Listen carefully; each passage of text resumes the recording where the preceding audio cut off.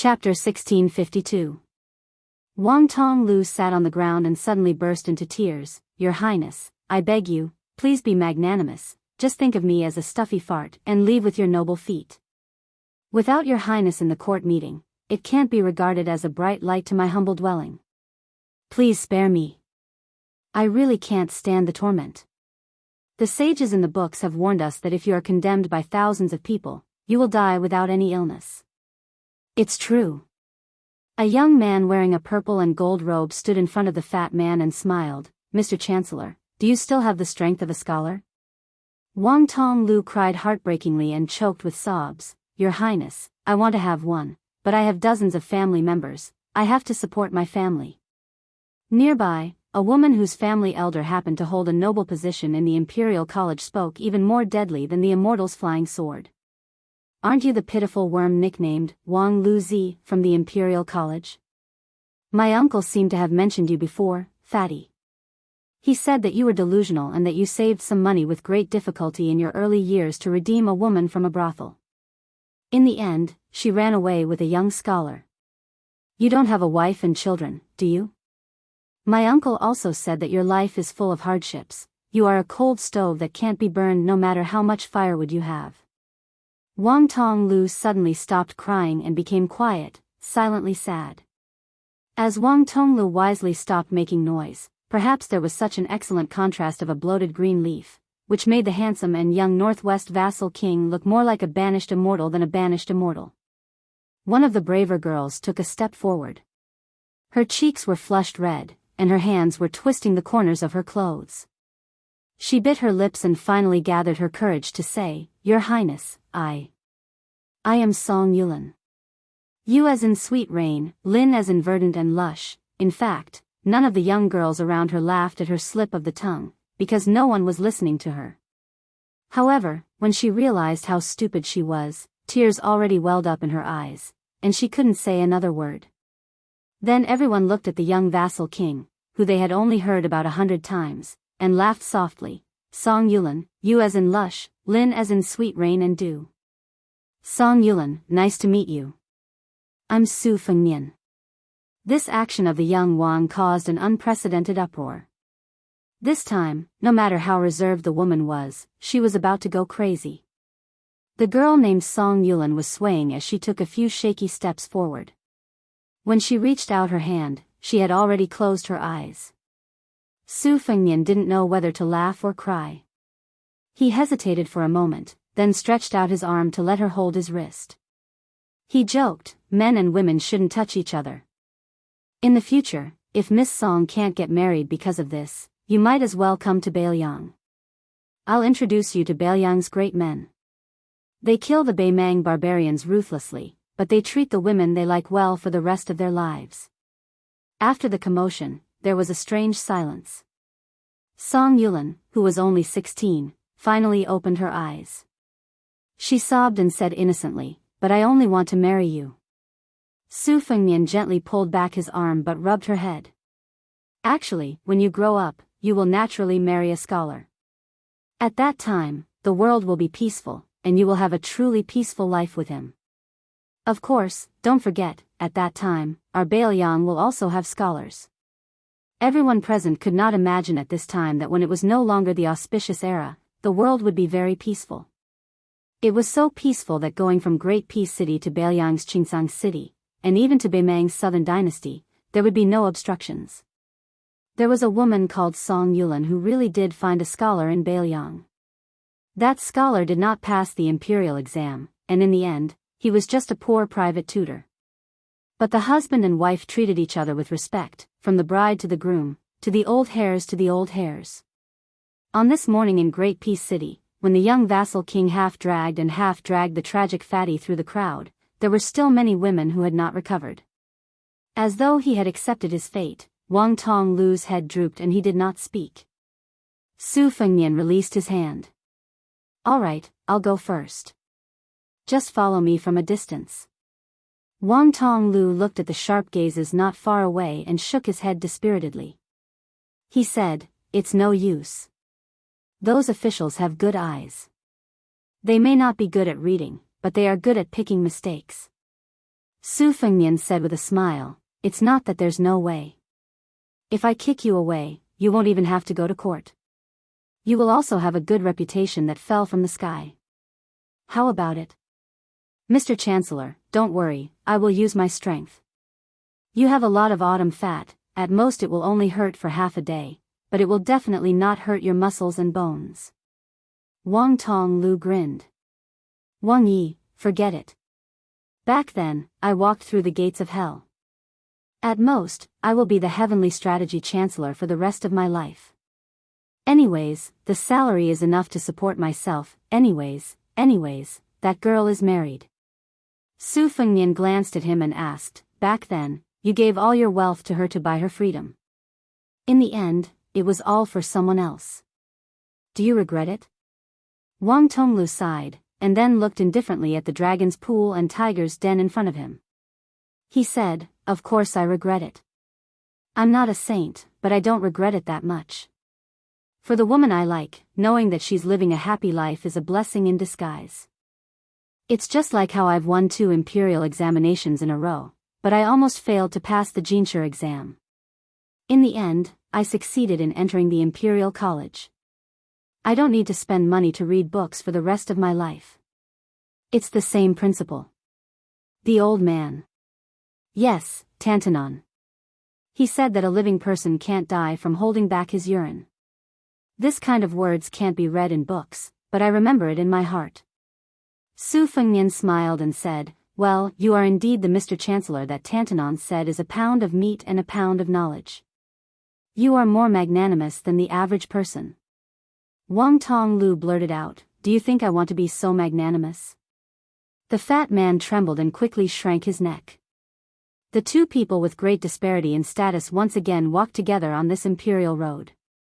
The fat man turned his head and looked at the women who were still unwilling to leave. He sighed and said, Wang Yi, it's like a dream. This is the first time I have experienced this kind of battle in my life. I will definitely not encounter it in the future. The fat man muttered in his heart, I hope I won't encounter it again. Su Fengnian smiled and said, I am about the same. This kind of thing is not much easier than facing the tens of thousands of Beimang's iron cavalry. The fat man said with a face of disbelief, how is that possible? Su Fengnian said, you don't believe me. I used to spend a lot of money when I went to the brothel, and I spent more than the average person. Looking back, it was all a waste of money. But I also became thick-skinned at that time. Later on, I heard more of your Li Yang's scolding and became more used to it. Right, after the last court meeting, did you scold me? The honest and simple Wang Tonglu subconsciously said, scolding must be in private. Wang Tonglu suddenly said resolutely, no, absolutely not. Su Fengnian teased, oh, you know how to sail according to the wind. Wang Tonglu whispered, my little skills are useless against those slippery old foxes. As the two slowly walked forward, Wang Tonglu could already vaguely recognize the identity of the official at the front. Su Fengnian said softly, you really don't want to trick me? Wang Tonglu was in a dilemma. His legs were getting heavier and heavier. Chapter 1653. Just when Su Fengnian couldn't bear to help him make the decision, the young official of the Imperial College clenched his fists. It's too late, I'll be tough today. I've been a coward for nearly 10 years, I've been so cowardly that I can't even study in peace. At worst, I'll just quit being an official. I'll pack my things and go home. Su Fengnian asked, lousy? Wang Tonglu quickly said, this official. Su Fengnian was amused and playfully said, whether you believe it or not, this time is different from last time, you will only be promoted and get rich, you won't lose your official hat. Wang Tonglu honestly said, don't, Prince, don't say that. It's fine if you don't say it, but when you say that I have something to look forward to, my teeth are chattering. When Su Fengnian got closer and closer to the gate, the officials imperceptibly began to retreat. Wang Tonglu muttered to himself, last time I walked in the clouds, I didn't experience the feeling of a fox borrowing the tiger's power. Today I'm going to die anyway. Wang Tonglu, straighten your back. This is the first time in your life, if you don't cherish it, you will be struck by lightning. Then Wang Tonglu heard the vassal king that he couldn't hate from the bottom of his heart say a few words. Wang Tonglu was about to say a few words to him to boost his courage, and then, there was no one around him. Wang Tonglu immediately returned to his original state, subconsciously turning around and then running away. He didn't care about any other consequences. At this time, an old man shouted, "Wang Tonglu." As if he was cast by an immortal, when he heard the voice, the fat man stopped and turned his neck to see the old man quickly walking over. The old man kicked the guy and laughed angrily. "Chancellor Wang, oh Chancellor Wang, have you forgotten the pain after the scar healed? Previously you recklessly walked side by side with the vassal king once. Are you addicted to walking?" Wang Tonglu tried to stretch out his hand to wipe his tears and pretend to be pitiful, but unfortunately, he found that there were no tears, so he could only laugh dryly. "Old man, it's really not that this official wanted to get close, but when this official got off the car, the young ladies were blocked outside and couldn't come in, and then the prince was pulled in." Tantanon narrowed his eyes and snorted, "Oh? Why don't you play dead?" Wang Tonglu scratched his head and said, "I was so busy sweating that I didn't think of this. Then, I came here in the blink of an eye. Later, I thought about it and decided to just let other people do whatever they want." Wang Tonglu wanted to cry but had no tears. "Old master," he said, "why don't you help the Buddha all the way to the west and save this official one more time?" Tantanon sneered and said, "It's hard to say whether you are a Buddha or not, but if you want to go to the Western Paradise, you don't need anyone to send you off." Wang Tonglu helplessly awaited death. Tantanwang said angrily, "All right, follow me." Fatty smiled from ear to ear. The old man asked softly, "What did that Sioux kid say to you?" Fatty smiled foolishly and said, "I was so scared that I forgot all about it. I can't remember at the moment. When old master brings this official in, I will definitely think about it during the court meeting. I will report it to old master when I return." Tantanon looked at him in a new light and said, "You are enlightened." Fatty was resentful. Suddenly, he had a flash of inspiration and said in a low voice, "Old master, I remember something." In the end, that prince seemed to have said something before he left. When old Prince Liang walked the imperial road for the first time, no one was willing to go with him. Prince Liang didn't count the first time, but the second time, if there was someone who was not afraid of death following him, then he would be too lazy to say something like, not kneeling in the court, carrying a sword into the palace. Tantanon's eyes shone and he laughed loudly. He pulled Wang Tonglu's hand and walked quickly to Qi Yanglong's side. Then, Tantanon whispered a few words to the head of the secretariat. His expression was strange, as if he couldn't win against Wang Tonglu, but someone could suppress him. Wang Tonglu saw the unreachable Grand Secretary of the dynasty staring at him and laughed. He patted his shoulder and said, "Wang Tonglu, Grand Chancellor Wang, right? You are good." Wang Tonglu's shoulder tilted and he swallowed his saliva. With a pale face, he said, "Little Chancellor, I am Little Chancellor, a very little Chancellor." Qi Yanglong smiled and said, "I heard that the guy with the surname Su didn't even bother to participate in the court assembly because of you?" Wang Tonglu's eyes turned rapidly and he patted his chest loudly, "Absolutely not. I am so damn quick-witted, so quick-witted." Wang Tonglu admired himself a little. If he angered old Master Tantanon, he would at most be scolded and kicked a few times. But if he angered this former Grand Chancellor Qi, not to mention 200 caddies of meat, even if he had 2,000 caddies of autumn fat, it wouldn't be enough to shave him. Tantanon was stunned at first, then he stomped his feet and scolded, "Damn you Wang Tonglu. Ungrateful brat who can't be tamed. Get the hell out of my province today, see if I can't take care of you." Wang Tonglu opened his mouth wide. Qi Yanglong smiled amiably and patted the young fatty's shoulder lightly. "Don't listen to Tantanon's nonsense, it's useless even if he has a loud voice. In the small court assembly, I will personally greet His Majesty and ask you to come to my secretariat. It's not a high position, but it's still standard 4th rank. As for whether you can climb up, it will depend on your own ability." The fatty looked left and right, then lowered his head and said softly, "Lord Head of the Secretariat, after thinking about it carefully, I still think it's better to go to the Secretariat." The fatty who had his head lowered didn't see the two elders looking at each other and smiling knowingly, nodding their heads secretly. Huanwen kicked the fatty again. Get the hell back to your colleagues in the Imperial College, don't be an eyesore here. With Wang Tonglu's size, when he jogged, it was really no different from getting the hell out of here. Huanwen turned to look at the door. Mr. Qi, after the Guangling Road War is over, I will resign and return to my hometown. In the future, Qi Yanglong interrupted Tantanon's words and said in a low voice, it's okay, I will try my best to hold on for a few more years. Huanwen suddenly said sadly, green eyes, oh green eyes, you still lost. Qi Yanglong shook his head. Huanwen, you are wrong, it seems that one person lost and the world won, but in fact, the world lost and one person won. I believe that in the hundreds and thousands of years later, many people have flipped through the pages of books about us, but it's fine if they have. Only Zhang, this green eyes, will make people slowly flip through those pages in the dead of night and carefully read them a few times, and maybe they will even say regretfully, why is there no wine to drink at the table? Huanwen murmured, it would be even better if there was a plate of peanuts at hand.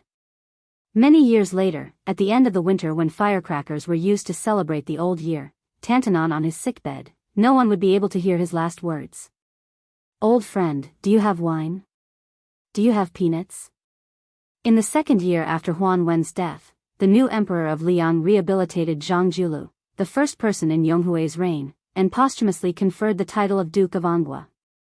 There was a gentle woman, who was not very beautiful, with her child, who could already recite many Confucian classics, looking at the row of tombs and asking her son to kowtow to them one by one.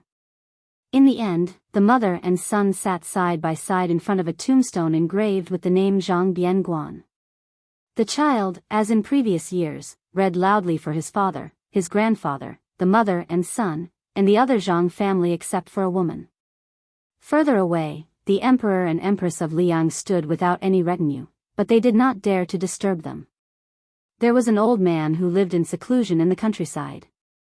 In the snowy twilight, he walked unsteadily. He did not go to the Anghua cemetery where only the mother and son were there to sweep the tombs, but there was no shortage of wine, but to a small tomb that was far from being extremely glorious. In front of the tombstone, he poured a glass of wine and put a plate of peanuts. Just after the old man left, there was another provincial official who resolutely resigned from his position. For the old man that he often talked about, he poured more wine and peanuts.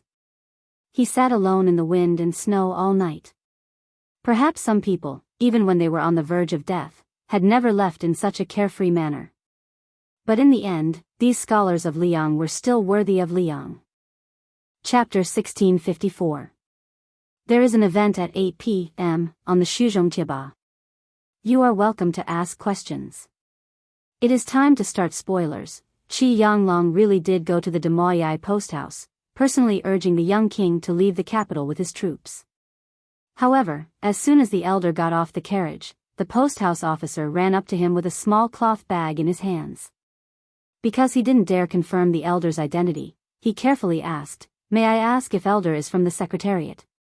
The post house officer didn't directly ask if it was the head of the secretariat, instead bringing up the yamen instead of his official position. Even if he made a mistake, he could still make up for it. The elder nodded and made an N sound.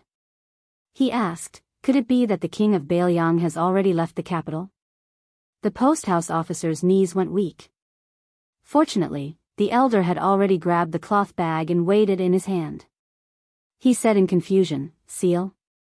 The post house officer who had almost knelt on the ground forcibly straightened his back. He didn't know what to do and his face flushed red. The Demoyai post house had always been a place of plague that ordinary officials avoided like the plague. Last year, he had also accidentally angered a manager of the department for purging officials in the Ministry of War, which was why he was thrown here to fend for himself. How could he have thought that there would be a day when he would speak face to face with the head of the secretariat? When the post house officer heard the prince say that Qi Yanglong of the secretariat would be coming to Demoyai this morning, he didn't take it seriously. He felt that at most, a third or fourth rank official would be enough for his ancestors to come.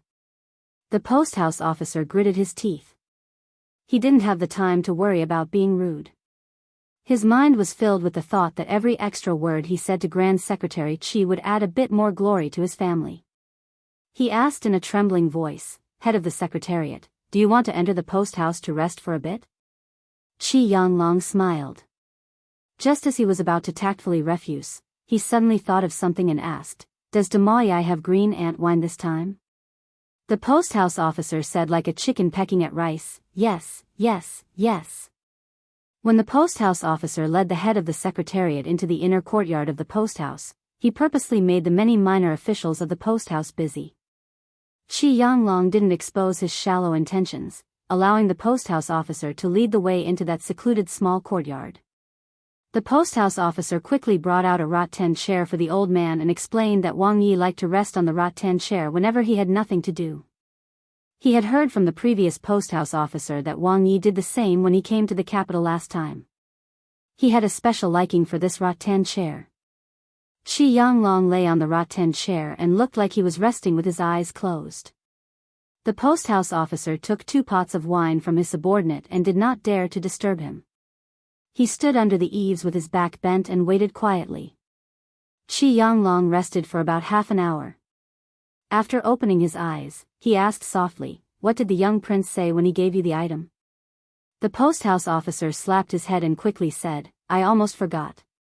His Highness had indeed warned me that if the head of the Hall of Secretaries graced us with his presence, I should tell him that this little plaything was temporarily lent to him by a scholar surnamed Zhang. Now, it is returning it to the scholars of the world.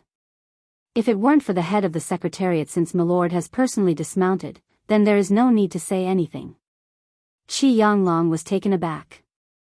A scholar with the surname Zhang? Green eyes? Definitely not. Zhang Julu would definitely not have any personal relationship with Bailiang. Even if he did leave behind this relic, it should have been given to Huanwen.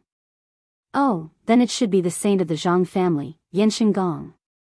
Qi Yanglong slowly stood up and put away the small cloth bag. He took the 2 pots of green ant wine from the post house officer and asked with a smile, "Have you drunk this wine?" The post house officer blushed with shame and said, "I only drank a few mouthfuls yesterday. It's a bit hard to swallow. It's too strong, like it's burning my throat."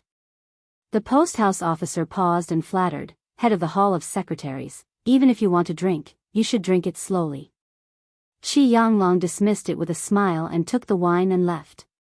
Give silver? The old man did not have this thought. If he really gave silver, how would this unknown official dare to brag to his colleagues about his title as head of the Hall of Secretaries? How would he be able to use this title to seek a future with a clear conscience? Great Peace City, Great Peace City. It was a very peaceful city, but there were not many people who were truly at ease here. In today's court assembly, the young king who came to the door but turned back finally did not appear again. This greatly disappointed the Rouge Army that was even more powerful than yesterday.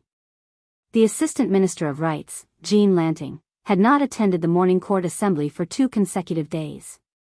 He had asked for leave from the old Minister of Rights, Sima Puwa. He did not even go to the court assembly for the next few days. He closed the door and refused to see any guests. It was said that he did not even receive people like Gao Tingshu and Wu Zongxian. After the Assistant Minister of Personnel, Wen Tai, and Anong General, Ma Zhongxian, became the Jing'an County Administrator and Deputy Regional Governor respectively, the head of the Peng family quickly took over as the left Assistant Minister of Personnel. The Imperial Army's high-ranking general, Li Chang'an, replaced Ma Zhongxian as the new Anong General. Just as the morning court assembly in the capital was bustling with activity, 800 light cavalry under the careful escort of the Jingji West camp were already on their way to Jidong's border. Everyone in the Jingji West cavalry saw that there wasn't going to be any trouble and felt a sense of relief. It was said that it was easier to invite the devil than to send it away. This northwest vassal king and his 800 white horses were truly difficult to invite and send away. It was said that the northern general, Ma Lulang, had been scared to death. One of his troops had also suffered a great calamity the day before yesterday. The blood stains on the street outside the Imperial Astronomer's Gate had not been wiped off yet. The private army that the Minister of War, Wu Zhongshuan, brought to the Jingji South camp had also suffered a great loss for no reason. The cause seemed to be a conflict with the young king at the Ministry of War's Yamen. A valiant general from the southern border was beaten half to death on the spot. The Anxi general, Zhao Gui, who was born in a noble family, seemed to be seriously ill. It was difficult for him to even get out of bed, let alone wear armor and ride a horse. Therefore, only Qi Changgong, the captain of the Western Cavalry, was left as the backbone of the Western Cavalry. After about 100 miles from the Jingji West camp, several of the Bailiang cavalry turned their horses around and stopped. When the Western Cavalry, who only dared to follow far behind the 800 Bailiang cavalry, saw this, Yuqi Changgong personally rode out and took the lead to approach. When he saw the figure of the king of Bailiang, he was immediately on tenterhooks and slowly moved forward.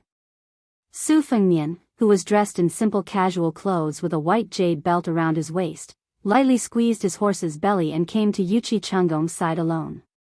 After a moment of silence, he looked at the scene of the Liang cavalry galloping forward and said, "Captain Yuqi, I apologize for troubling you when I went to the capital earlier." Yuqi Changgong was stunned, and his heart tightened. What?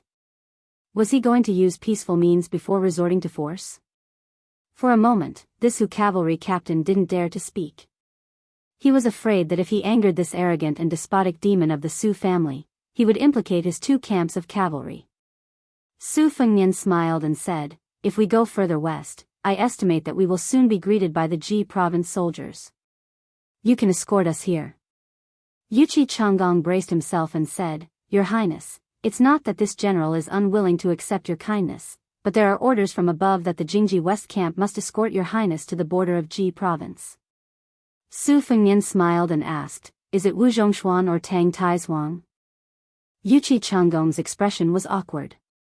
At this moment, a lone rider galloped over from the northeast. Su Fengnian sighed and slowly moved forward to meet this uninvited guest. The two riders faced each other 20-some paces apart. The man in front of Su Fengnian was slightly older than him. He did not have the playboy air of Anxi General Zhao Gui, nor did he have the martial aura of Yuqi Changgong. If he had not appeared here, he would be an ordinary scholar on the streets of Great Peace City. The man raised his butt and rubbed it a few times. His voice was hoarse as he said, "I didn't dare to believe that it was really you. After I returned to the capital, I heard that a young swordsman had appeared in Great Peace City who had challenged Qi Jiajie. His name was Wen Hua, but I didn't believe it either." "Then, was it really that fellow I saw back then?" Su Fengnian nodded. "It was him. But, he no longer practices the sword." The man's expression was bitter. "Then back in Wuzhou, did you already know my identity?" Su Fengnian said helplessly, "After getting drunk several times, you told Wen Hua yourself that you were the grandson of the great general of this dynasty." "I'm not deaf." Wen Hua naturally did not believe you. Just like how he thought I was boasting at the beginning, when I returned to Mount Qingliang, I knew who you, Ma Wenho, were. The number of generals in the Liang dynasty with the surname Jingping Town can be counted on one hand, and there is only one surnamed Ma. The man softly murmured, "At that time, I couldn't afford to buy good wine. When I drank bad wine, it was easy to get drunk. What could I do?" Su Fengnian looked at this scholar that he had met by chance in Wuzhou back then with a complicated expression. At that time, Wu Wenho was a scholar who traveled tens of thousands of li alone. He liked to write travel books and happened to run into him and Wen Hua, who were playing chess and gambling in an alley. He lost all his money and then relied on them. After hanging out together for more than 2 months, Wen Hua and Wu Wenho seemed to be particularly at odds. Both sides didn't see eye to eye and would always get angry and glare at each other over trivial matters. Wen Hua never believed that this stingy and poor scholar came from a famous family, while Wu Wenho didn't believe that this ranger with a wooden sword could really make a name for himself in this life. However, at that time, Wu Wenho, who was away from home, didn't want to use his family's connections in the local area. He had always been shy of money. In addition, he was resentful that his master was a national chess player in Liang. He couldn't win a single game of chess against the person surnamed Su. He stubbornly tangled with these two scoundrels for almost 3 months.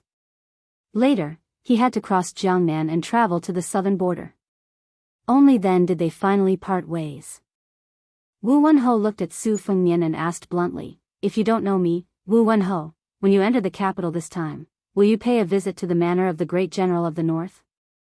Will you send punitive forces to denounce me?" Su Fengnian nodded and said, "Of course." Wu Wenho's expression was pained. Su Fengnian said indifferently, "In any case, the grudges of the older generation are right there. If you feel guilty toward your grandfather Ma Lulang and feel that the old debt hasn't been settled and that it is now my Su family that owes your Ma family, you can always ask me, Su Fengnian, to pay it back. Since you are the eldest legitimate grandson of the Ma family, I won't find it strange." Ma Wenho suddenly roared, "Could it be that you, the king of Bailiang, think I will act as if nothing happened?" Chapter 1655. Su Fengnian patted the Bailiang blade at his waist.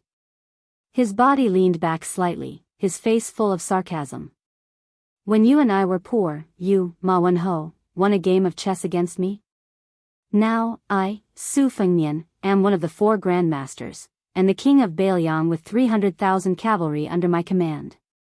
You want to wrestle with me? I reckon that even an assistant minister of one of the 6 ministries does not have the face to be arrogant with me. You, Ma Wenho, if you have the ability, you should be the head of the Secretariat or the Minxia province.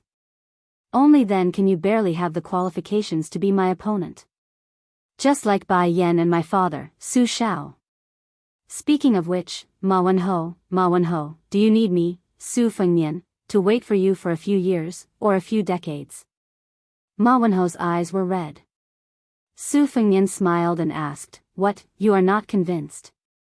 1,000 heavy cavalry of the Ma family is only a so-so. You are just a scholar, do you want to humiliate yourself?" Su Fengnian turned his horse around, raised his hand and waved. This action was clearly full of sarcasm. Ma Wenho shouted, "Su Fengnian, you are a bastard. Just you wait." Su Fengnian did not pay any attention to him, and left. In the distance, Wuxia Xianxia, who had seen the unpleasant meeting between the two, heard these words. The Hu cavalry officer was even more worried for the eldest grandson of the Ma family. "If the king of Bailiang wants to kill you, then he will kill you for nothing. The 2,000 cavalry under my command will at most help you collect your corpse." This vassal king had caused such a huge commotion in Great Peace City, but no one came out to uphold justice. Now that he had left the capital, the eldest grandson of the Ma family who had just lost his stabilizing force was nothing in front of him.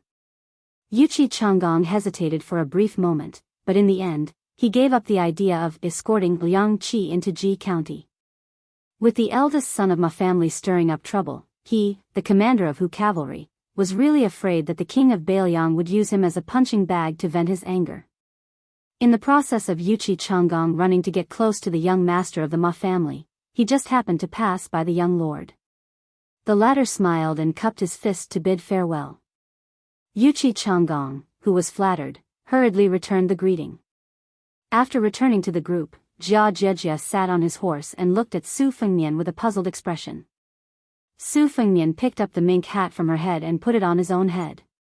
He laughed softly and said, "Only I am allowed to be Su Zhao's son, and Ma Wenho is not allowed to be Ma Lulang's grandson?" There was no such logic in this world. As long as a person is alive, having something to think about is definitely better than not having anything to think about.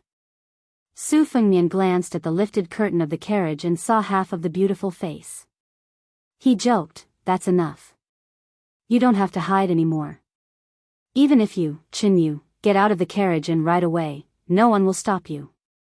The white horse, or to be exact, the commander of the Phoenix Battalion, Yuan Meng, rode his horse over. This burly man, who had followed His Royal Highness to travel Jianghu, laughed and said, "Your Highness, that group of capital cavalry is really cowardly. They are so boring." Su Fengnian glared at him and said, "Don't be so sarcastic here. Do you think you are a hero just because you are a traitor?" Yuan Meng's face was filled with hidden bitterness. "Your Highness, I am reluctant to give up my position as the commander of the Phoenix Battalion. If your Highness allows me to join the battle at the border as a commander, I will go straight to Huda City." Su Fengnian said grumpily, "Right now, the Yuzhou cavalry lacks a general. Are you willing to give up your position as the commander of the Phoenix Battalion and become a fourth-rank cavalry general? Yuan Meng smiled mischievously and said, damn it. I am not stupid. I will not do it. I will not do it even if you beat me to death. Even the cavalry generals in Yuzhou can't compare to the captains of our Liangzhou border army. Only a fool would go and lose face. Su Fengnian smiled and said, Commander Yuan, your words are quite firm. All right, when we pass by Yuzhou, this king will definitely have a good talk with Yan Wenluan, Chen Yinshui, Yu Wandao, and the others. It will also let the Yuzhou side know that Liangzhou has a hero like you, Yuan Meng. Yuan Meng smiled apologetically and said, Your Highness, it doesn't matter to Commander Yan and Deputy Commander Chen. After all, they are only the head of the infantry and can't control my official status. However, please don't say this to General Yu. If he becomes the deputy commander of our Bailiang cavalry in the future, what will I do? Su Fengnian laughed and scolded, Get out of here. Yuan Meng left with his tail between his legs. Next, Qin Yu indeed left the carriage. However, her horsemanship was mediocre. Afraid that she would delay the march, she rode on the same horse as Su Ying, who wore a red robe and a hat. Su Fengnian and Miss Hehe rode side by side with them. Qin Yu asked curiously, May I ask who that son of an aristocratic family is? Su Fengnian sighed and said, He is a friend I met during my earliest travels. At that time, apart from the two of them, this guy was the one I hit it off with the most. Of course, I had good karma with him, but I had bad karma with Xinyuan Qingfeng on the Great Snow Plateau. Actually, during those 3 years, I met a lot of people and a lot of things, but most of them were passed with a smile. For example, I once met a female hero who hadn't become famous yet. I think her surname was Qi, and she had a good temper. Her martial arts skills were ordinary, but her chest was really big.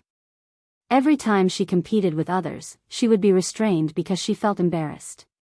She was the only female hero I met in those 3 years who didn't speak ill of us. It's a pity that there's no news about her in Liang Lake. Maybe she's married. That guy just now also fell for a fairy's skirt. As a result, there was one time when that fairy in white fought with another fairy. At that time, in our eyes, their fight was full of fairy aura. However, the fairy in his eyes had her underarm clothes cut by her opponent's long sword during the fight. After that, there was no more after that. Qin Yu was confused. Why is that? Su Fengnian narrowed his eyes and looked into the distance with a smile. Because we all saw that fairy's underarm hair. Qin Yu was dumbfounded and didn't know whether to laugh or cry. Su Fengnian smiled and said, Actually, there are a lot of interesting things. For example, there was a guy who went to a martial arts competition to find a spouse. The only time he won was because his opponent suddenly had a stomachache during the competition. Then, he had a rare moment of glory, so he chased after his opponent and beat him up. He grabbed his opponent's belt and refused to let go. In the end, you can probably imagine the scene, it was unbearable to look at. Another example, there was a young and handsome hero who was very admirable when he saw injustice on the road. He was also born with a dignified appearance, but the moment he opened his mouth to speak, he was done for. His speech was a complete mess, and no one knew where he came from. It was really a pity. It can be seen that it's really not easy to be a young hero who is loved by everyone outside the martial arts world, right? Qin Yu was speechless. Su Fengnian saw a horse appear on a hillside in the distance. He laughed and spurred the horse forward. Jia Jejia and Su Ying also followed. Qin Yu looked at the back of the figure in front of her. She suddenly understood the change in the young man's state of mind. Jianghu was a place where it was difficult for people to die if they didn't want to. On the battlefield, people wanted to live but might not be able to. There was no difference between the two, but there was a difference of life and death.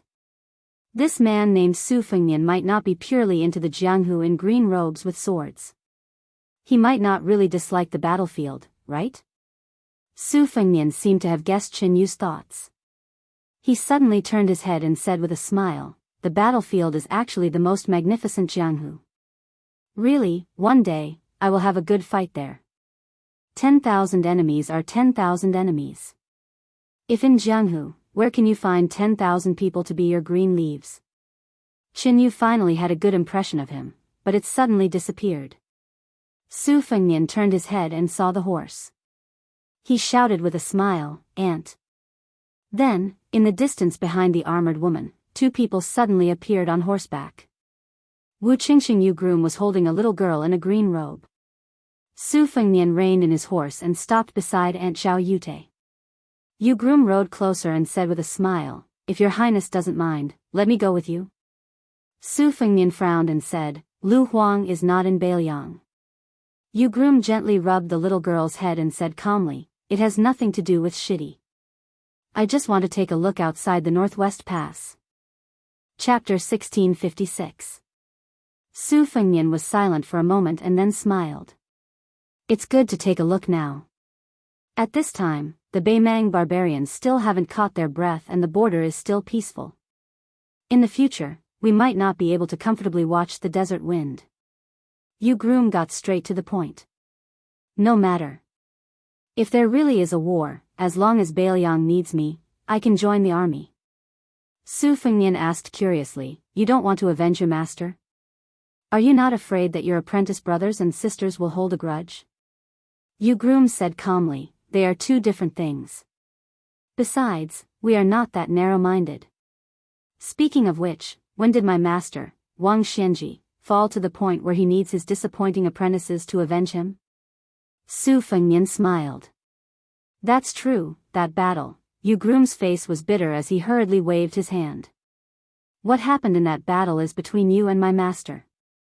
Winning or losing, life or death is also between the two of you, but if you say anything more, I'm afraid I won't be able to resist. Even if I know I will lose, I will still fight you. At that time, I will be embarrassed. I don't have the face to go to Beiliang, but if I don't go to Beiliang, this girl will make things difficult for me." Su Fengnian nodded. Zhao Yute looked gratifyingly at Su Fengnian. To be able to make a proud martial artist like Yu groom yield, it was not just because of the title of King of Beiliang, or even because of the 300,000 cavalry. When they went up the slope, there were 3, and when they went down the slope, there were 5. Su Fengnian suddenly asked Yu groom, "I heard that you are more focused on practicing the sword than Lu Huang?" Yu groom nodded. Su Fengnian hesitated for a moment before asking, "Then have you ever thought of a question? Back then, when you were competing with others, your sword chi was unstoppable, and your spirit was boundless, and then the spectators clapped and cheered, 'Good sword, good sword.' Don't you feel awkward? It's a bit of a killjoy?" Yu groom was confused. "What's awkward about it? If you feel bored, you can just ignore it. Moreover, if I were to spar with someone, it would most likely be a life and death battle. Naturally, I wouldn't care about what others think." Su Fengnian curled his lips and muttered, "What kind of young swordsman is he if he becomes stupid from practicing the sword?"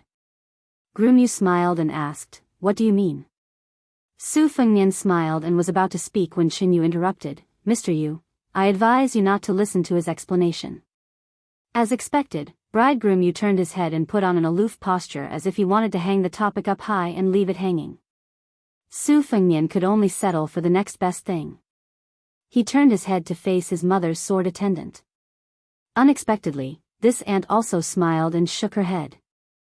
"I don't want to hear it either." The young vassal king who ran into a wall everywhere felt a little depressed. Su Fengnian, who was bored to death, hummed a little song. It was a song that he had learned from a certain someone in the streets. "Don't say that I'm so poor that my sleeves carry the wind. Let's not talk about the fact that I have no place to sleep when I am tired. The world is my bed. Let's not talk about the fact that I have no good wine when I am thirsty. The great river is the wine pot. There is no one as lucky as me in the world, no one as lucky as me." The green-robed child listened to the song and felt it was very funny.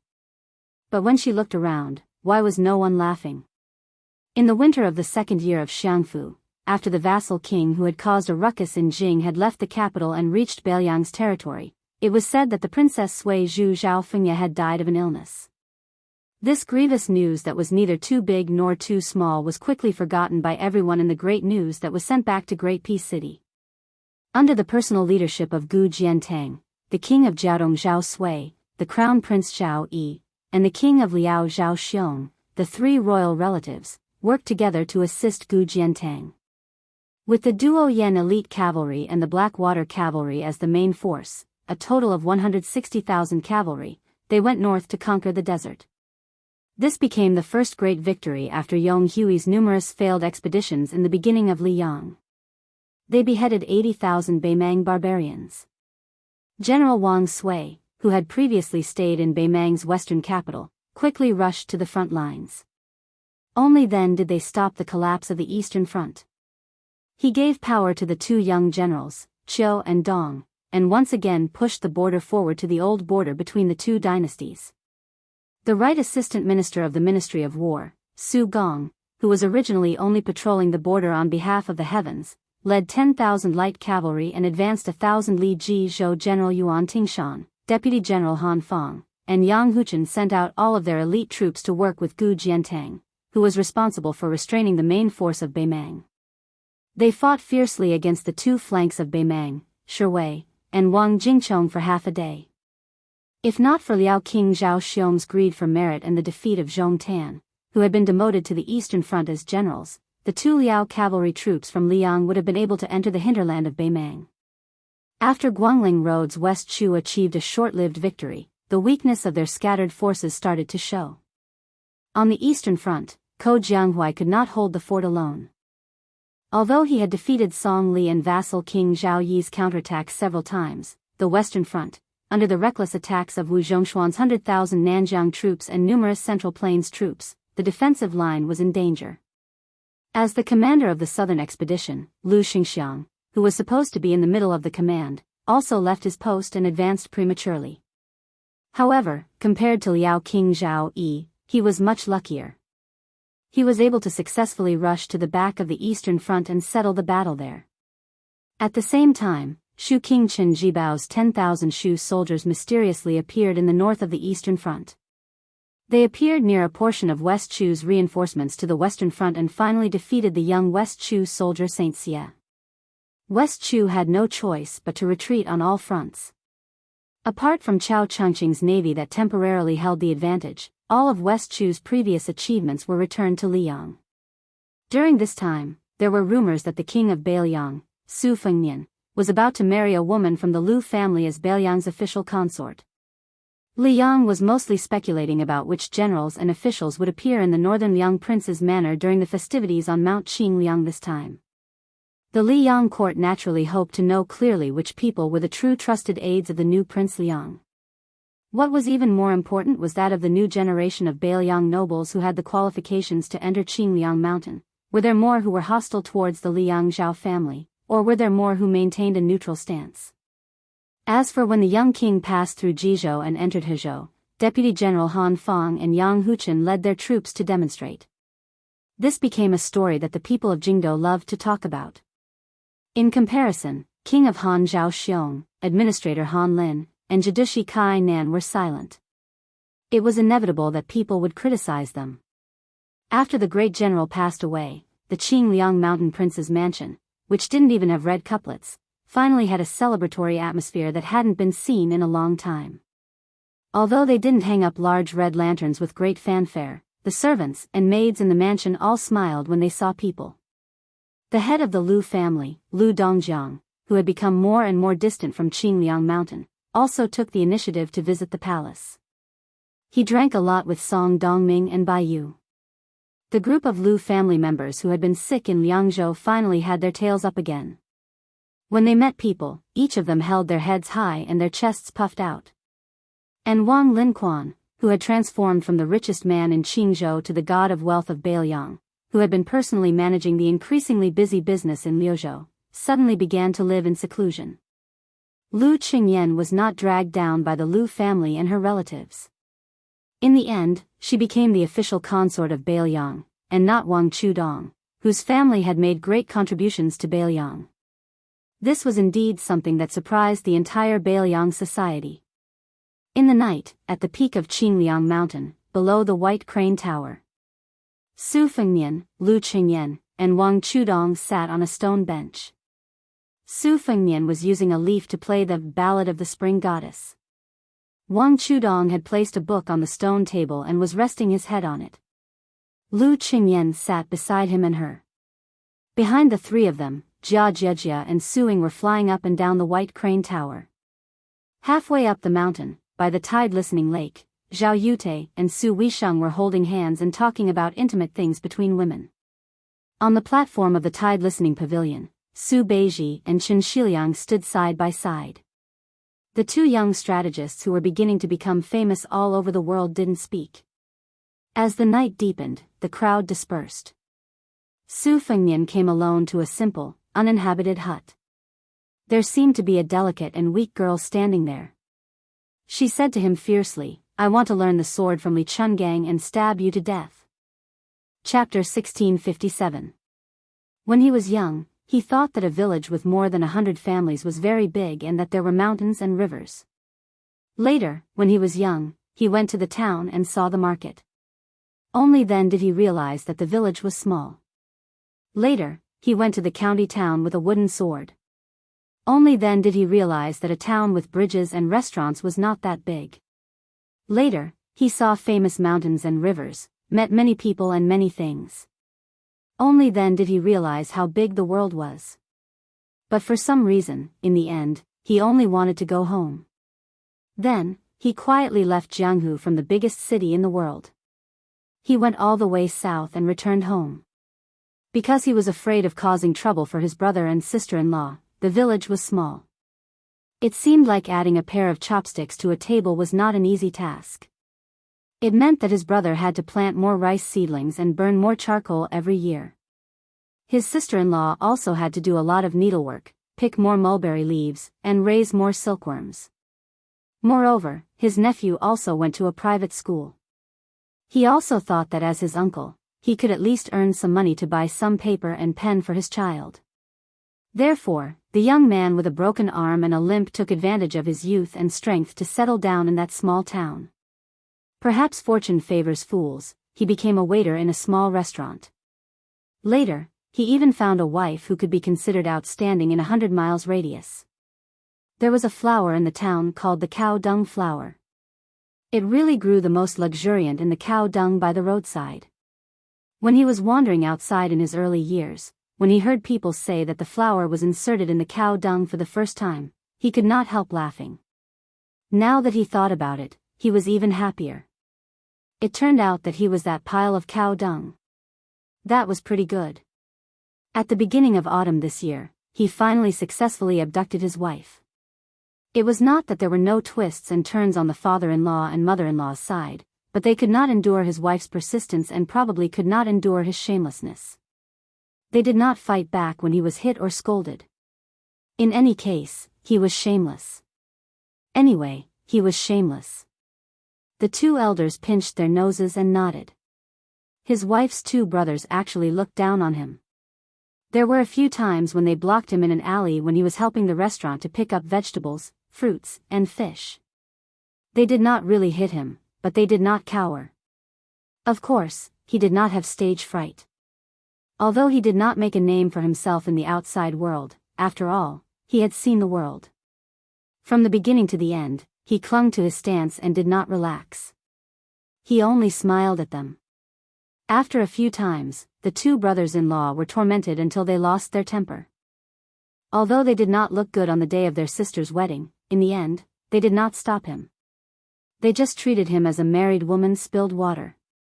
Otherwise, how could they really beat this guy until his nose was black and his face was swollen?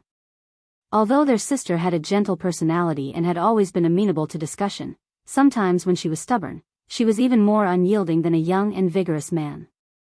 They really could not change her mind. During the Mid-Autumn Festival this year, she wanted to go back to the village to spend it with her brother and sister-in-law. This was in accordance with the rules. However, he wanted to go to her mother's house to celebrate the reunion festival this year. He had already told his brother and sister-in-law that at most, they could spend the Mid-Autumn Festival together next year. They also agreed with him and felt that she had been wronged by marrying into the Wen family. She still wanted to say something, but he waved his arm heroically and said, "You have to listen to me, the head of the family, on this matter." The corners of her mouth curled up as she smiled and nodded. However, when the young couple brought a box of mooncakes to the door, they were stopped by his brother-in-law. He said that his sister could enter the family, but he could forget about it if his surname was Wen. As he spoke, the boorish man became angry. He took the box of mooncakes that the waiter had spent 2 taels of silver to buy and fiercely smashed it against the wall of the alley opposite the door, telling the man with the surname Wen to quickly scram. His wife was angry at that time and did not say a word to her brother. She grabbed her husband's arm and turned to leave. However, he stood there and was unwilling to leave. He smiled and said that his wife must go home to see her parents today. Otherwise, he would not leave. Looking at his unusually serious expression, she did not cry out loud, but her eyes turned red. He softly told her that in this world, a family was a family. It was a matter of life and there was no threshold that could not be crossed. She hummed in agreement and lowered her head to push her brother's shoulder away. She quickly walked into the courtyard. Not long after, she walked back to the main door and suddenly saw her brother squatting side by side with the box of mooncakes beside her brother's feet. When he saw his sister, the dark-skinned man seemed to blush.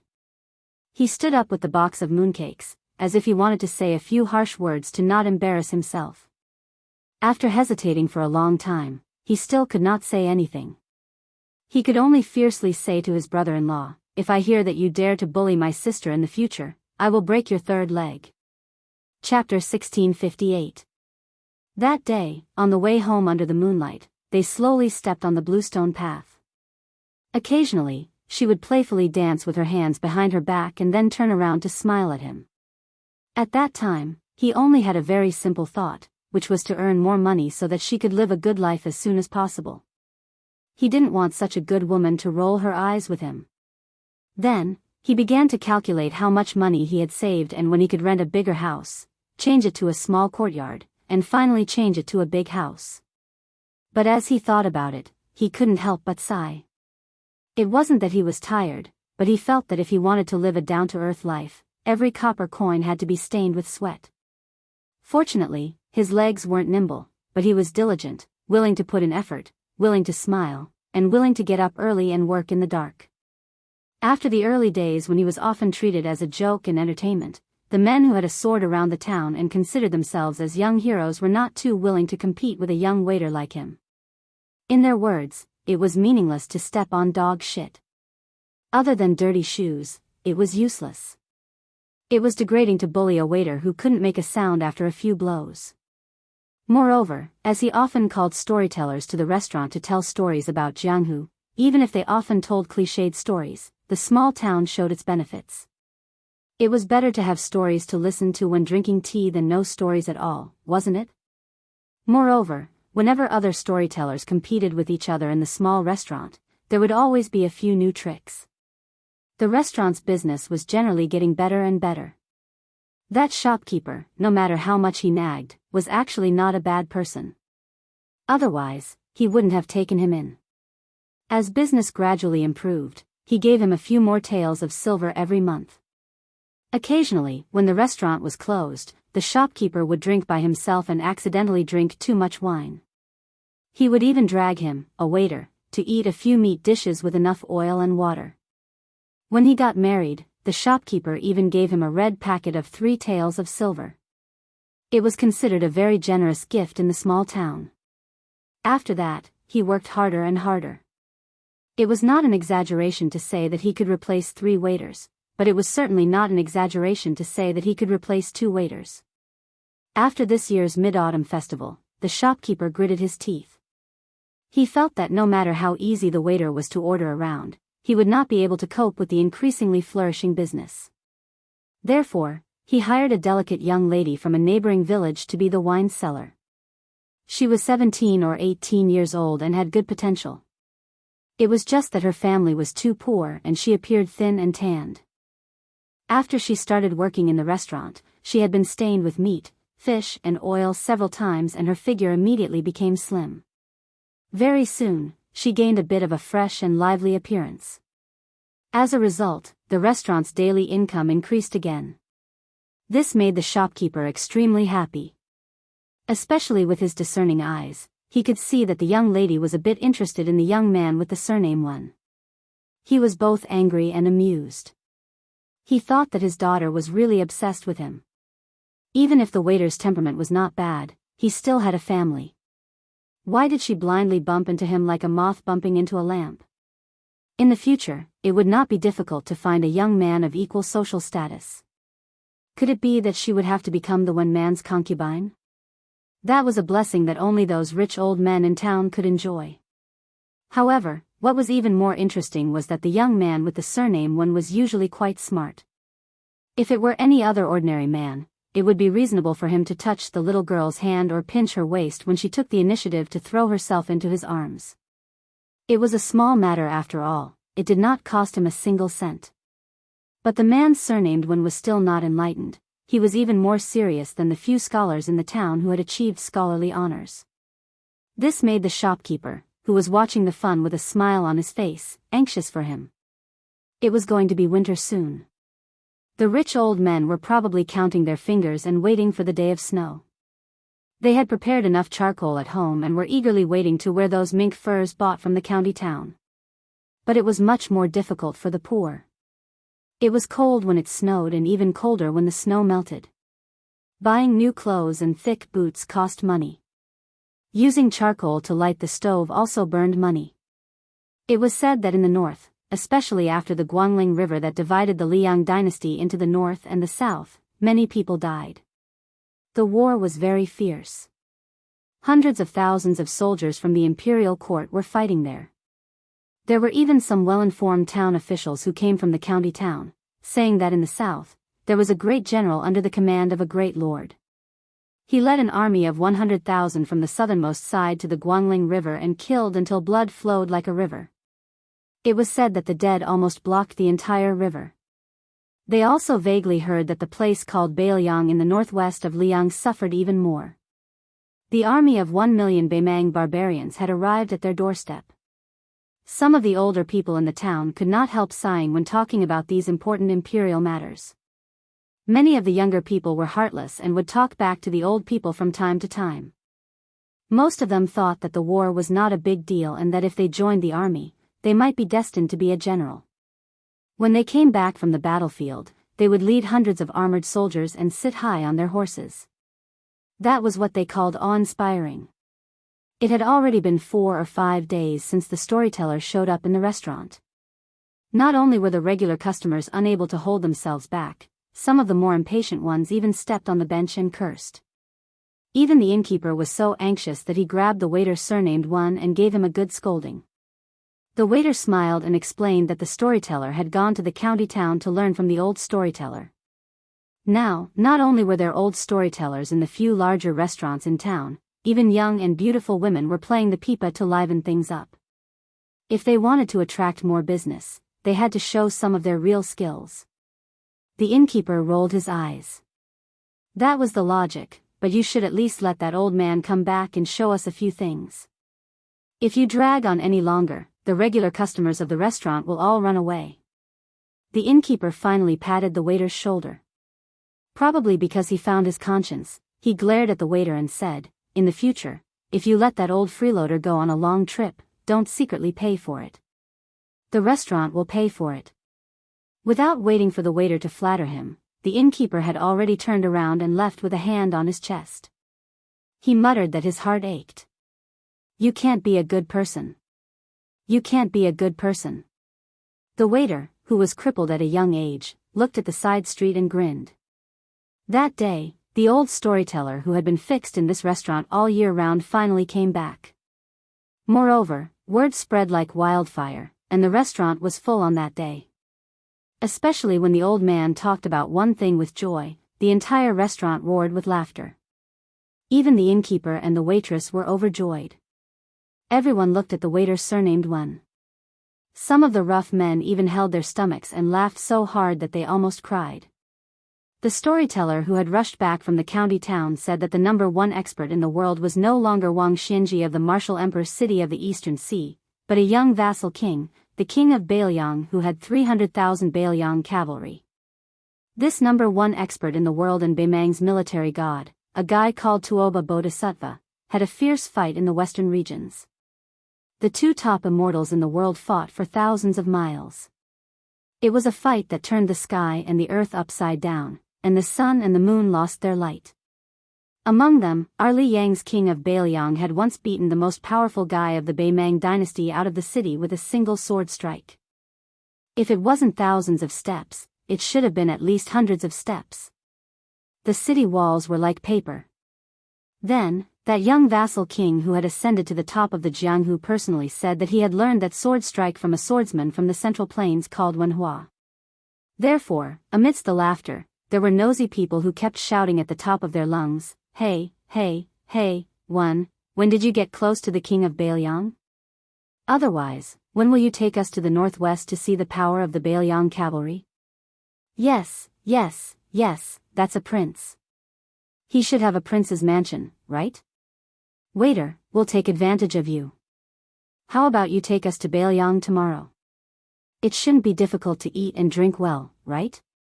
Flying sword. Give me a flying sword.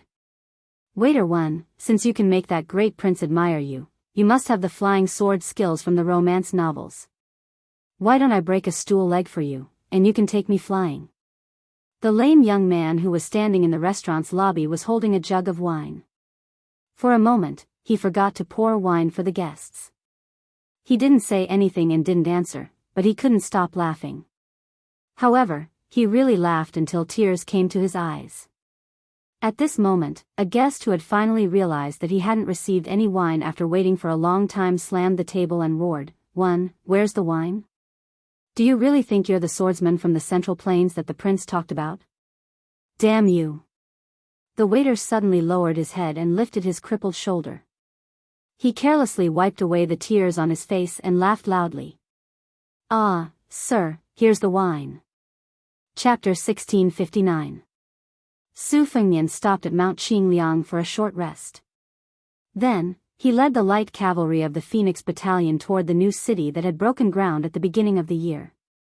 Traveling with him were Su Beiji, who had just left his post as the provincial governor of Lingzhou, and Qin Shiliang, whose official rank in Liuzhou had always been neither high nor low. The woman who had previously died with him, the king of Bailiang, was his aunt, Zhao Yute, accompanying Su Weisheng. Chen Yu and the green-robed little girl hit it off very well and also stayed at Mount Qingliang. The two of them liked to throw copper coins of wishes at the wishing lotuses in Tidehark Lake.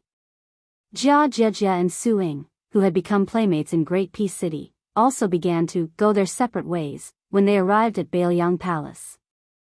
The girl liked to run with the two tiger kuei from the top of the mountain to the bottom of the mountain, and then from the front of the mountain to the back of the mountain. Only when she occasionally saw the woman called Lu Qingyan would she stop and laugh happily.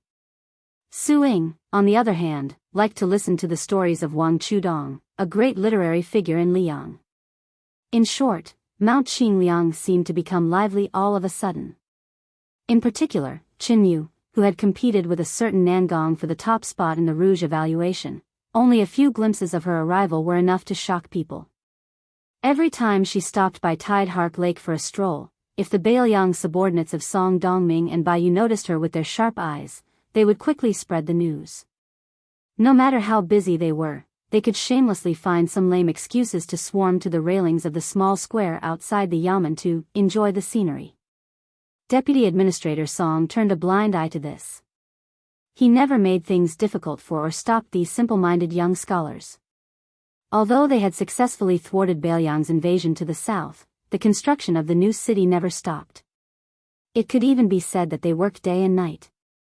The construction of the outer main wall rose up at a shocking speed that could be seen with the naked eye. This kind of spectacular scene inevitably required Bailiang to exhaust countless financial and material resources as a huge price. Thus, many scholars who went to Mount Qing cited classics and classics. They used the previous dynasty's capital of Dechu as examples. They all rested with the people for 30 days and did not delay the people's farming. Thus, they criticized Bailiang's actions as draining the pond to catch fish. The young and strong civil officials of Mount Qingliang, led by Beiliang's deputy administrator Song Dongming, sneered at this. Thus, it triggered a debate that quickly spread throughout Beiliang's scholarly circles. Then, in this large-scale written battle without gunpowder, the new city site was always in full swing. Other than Su Fengnian, who was only a general and a master craftsman in name, the two governors of the new city, the administrator Li Gongda and the master of Mo, the Liangzhou prefectural governor Wang Peifang, the 6 deputy supervisors, as well as the nearly 60,000 local garrison troops and the several 100,000 military laborers of the 3 prefectures in northern Liang Pass. Nobody paid any attention to the internal affairs of the pass. They paid no attention to the debate about whether or not the construction of the new city was a waste of manpower and wealth. Su Fengnian, Su Beiji, and Qin Shiliang rode side by side. Behind them were the happily chatting Su Yanbing and Groom Yu. Qin Shiliang, compared to when he first entered Mount Qin, was a fair and delicate scholar from Jiangnan. His hands holding the reins were full of calluses, and he had become a charcoal skinny villager. However, his eyes were bright, steady, and determined. At this time, he said to Su Fengnian, as long as Mount Qingliang can take out the silver, Liuzhou can immediately move 40,000 young and strong men to the new city. However, I hope that other than not owing them wages, you can also recognize their titles. Our Liuzhou people are suffering too much. Su Fengnian was in a difficult position. The silver, Su Beiji, who had been signaled with his eyes, rolled his eyes. Now, he was officially the transport envoy of Beiliang. He slowly said, after defeating the Beiliang barbarians, other than the soldiers' salaries and pensions, the military reward that was given out was close to 900,000 taels of silver. This was after Yan Wenluan, Yu Wandao, and the other border generals took the lead and asked not to accept any rewards. In the end, Mount Qingliang converted things like silk and stationery into silver and sent them out. Otherwise, the silver in Beiliang Palace's treasury would have been completely depleted. We can still squeeze out an extra 1,000,000 taels of silver from Lingzhou, but the matter of purchasing provisions has to be placed first. After all, the imperial court has yet to lift the ban on transporting grain, so it's not good for us to have too much hope. While the Lianghuai and Jinggan roads have finally relented with great difficulty, as long as the officials of Lingzhou have the means, they're all using public silver to buy provisions. Unless it's absolutely necessary, we can't touch Lingzhou's money. Qin Shiliang did not fly into a rage out of humiliation, but he did not give up either. He asked, if we don't want wages, would it be possible for the people of Liuzhou to exchange a year of labor for the title of Beiliang's official Liangzhou household register? Su Beiji thought for a while before shaking his head. Normally, it would be possible, but the war has just ended. Of the first batch of youths from Liuzhou who entered the remote Cool border pass, only the 20,000 refugees who participated in the defense of Xiaoguang City and the slaughter at the Calabash Pass were given official household registers. Even the refugees outside the Liangzhou Pass who did not enter the battlefield have not received this treatment. If they could become Liangzhou citizens just by participating in the construction of the city, there would definitely be people who would be dissatisfied. Don't worry about scarcity, but worry about uneven distribution. This has always been the case. Qin Shiliang suddenly felt a surge of anger, but it was not directed at Su Beiji and Su Fengnian. He gazed at the distant yellow sands of the great desert, his lips tightly pursed. He thought of the battle to the death in Azure City. At the final juncture, just how many youths from Liuzhou had rushed over and charged into the battlefield, casually picking up the weapons of the Beiliang cavalry and the Beimang barbarians? Just like that, they had died in battle. Su Fengnian softly asked, Qin Shiliang, have you ever thought about the day when the population of Liuzhou, which has less than 300,000 people, will all be citizens of Beiliang's Liuzhou household register? There will be no need for them to risk their lives to obtain the citizenship of a different province. Qin Shiliang took a deep breath and said nothing. His eyes were absent-minded, as if he was looking forward to the arrival of that day. Many times, even the provincial governor of Liuzhou, Yang Guangdou, had joked that in all of Liuzhou, only Qin Shiliang, a foreigner who had only settled down for a few years, considered himself to be a citizen of Liuzhou. Su Beiji suddenly smiled and said, Your Highness, this pie of yours really doesn't cost a single copper coin. Compared to your extravagant spending in the past, you're much better at managing the household now." Su Fengnian laughed heartily. His arms were crossed over his chest, and he did not hold the reins. His body rose and fell with the bumpy ride of the horse, and his expression was rather contented. Chen Shiliang also smiled and agreed, "You do have the posture of a thrifty housekeeper now." After Su Fengnian finished laughing, he turned his head and said teasingly, "Shiliang, I know you don't care about being promoted, but this time, you have defended Qingsong and Liuzhou. Even if you don't take credit for it, at the very least, you can't run away from it. If you insist on not being promoted, what will your colleagues who should be happy about it do? You will be free, but they won't be free." Chen Shiliang shook his head and said, "From the provincial governor's mansion and the Longxiang army to the soldiers of the 3 towns, you can reward me however you want. You don't have to worry about me. Liuzhou's officialdom is different from Liangzhou and Lingzhou. It doesn't have as many twists and turns as you imagine." Su Fengnian seemed to say casually, "Provincial Governor Yang Guangdou himself knows that he won't stay in Liuzhou for too long. I also don't have the heart to let this old man stay outside the Great Wall and accompany you young officials who are in the prime of fighting. When the time comes, once the Battle of Liangmang ends and the border is settled, Liuzhou is destined to have a change of dynasty. Not only will the scholars in Beiliang be crying piteously for food, even the local officials of Beiliang from the 3 provinces will be envious. In the future, Liuzhou will be a place that must be passed through to connect Liang with the western regions, and it will also be an important transit point. Right now, the officials in Liuzhou are worthless, but in the future, they might be even richer than Lingzhou in Jiangnan. When Provincial Governor Yang leaves and returns to Liangzhou to be the deputy administrator or something, he will retire. When that time comes, you old men, in Liuzhou's officialdom and the 200,000 to 300,000 refugees will be like a group of dragons without a leader. Aren't you worried?" Chen Shiliang fell into silence. Su Beiji changed the topic and said with schadenfreude, "Our Beiliang's god of fortune is said to have traveled to every inch of land in Liangzhou and Liuzhou in just 2 short years. He also holds the position of the deputy administrator of the new city. This time, he suddenly caught a cold and is recuperating at home." Chapter 1660. Su Fengnian felt a headache coming on. Su Beiji said carelessly, all right, whoever started the trouble should end it. This saying doesn't make sense when it comes to family matters, so I acted on my own initiative and went to the Wang Fu of your future father-in-law. I found Wang Linquan and had a good drink. As for resentment, there's definitely resentment. Speaking of the Wang family, they died earlier than the Lu family. In the first half of their lives, they served the great general as a pawn. In the second half of their lives, they accumulated such a large family business in Qingzhou. With a wave of the Su family's hand, the entire Wang family brought boxes and carts of gold and silver into Beiliang. Furthermore, the Wang family didn't ask Mount Qing Liangshan for an official position, nor did they ask Mount Qing Liangshan to open a back door.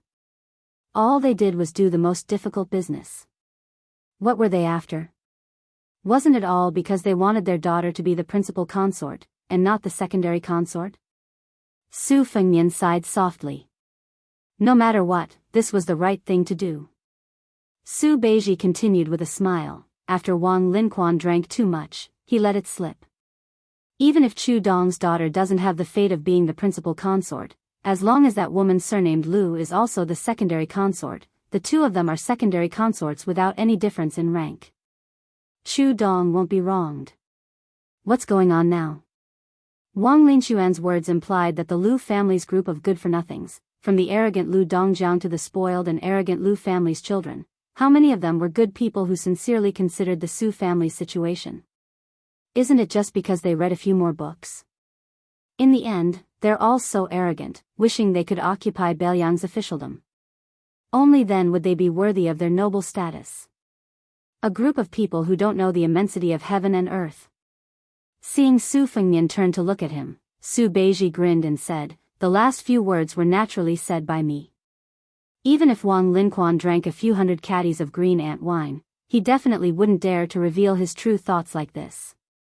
Su Fengnian said helplessly, I know you are angry with me because of the matter with the transport of grain, but that's enough.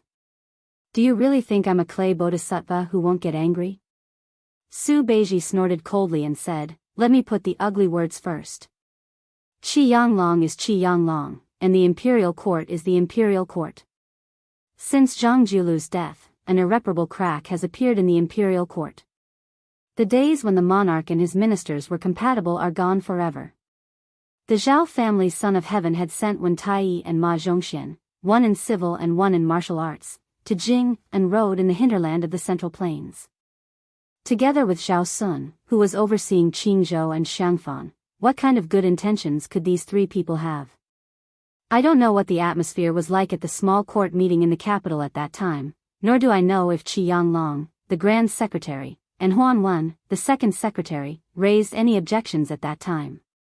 But since Wen Ma had already left the capital to take up his post, when the time came, the transport of grain would be bumpy, and the emperor would be far away. How difficult would it be to casually find an excuse to deal with the Ministry of Revenue? Qi Yanglong is the head of the Secretariat, not the Minister of the Ministry of Revenue. Huan Wen is in Minxia Province, not the Minister of the Ministry of Appointments. Su Fengnian clutched his chest and pretended to be in pain. After the successive battles in Great Peace City, my internal injuries are very serious. My chest hurts, and my head hurts. No, I have to go back to the carriage and lie down. The great Northwest vassal king and martial arts grandmaster had slipped away. Qin Shiliang's mouth was full of smiles. Su Beiji turned his head and laughed coldly. If you have the ability, then lie down all the way to the new city outside the pass. After Su Fengnian ran away, there was a moment of silence. Su Beiji glanced at Qin Shiliang, who was riding like he was walking, and said self-mockingly, when it comes to riding, I'm not as good as you. Right now, my inner thighs feel like they're on fire. Qin Shiliang smiled and said, Luzhou is vast and sparsely populated. The 2 courier routes from Liangzhou to Qingsang City have just been started. Thus, I had to ride a fast horse for everything. At first, I wasn't used to it. Other than the pain in my waist and back, when I finally fell asleep on the bed, I felt like the world was spinning around me like a drunk person. I was clearly lying down, but it still felt like I was moving up and down on the back of a horse. It was very torturous. But now it's different. Even if there's nothing going on outside the city, if I don't ride a horse for a few dozen li, I feel that something is wrong. Su Beiji's expression was indifferent as he said softly, after going to the capital, that fellow seemed to have untied a lot of the knots in his heart. In the past, he definitely wouldn't make empty promises. Most likely, he does have some confidence in the next battle of Liangmang. Since that's the case, why don't we think of things in a positive direction? For example, Luzhou is already part of Beiliang's territory. The better the world is, the higher Luzhou's position in Beiliang will rise. Perhaps in the future, a 5th or 6th zhou will be established in the vast western regions. As the bridge between Beiliang and the western regions, Luzhou will definitely be in high demand. In terms of the military, with Su Longxiang's Longxiang army, even the veteran Liangzhou border army would probably be too embarrassed to go and fight for territory. However, it's hard to say about the positions in the Luzhou provincial governor's manor. Let's not talk about things that are far away. Let's talk about the Lingzhou I just left. Whether it is reputation or merits, logically speaking, Huang Yan, who should have been able to climb up a level, didn't he not become the new Lingzhou provincial governor? From now on, especially when the war is not so tense, that fellow will only have more things to worry about, not less. Qin Shiliang, you've finally opened up a position in Luzhou. Whether it's for your own future or for the situation in Luzhou, you should move your position forward. A county official is not as good as a current official. Even if you become the deputy administrator, it won't be as useful as being a low-level provincial governor in Luzhou. Probably influenced by Su Beiji's honesty, Qin Shiliang also said bluntly, I understand the reasoning. In reality, on this trip to Qingliang Mountain, I've thought about it a lot. As long as the war ends, not only will Luzhou be able to stand on equal footing with the other 3 provinces in Beiliang, it might even become the most important place in the eyes of the Liang imperial court. Su Beiji nodded and said in a low voice, yes. This is the reasoning. Once Northern Mang cowered back, no longer daring to send troops to the northwestern border, then the imperial court might just send a civil official to Lu province to help Li Yang oversee the border.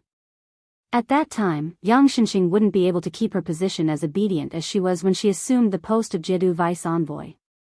This move seems preposterous, but there are precedents that can be followed.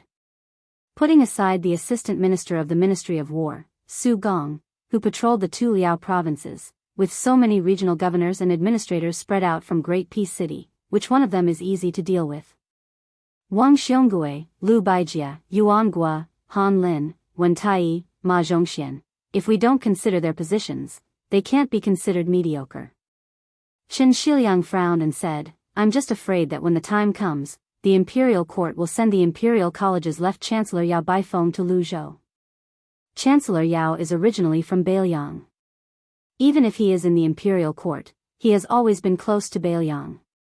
If this Confucian grandmaster enters Luzhou, no matter if it is the imperial residence or the bureaucracy, they will be happy to see this happen.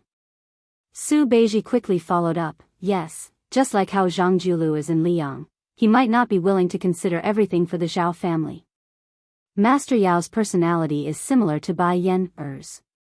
When he returns to Beiliang, he will most likely have to think about the imperial court. Qin Shiliang smiled bitterly and said, it looks like I should fight for the position of Lu Zhou's guest emperor.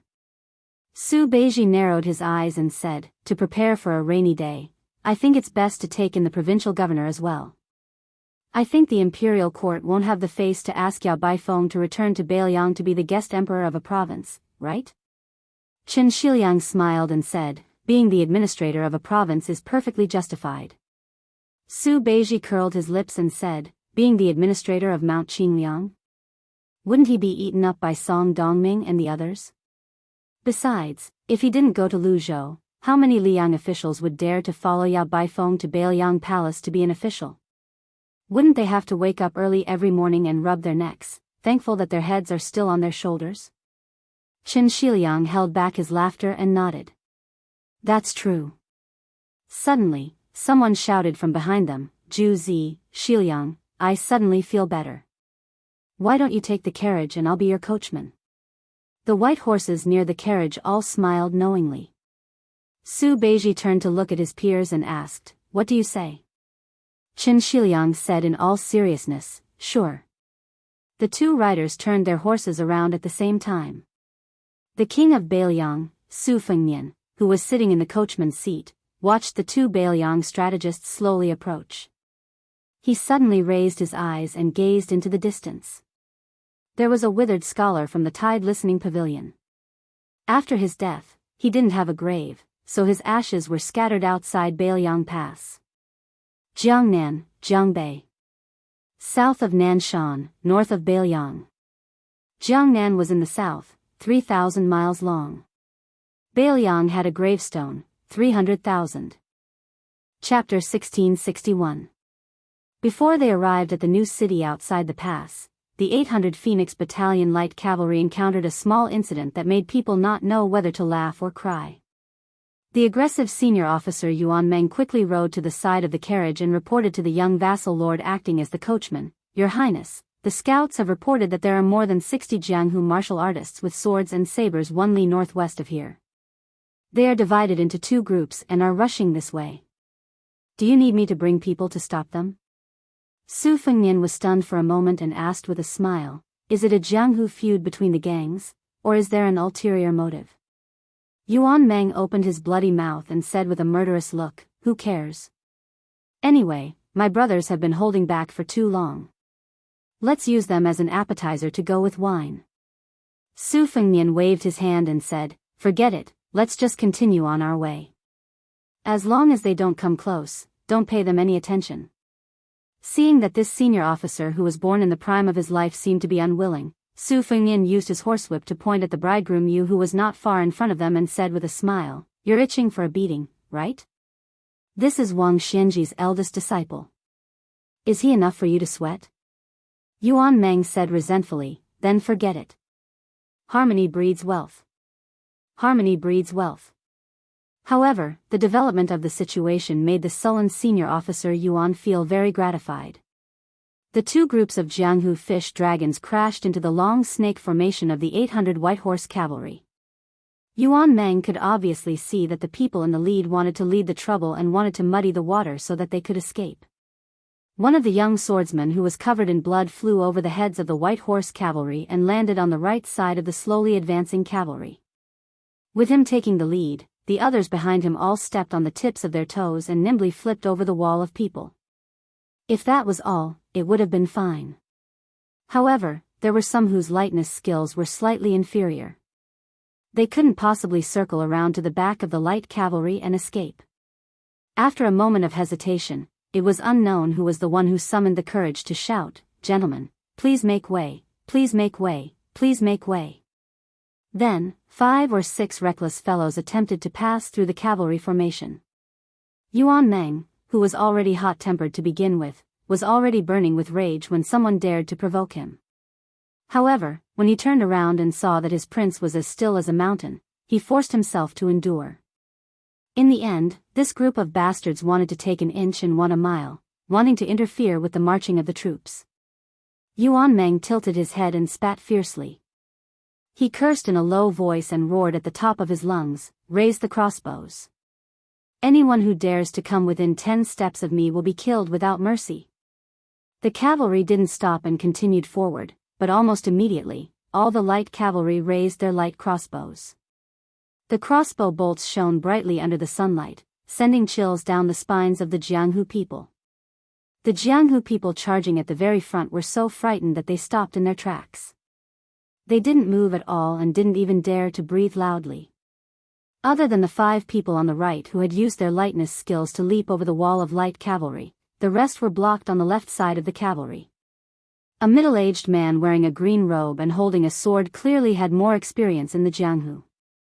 Not only did he indicate to the people around him not to act rashly, he also turned his arm behind his back at the first instant and adopted the posture of carrying a sword on his back to express goodwill to the cavalry. He looked at Yuan Meng, who looked the most like a general, and said in a clear voice, "General, I am Zhang Rongqian of Nanzhao's Tai-Bai Sword Grandmaster. I am currently pursuing 12 unscrupulous criminals with my Jianghu companions.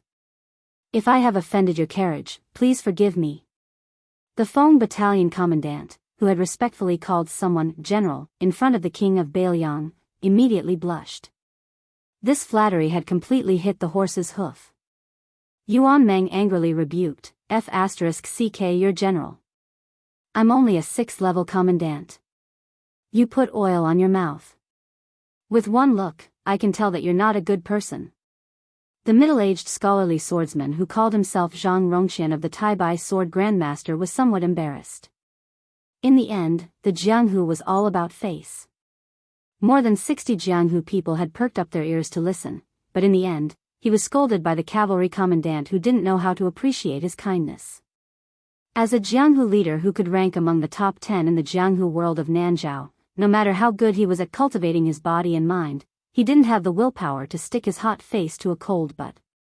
However, facing a cavalry army of nearly 1,000 people, and one that looked like the elite and valiant Bailiang frontier army, Zhang Rongqian, as a person who had crossed the river, didn't have the guts to compete with the local tyrant, especially in Bailiang's territory. No matter how good Zhang Rongqian's martial arts were, even if he had 3 heads and 6 arms, he wouldn't be able to cut vegetables. Therefore, Zhang Rongqian only kept a cold face and didn't retort. An old man in embroidered clothes who had been bitten by Zhang Rongqian and hadn't been able to jump over the light cavalry wall was still fiercely arrogant even though he was seriously injured and had a bloody hole in his waist. Right now, with his back to the cavalry, he was facing more than 50 Jianghu enemies and said gloomily, "Zhang Rongqian. You're the #1 hypocrite in Nanzhao who pretends to be righteous and deceives the world. You have the nerve to call us bad people?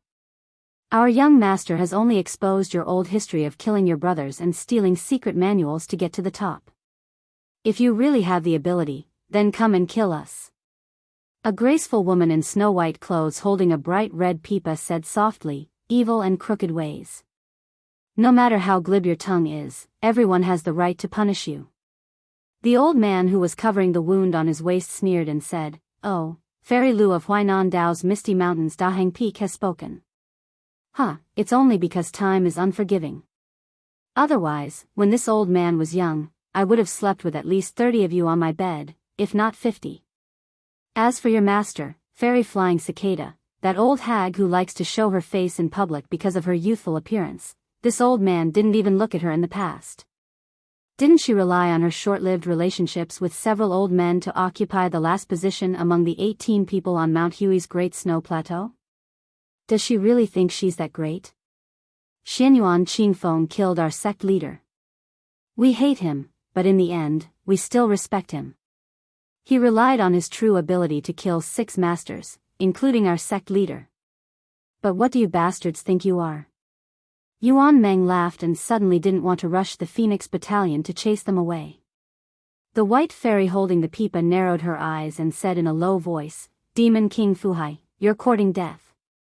The old man with blood seeping out of his fingers shook his waist and said with a wicked smile, So, you're looking for this? Zhang Rongxian seemed to have been staring at the movements of this leader of the demonic path, but the corner of his eye had been paying attention to the movements of the cavalry. This outer sect mountain chieftain of the Tai-Bai sword faction suddenly saw the carriage stop and the young coachman look towards them. But strangely, no one walked out of the carriage, nor did anyone lift up the curtains. It was as if this coachman, who did not know the rules, wanted to watch a good show. Then, he acted on his own initiative and stopped the carriage, causing the entire cavalry to suddenly stop without any orders. Chapter 1662. As the cavalry came to a halt, a suffocating murderous atmosphere instantly appeared. Silence reigned. After waiting for a while, there was no cursing or killing. The young carriage driver seemed to mutter to himself and then quickly drove the carriage forward. Yuan Meng twisted his lips. He raised his arm and clenched his fist before following the carriage forward. The 800 light cavalry put away their light crossbows at the same time. There was no sound. The 2 groups of people watched in shock as the cavalry moved further and further away. For some reason, they forgot to fight to the death. Su Beiji bent down and walked out of the carriage. He leaned against the wall of the carriage and asked with a smile, You finally ran into me and gave me a chance to pretend to be an expert. Won't you show a few moves? Su Fengnian smiled and said, Do you think I'm a street performer who can break stones on my chest? Also, they won't give money. Su Beiji continued to speak sarcastically, It seems that your injuries in Great Peace City this time were serious. Otherwise, with your temper, especially in front of those fairies and heroines, you would have gotten involved long ago. Su Fengnian shook his head and said, You have really misunderstood me. In the Jianghu, the greatest taboo is for a grandson to pretend to be a great master. I'm an old man of the Jianghu. I don't mind telling you, why did those 2 groups of Jianghu men risk their lives? That young master of the demon sect unconsciously touched his chest. Let me tell you, it was most likely a secret manual of Tide Listening Pavilion that he had luckily obtained by killing people. What Tai-Bai sword sect, Huainan Dao, Misty Mountain, they all said that they were eliminating evil and protecting the Dao, but they were all aiming for the secret manual. As for how to split the spoils afterwards, there was no need to talk about it. The Nanzhao expert surnamed Zhang would definitely do it flawlessly and everyone would be happy. For example, the first volume would belong to me and the second to you. After reading it, the 2 sects would borrow it from each other. In this way, the 2 sects that were separated by thousands of mountains and rivers would become staunch allies of the Jianghu. You said in Nanzhao that the flying cicada fairy was a legendary Jianghu figure that everyone had high hopes for. I said in Misty Mountain that your Tai-Bai sword sect was actually not inferior to the Dongyue sword pool. Everyone would gain face. Maybe a few elders will sit down and make peace, and then let the 2 young talents of their respective sects become immortal companions. It will be another great story, and they will boast about it for several years. Su Beiji gave him a thumbs up and clicked his tongue. Your Highness, you're really good. You're really good at this. Su Fengnian was silent for a moment before he smiled. That's how the Jianghu is. I can't say whether it's good or bad, but it's a pity that it's too similar to Jianghu. Su Beiji sighed. According to what you said, there is no place in this world where there is no Jianghu. Su Fengnian, whose back was facing Zhu Zi, nodded and said, I guess so. As they approached the new city, there were more and more groups of Jianghu people. Her background was somewhat similar to Zhang Rongxian's. They were both the first to follow Xianyuan Qingfeng to the western region to kill demons. In the end, after the purple-clothed woman killed so that there was no one left to kill, she instigated the righteous Jianghu people to join the army at the Beiliang border. After that, she disappeared without a trace. Most of the older Jianghu heroes did not really come to the border. Most of them were in Liangzhou or Lingzhou, traveling the mountains and rivers while practicing martial arts.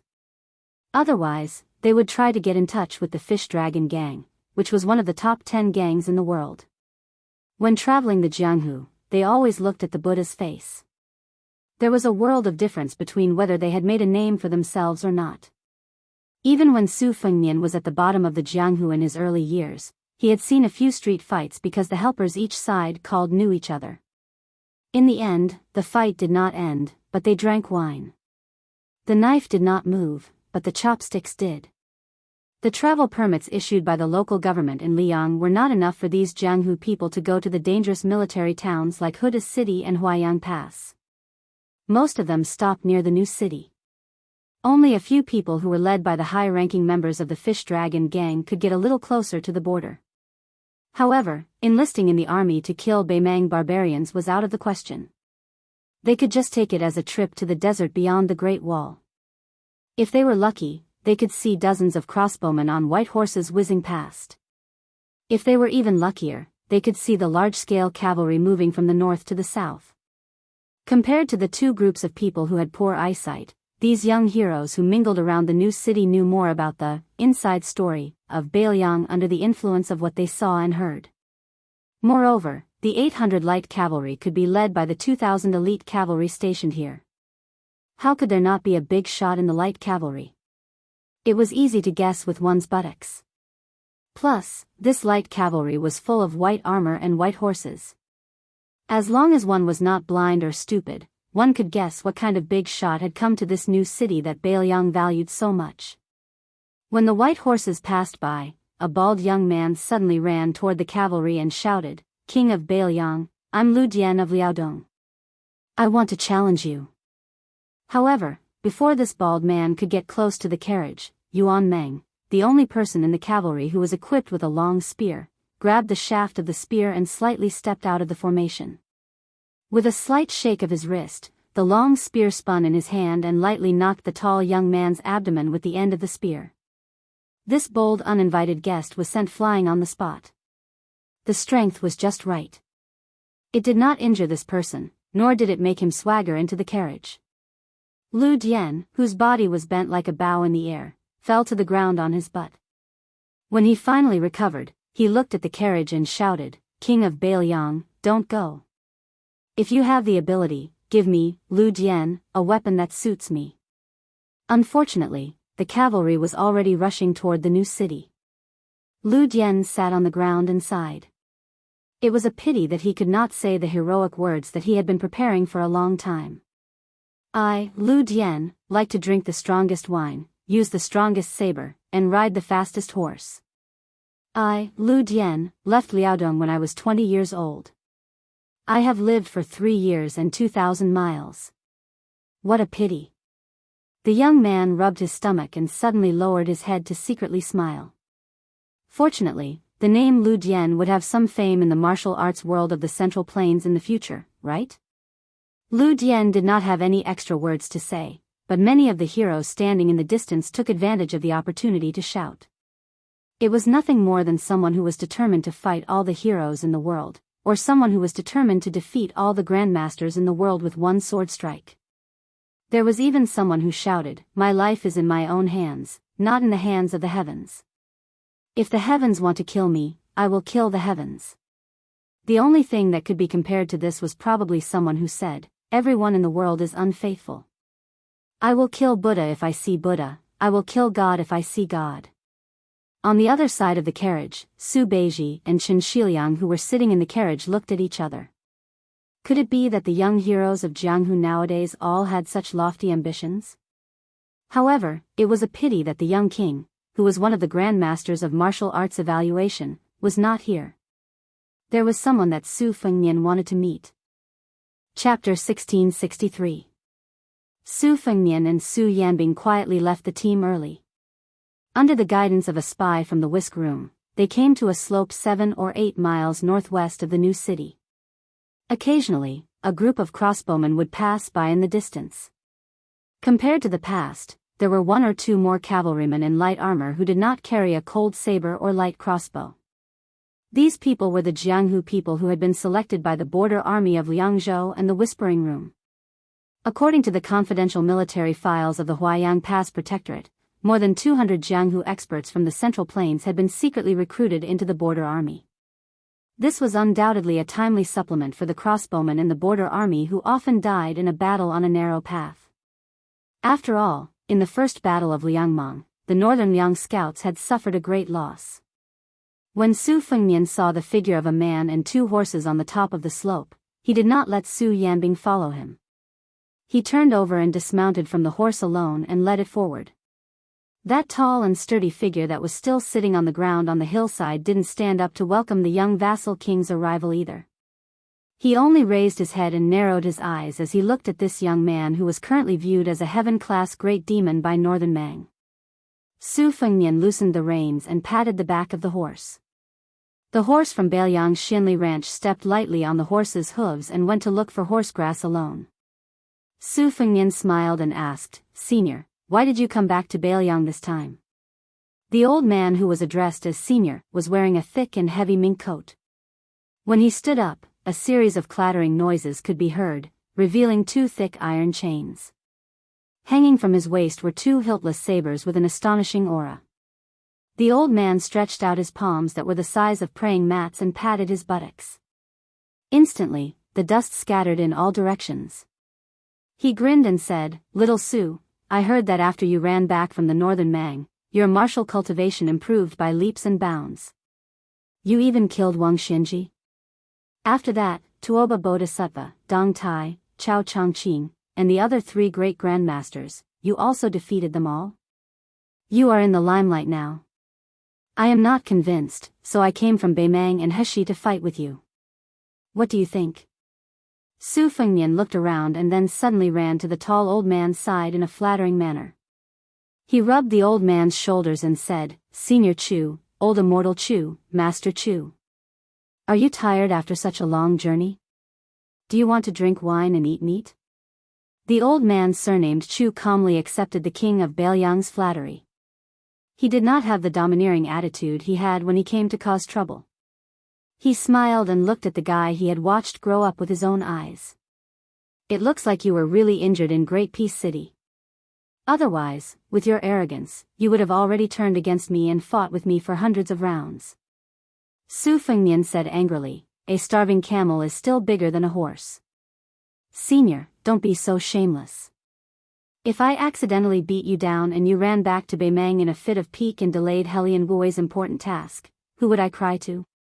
The old man blew his beard and glared. He pressed his hands on his saber and was about to fight. Unfortunately, the young man was shameless and allowed him to beat and scold him. The old man with snow-white hair sighed and shook his shoulders. He refused the young man's insincere kneading. "You are so cunning." "That's right, it was Helian Wue who asked me to come to Bailiang. There are 2 things, 1 good news and 1 bad news. Which one do you want to hear first?" Su Fengnian said with a smile, "Let's hear the bad news first. It's only sweet when you eat sugar cane." The old man who had been trapped at the bottom of Tidehark Lake for many years said in a deep voice, "Helian Wue and I are both guests of the Big Idea branch of Beimang's Princess Tomb. I didn't hide it from you last time. However, so many years have passed, and we no longer care about the Princess Tomb. Even Luo Yang has gone to Mount Zhulu. It's said that little idea with half-face makeup was slapped to death by Huyan Dagwan. Therefore, whether it's me or Helian Wue, we are both here to pay our debts. Once this matter is settled, we will go our separate ways in the future." Su Fengnian rolled his eyes and said, all right. Let's get down to business." This king has a myriad of affairs to attend to every day. What he worries about is the general trend of the world. In the end, Su Fengnian didn't fight back after being slapped by the old man. It was as if he didn't have such thoughts at all. He only touched his head, which didn't make him look very handsome. Instead, he touched a lot of fine sand. It was a bleak scene to ride a horse in the northwest Great Desert. After the old man scolded him jokingly, he stopped smiling and said with a rare solemn tone, "This bad news isn't small at all. Have you heard of the Beimang Princess Qingwan? Her public identity is Fan Bainu. When you were still Beiliang's His Royal Highness, this woman had been flirting with Qin Jibao for a long time.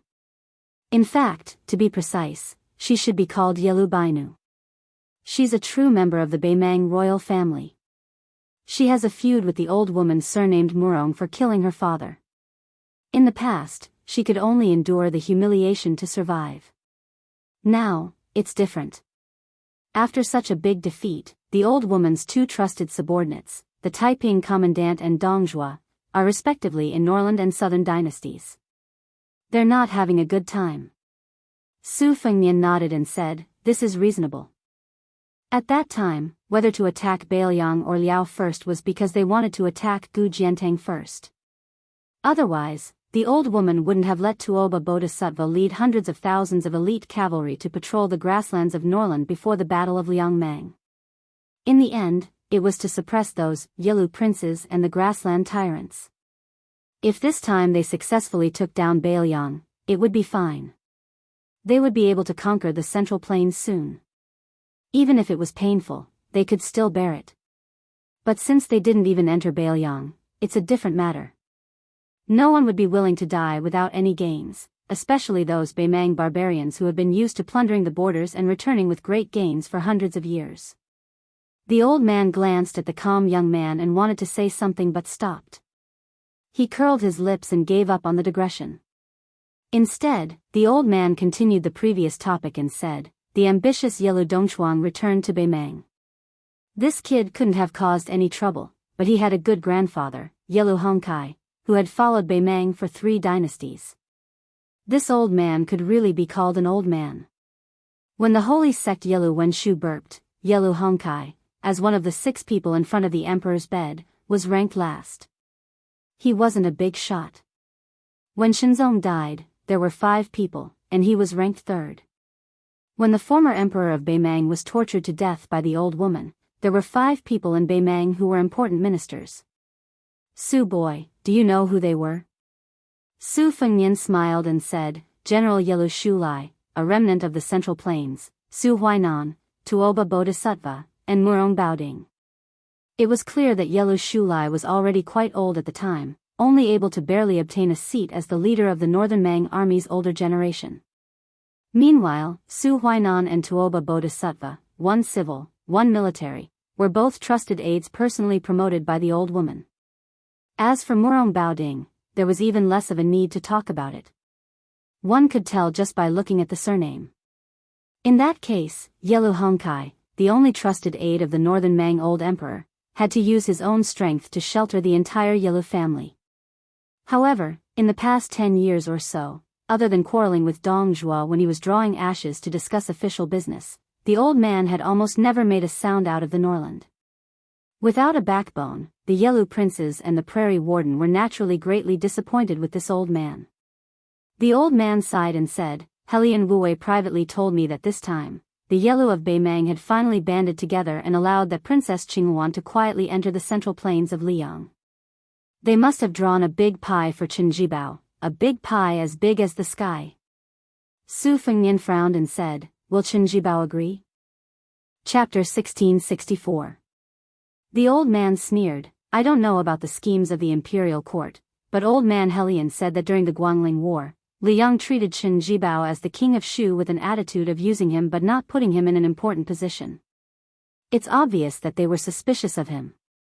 After West Shu was conquered, Wu Zhongshuan and Lu Xingxiang would most likely fight for first place, followed by Song Li and the other young generals.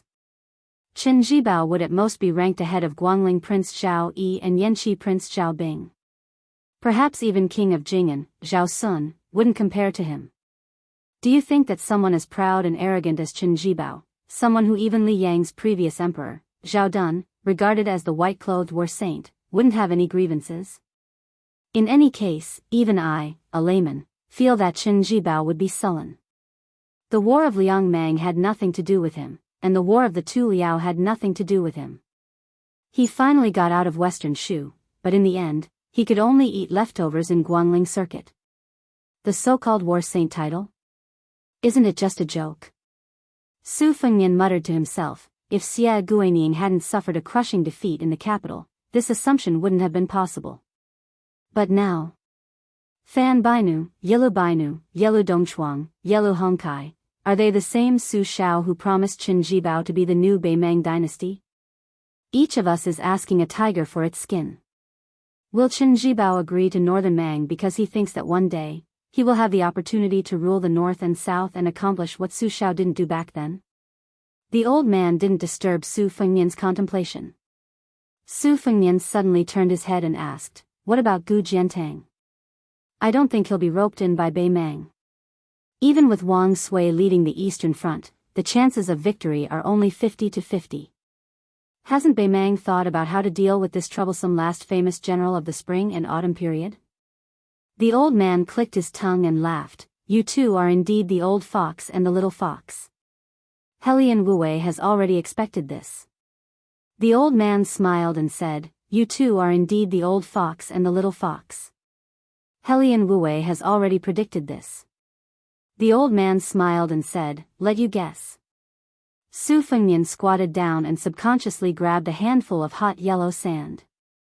He thought for a long time, although Liao King Zhao Wu is a hindrance, the two Liao countries are still considered an iron bucket. Then the breakthrough can only be moved to the west.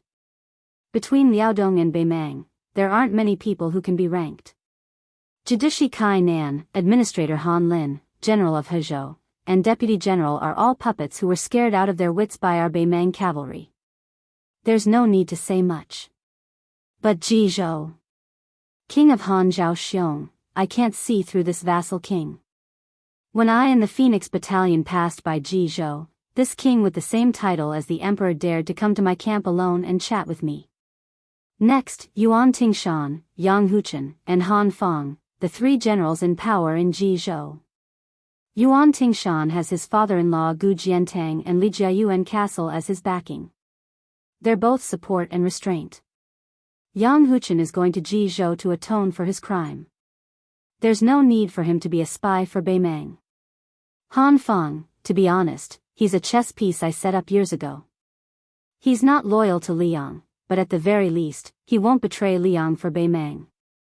The valiant Lai Han family has been fighting with the nomads in the north for 300 to 400 years. Hundreds of people with the surname Han have died. Anyone can join Beimang, but Han Fang won't. The old man stood beside Su Fengnian and looked into the distance. His eyes were filled with yellow sand and desolation. Now that I've told you the bad news, let's talk about the good news. But I don't know if this is good news. Su Fengnian, who was squatting with his back against the wind, opened his palm. The wind blew the sand away, and he said softly, Senior, please tell me. The old man said in a heavier tone, Su Fengnian, you should know that Helian Wue is in Beimang. He's one of the people who firmly support the old lady. This time, I'm able to pass through the border of the southern dynasty that's full of spiders and crow's fences and arrive at Beiliang without a sound. Of course, it's not because I'm capable. It's because Helian Wue and the old lady had an extremely secret conversation. There's no fourth person present except for the imperial peace warrant. The old lady told Helian Wue that since the Yelu family of Beimang dared to risk everything to cooperate with Qin Jibao, she also has the courage to ally with you, Su Fengnian. She'll pay more. As long as you agree to betray Liang, even if you can't take a single soldier from Beiliang, she'll help you to a seat that you can't even imagine. Su Fengnian shook his head and smiled. This old woman is crazy. The old man sighed. People who are about to die are all the same. Su Fengnian was stunned. This is good news. The old man sighed. Wrong, very wrong. The last thing Helian Wue wanted me to tell you is that if you refuse the goodwill of the Beimang Empress, Beimang will fight to the death in the next southern expedition. Su Fengnian said indifferently, let's not talk about whether I agree or not. So many people have died in the past 20 years outside Beiliang. They've already given me an answer. The old man smiled. Whether you agree or not is up to you, Su Fengnian. I'm the one who sent the message. From now on, whether Liang Mang lives or dies has nothing to do with me. Su Fengnian stood up slowly and clapped his hands. He smiled. Why don't we fight? I've always remembered what you said all these years. No matter whether I can beat you or not, we'll talk about it after we fight. The old man said seriously, no, no, no. A senior should have the demeanor of a senior. Besides, you're injured. Even if I beat you, I'll still be suspected of taking advantage of you. Su Fengnian smiled but didn't say anything. The old man's face turned red. He glared at him and said, Brat. Don't push your luck. Su Fengnian laughed. The old man stretched out his hand and patted the young king's shoulder. He looked a little melancholy. You almost drowned at the bottom of the Tidehark Lake for the first time. You were saved by me. Later, you would go down to the lake to hold your breath. Or you would bring me food. To be honest, I watched you grow from a child to the king of Beiliang today. Su Fengnian was a little embarrassed. He said awkwardly, when I was in a bad mood in the early years, I often brought things to the bottom of the lake to tease you. I hope you don't take it to heart. The old man was speechless. Su Fengnian shut his mouth. He didn't want to rub salt on the old man's wound. The old man laughed heartily and said, on the way here, I heard that Liang Jianghu no longer mentions you, the high and mighty 14 Wushu judges. You're too high and unattainable. To be honest, Grandpa knows his own limits. I've beaten up a bunch of monsters like you before. However, I'd really like to meet those so-called 4 sages top 10 masters and those 14 auspicious talisman champions who copied the 13 armors of spring and autumn. Su Fengnian nodded and reminded him, although many of them are masters fishing for fame, there are some famous masters on the list. It's better not to provoke them. For example, Wuxia Valley's Yu Groom in Beiliang, Wulin Alliance Master Xianyuan Qingfeng, Dongyue's Sword Pool's Chai Qingshan, Nanzhao's No. 1 Wei Miao, Nanjiang's Blade Master Mao Shulang, Dragon Palace's Qing Baishuang. The old man's face became uglier and uglier. He said angrily, Brat, just tell me. Who can I beat? Su Fengnian rubbed his chin and said, you'll have to think about it. The old man was not in the mood to listen to Su Fengnian's nonsense. He got on his horse and rode 2 horses. He was about to go south to the Central Plains to explore Jianghu. Su Fengnian said with a smile, don't let me hear that you've just returned to Jianghu and you've already been beaten down. The burly old man sat high on the horse and said angrily, Brat, just wait for me to kill everyone in Jianghu in the Central Plains. The old man rode down the hill. Su Fengnian suddenly looked at the old man's back and shouted, Old man, I was able to believe in the idea I had when I was young and go to Wudang to practice martial arts because I saw you at the bottom of the lake. That made me believe that there are indeed masters in this world. There were masters and immortals in Jianghu. One person could really fight against 10,000 people. Only then could he have the chance to take revenge with his own strength. That was why Su Fengnian was extremely grateful to this old man whose shoulder blades were nailed with iron chains. This was the Jianghu senior who made him grit his teeth and persist on climbing the martial path. The old man did not turn his head and shouted, pretentious. If you have the ability. The old man suddenly realized that he could not say anything to attack this brat. If you have the ability to become the best in the world. This brat did not die at Wang Xianji's hands. He fought thousands of miles with Tuoba Bodhisattva and even fought against 2 people in Great Peace City. Jianghu was like this. When had he ever lost in court? In the end, the old man who was almost at the foot of the hill roared, Su Fengnian, if you have the ability, then die after me.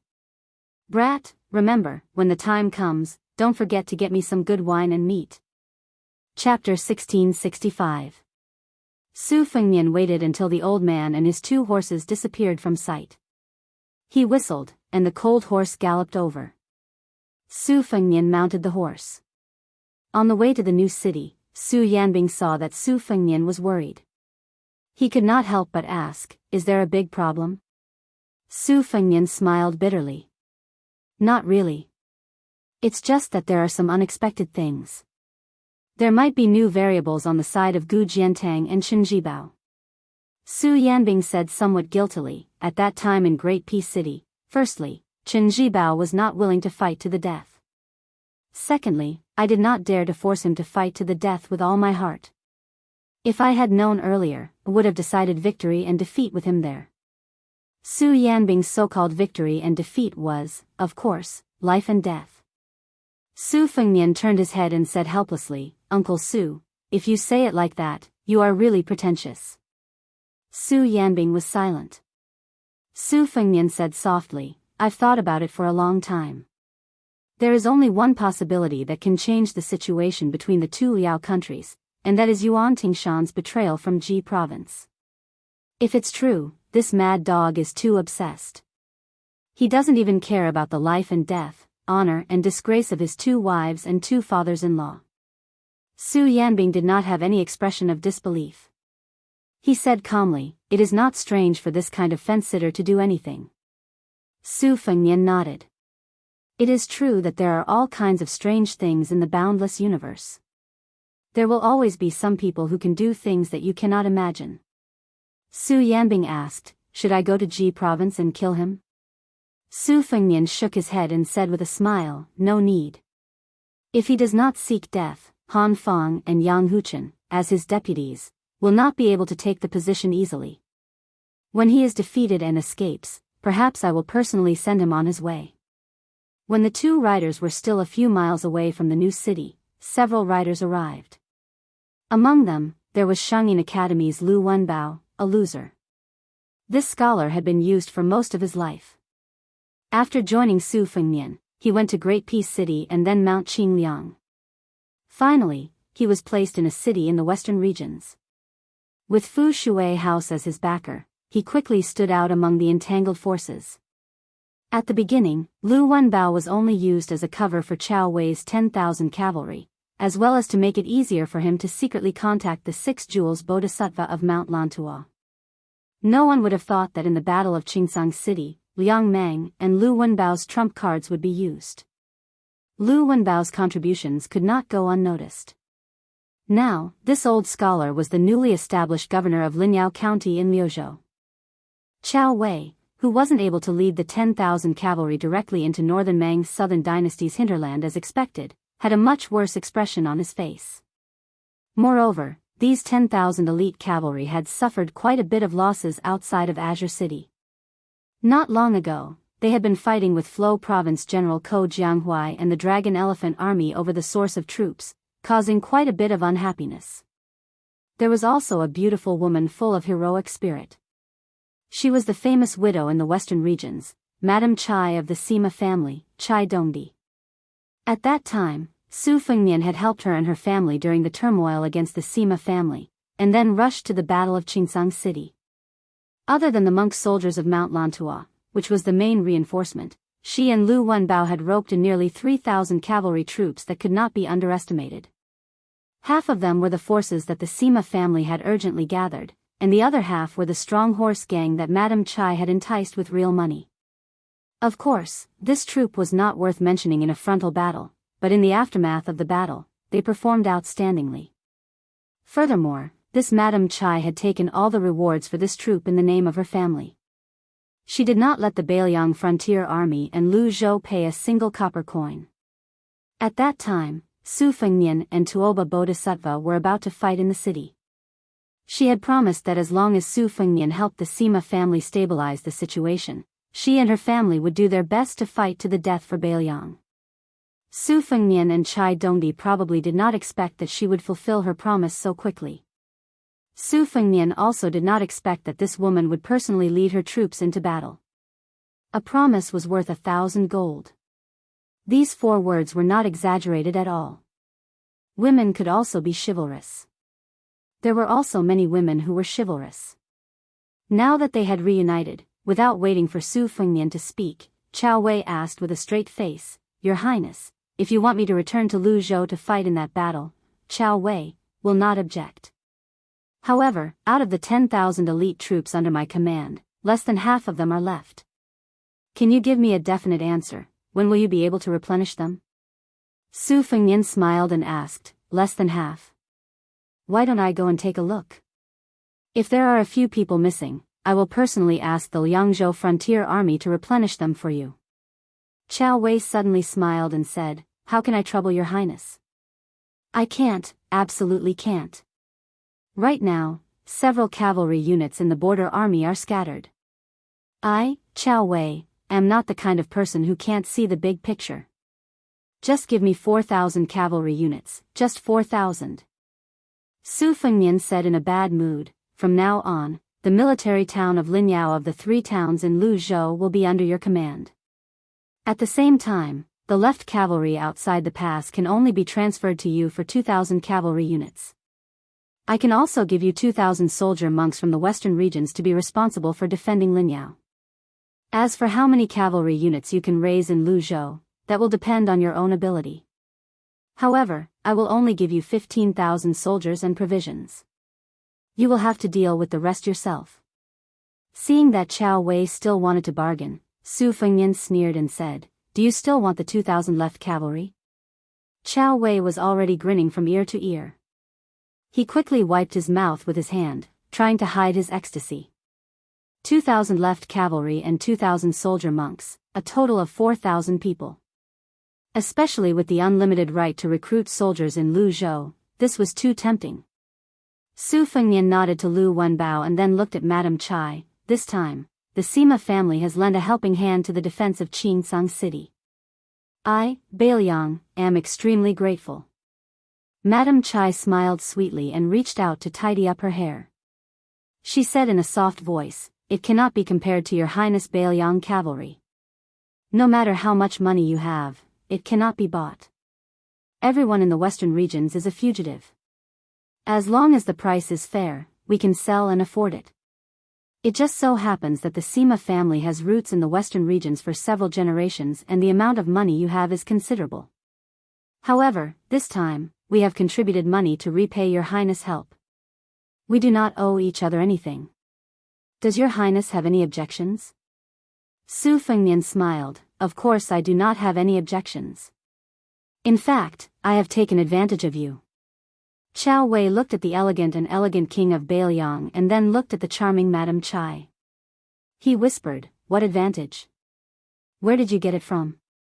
Lu Wenbao coughed and turned to look at the scenery. Madame Chai's face turned red. Su Fengnian sneered, "Qiao Wei, the 2,000 soldier monks are gone. There is no room for discussion." Qiao Wei rolled down from his horse and hugged Su Fengnian's leg.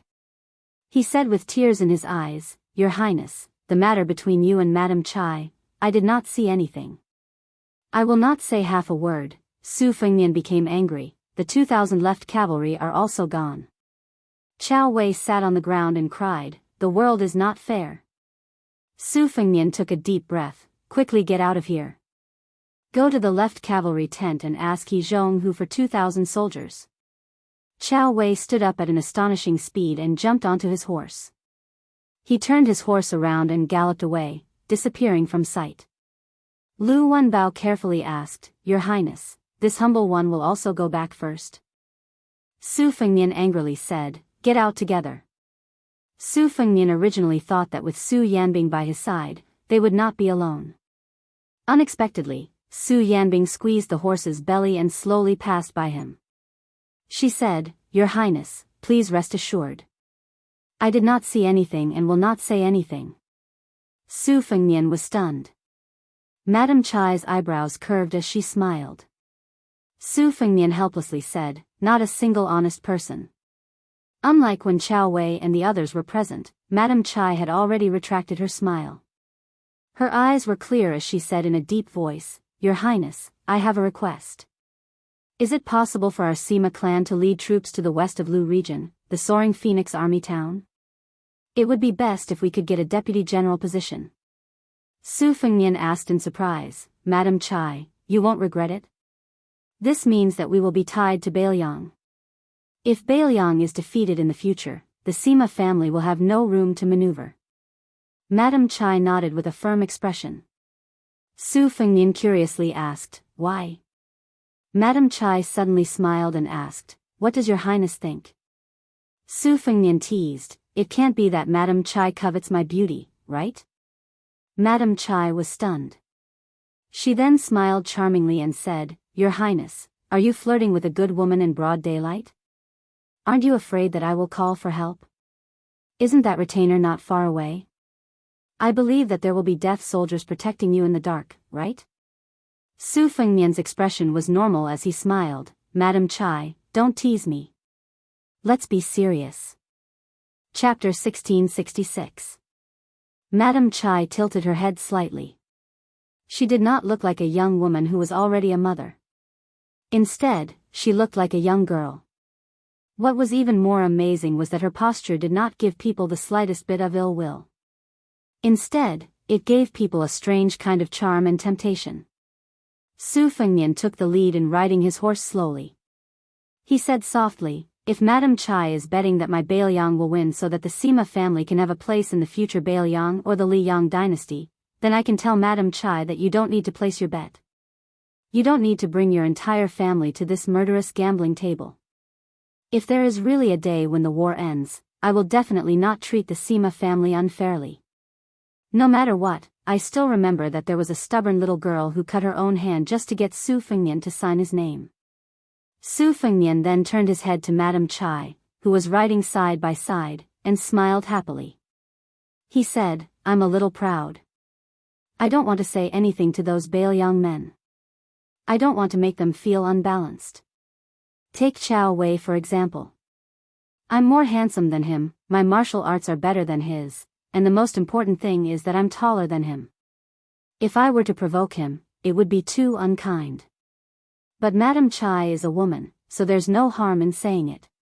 Madam Chai said softly, Your Highness really doesn't treat Chai Dongdi as an outsider. Su Fengnian raised his hands and begged bitterly, Madam Chai, please let me go. Madam Chai held her belly and laughed. Su Fengnian glanced at them from the corner of his eyes, intentionally or unintentionally. The mountains were rising and falling. Su Fengnian actually had no distracting thoughts in his mind. He was reminiscing about the past, but he was also reminiscing about the past. Madam Chai suddenly straightened her back and looked towards the direction of the new city, muttering, I am staking everything on this one throw. I want to obtain an official position for the Sima family. Of course, I am not lying. Who doesn't want their family to be able to hold the position for generations to come? I, Chai Dongdi, am only a woman who lives in daily life, but I have also read books. My vision is a bit more farsighted than that of ordinary rural women. Since I have married into the Sima family, I want to be worthy of the Sima family. The prince said that not only Bailiang, perhaps the western regions in the future will also be a place like a paradise. There will be private schools and the sound of studying everywhere. Every family will have elderly people enjoying their old age in peace, and every family will have a woman who can peacefully take care of her husband and children. Life like this was really good. Just thinking about it makes me happy. Su Fengnian nodded. Madam Chai suddenly smiled and blinked her eyes. She turned her head and said wittily, I am a woman, whose looks are passable. No matter what I think of the prince, I still want to be liked by men. Especially those men who don't want to pounce on me the moment they see me. If he is always a gentleman, he will feel disappointed in his heart. Just like how the prince said that he is proud of himself, he can only say these things to some women. I can only say these things to the prince. Su Fengnian was speechless. When he was young, when he was drunk and whipped a famous horse, he only thought about how to pretend to be heroic. When he really matured, he actually went upstairs alone most of the time. There was no one beside him, and he went upstairs alone. Madam Chai looked at the young king's side profile and asked softly, Will Beimeng attack Bailiang again with the power of the whole country? Su Fengnian hesitated for a moment and said, it was supposed to be like this, but now there are signs of internal strife in Beimang. The Murong and Yilu families might split. Of course, I will do my best to add fuel to the fire. However, the possibility of this is not high, and I can't have high hopes. I can only plan for the worst. Gu Jiantang took the initiative to attack earlier because he saw this clue. He was afraid that the Yilu family would take over the Beimang court and use the two Liao provinces as a breakthrough point for the army to invade the south. Otherwise, with Gu Jiantang's temperament, he would never act so quickly. Madam Chai, you have heard these words, but don't tell others. Madam Chai nodded and said, of course, I know the severity of this matter. Su Fengnian raised his horsewhip and pointed towards the distant north. With a heavy expression, he said, after Huda's city was captured by Dongzhua, more than half of it was destroyed. More importantly, after the northern Mang's armies retreated far away, this king of the south courtyard's 100,000 private soldiers and Tuoba Bodhisattva's elite cavalry are still eyeing covetously at the border. This is to prevent our northern Liang from going all out to repair Huda's city. In the end, once the great battle of Liang and Mang breaks out, the tug of war between Huda's city and the Dragon Eye Plains is destined to be very tragic. It might not lose out to Azure City. Then, with Huayang Pass as the core, the front line of Liuya and Fuling. After that, He Zhonghu's left cavalry will enter the battlefield and defend the northern part of the new city. Compared to the previous three-front battle, Beimang won't be distracted by the Gourd Gate in Yuzhou. Beiliang has already used the heads of Jingguan and Yang Yuanzan to prove that Beimang can't leave that battlefield. In this way, not only will the smoke outside Liangzhou Pass rise, but the entire defense line in Liuzhou will also bear a heavy burden. Of course, Liuzhou's general Yan Wenluan and the new commander of the cavalry, Yu Wandao, will also move to Liangzhou. This will make Beimang's army unhappy and many people will die. Su Fengnian tightened his grip on his horsewhip. Compared to my previous anger, I feel much better now. Because of this trip to the capital, I know that not everyone thinks that Beiliang's death in battle is a matter of course. There are still many people who feel injustice for Beiliang. Madam Chai said softly, is Beiliang content with just this? Su Fengnian shook his head. It's not content. It's just that when Beiliang's people face the north and die, they realize that there are not only people who are mocking and ridiculing them, but also people who are filled with grief, indignation, and guilt. It's not that, for some reason, Su Fengnian didn't continue. Su Fengnian said softly, I, Su Fengnian, am Su Zhao's son. In this life, I don't have the right to feel sorry for myself. These are my heartfelt words. I'm not lying. But I hope. Su Fengnian paused for a moment. His eyes were resolute. Before the battle with Tuoba Bodhisattva, the six-pearl Bodhisattva of Mount Lantua gave me a blade and a sword. The name of the sword is really good. The name of the sword is loud. Therefore, I hope that the people of the Central Plains don't expect them to be grateful. I also don't expect them to fight in the cold. I only hope that the entire Central Plains can hear the sound of Beiliang's 300,000 cavalry marching north from the northwest border. Hearing this heroic, loud, will allow them to stop pretending to be mute and deaf. Madam Chai pursed her lips and looked at him in a daze. Su Fengnian suddenly smiled. We're here. As they approached the new city, Su Yanbing and Lu Wenbao were quietly waiting for them. Madam Chai reined in her horse. Your Highness, I won't be going to the new city. I'll just take it that Your Highness has agreed to give the Sima family a deputy general in the Phoenix Division. Su Fengnian also stopped his horse. He turned his head and said helplessly, all right. Su Fengnian cupped his fists and sent them off. Then, he slowly moved forward. Suddenly, Madam Chai called out softly from behind him. Su Fengnian. Su Fengnian didn't turn his head at all. He continued to speed up. Madam Chai laughed loudly. I, Chai Dongdi, will be waiting for you in the western region. I want to give birth to your child. Su Fengnian fled in panic. Su Yanbing looked at the young king who seemed to be sweating profusely. He held back his laughter and gave him a thumbs up. Lu Wenbao also gave him a thumbs up. But when the prince stared at him with a murderous look, the Linyuan county governor resentfully retracted his thumb. But Lu Wenbao, who seemed to be ready to die, suddenly gave him a thumbs up again. He didn't want to put it down. Many years later, in the western region's Feng province, after the snow stopped, a woman's hair had turned white. She sat in a wheelchair with a warm and heavy blanket on her knees. She smiled and looked into the distance. She closed her eyes and fell asleep. In a trance, she seemed to have waited for many years. The old woman's eyes were filled with tears as she whispered. When she was about to die, she suddenly tried to open her eyes. She finally smiled. Her vision was blurry. She looked at the person squatting beside her and said in a hoarse voice, "It's a little late." The person nodded and said, "I made you wait for a long time." She shook her head slightly and tried to raise her hand. It seemed like she wanted to tidy up her hair. But she didn't have the energy to do it.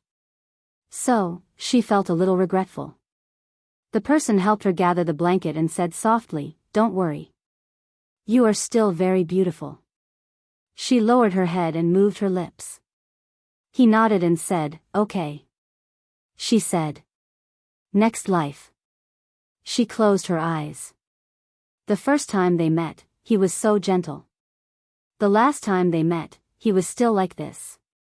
Whether there was a next life or not, it didn't matter. On the city wall, the sun was setting. The old woman was called Chai Dongdi. The old man was called Su Fengnian. Chapter 1667. Beiliang Province's Lingzhou was worthy of being called the Jiangnan beyond the Great Wall. Other than being rich, it also had a rare scholarly atmosphere in the northwest. Therefore, in the past few years, Lingzhou was a bit arrogant when facing Liangyu and Yuzhou. The military strength of the garrison was far from being as valiant as Liangyu province, but we have a lot of scholars here. It was a pity that after a young scholar called Chen Wang appeared in Yuzhou, the scholars in Lingzhou became a bit sickly. Even though Sun Yin could be considered a scholar who had walked out of Lingzhou 2 days ago and his highest position was the right chancellor of the Imperial College in the capital, compared to Chen Xiaobao who was in the center, he was clearly a great distance away. However, this kind of dispute could not affect a small place like Huangsha Province's Huanghua County. Huanghua County was a lower county and was located at the westernmost part of Lingzhou. Huanghua County was famous for being poor. Because it was in Lingzhou, Huanghua County appeared even poorer. Every time the county magistrate of Huanghua County went to the provincial capital and met a colleague of similar rank, it would be a torment. However, even though this place was poor, compared to Yuzhou, which did not like books and swords and spears, Huanghua County had dozens of villages of various sizes. Other than the government's voluntary school, almost every village had a private school. The wealthier villages and families even had ancestral schools. Therefore, the sound of children studying here was no less than other places in Lingzhou. Li Xian was the most knowledgeable scholar in the Li family village. He was an old man who had been to Liang's capital. However, it was said that he had failed the examination. He had traveled thousands of miles and returned thousands of miles. Logically speaking, if he had passed the examination, it would not be difficult for him to get a job in Huangsha Province's government. Unfortunately, the scholars from the Central Plains had flooded into Lingzhou and someone had taken his position as a lecturer. Li Xian was originally from a poor family and could not make any connections. It was unknown whether it was because he was angry or not, but he simply returned to his village and opened a private school. There were 7 or 8 children from his village who were studying there and could barely make ends meet. It was impossible for him to save money to buy books. Moreover, Li Xian took the initiative to recruit a few children who did not have a surname to enter the private school. Not only did he have to pay for books, but he also took care of their meals and drinks. As a result, many girls of the age in the nearby villages who originally admired Li Xian backed off under the pressure of their parents. Today, Li Xian carried a small pot of wine to the neighboring village. There were no official roads between the villages, only a small sandy path that was about 10 feet wide. When the villagers and women met Li Xian, they would respectfully greet him as Mr. Li. Li Xian would also respond with a smile and chat for a while. Li Xian arrived in front of a hut by a stream and surrounded by a fence. An old hen and a group of chicks were looking for food, pecking and pecking. When Li Xian pushed open the wooden door, he saw a familiar figure walking in the distance. He smiled knowingly and stood at the door, waiting. The old man walked slowly with a hunched back, but he was hale and hearty. In his hand, besides carrying a pot of yellow wine sealed in mud, there were also some food wrapped in oil paper. The old man was the same as Li Xian, a teacher at the village's private school. However, compared to Li Xian, he had been teaching for more than 20 years. The old people in the surrounding villages all said that this guy surnamed Lu was an outsider whose ancestral home was from the Central Plains. His ancestors were very noble. When he first came here, he was very extravagant and was very imposing at that time. However, after so many years, no matter how rich his family's wealth was, it was likely that he had spent it all. Or perhaps he was really old and could not straighten his back. Compared to the villagers, Li Xian knew more. There was no doubt that Mr. Lu was a remnant of the spring and autumn period. When Li Xian was traveling north, he passed by Beiliang. He should have continued north and followed the aristocratic families from the Central Plains into the southern dynasties of Beimang. However, when Mr. Lu reached Beiliang, his family was in a mess. Some died of illness, some went missing, and some went crazy. In the end, it seemed that Mr. Lu was the only one left. He survived muddle-headedly. Li Xian did not know the truth, and Mr. Lu was not willing to talk about such trivial matters. In short, he took root in Beiliang and set up a private school. Due to his eccentric temperament, rigid and harsh personality, coupled with his strange nagging, the private school had always been deserted. If it were not for the fact that he knew some strange medical skills that even the local doctors could not understand, this old man would have starved to death long ago.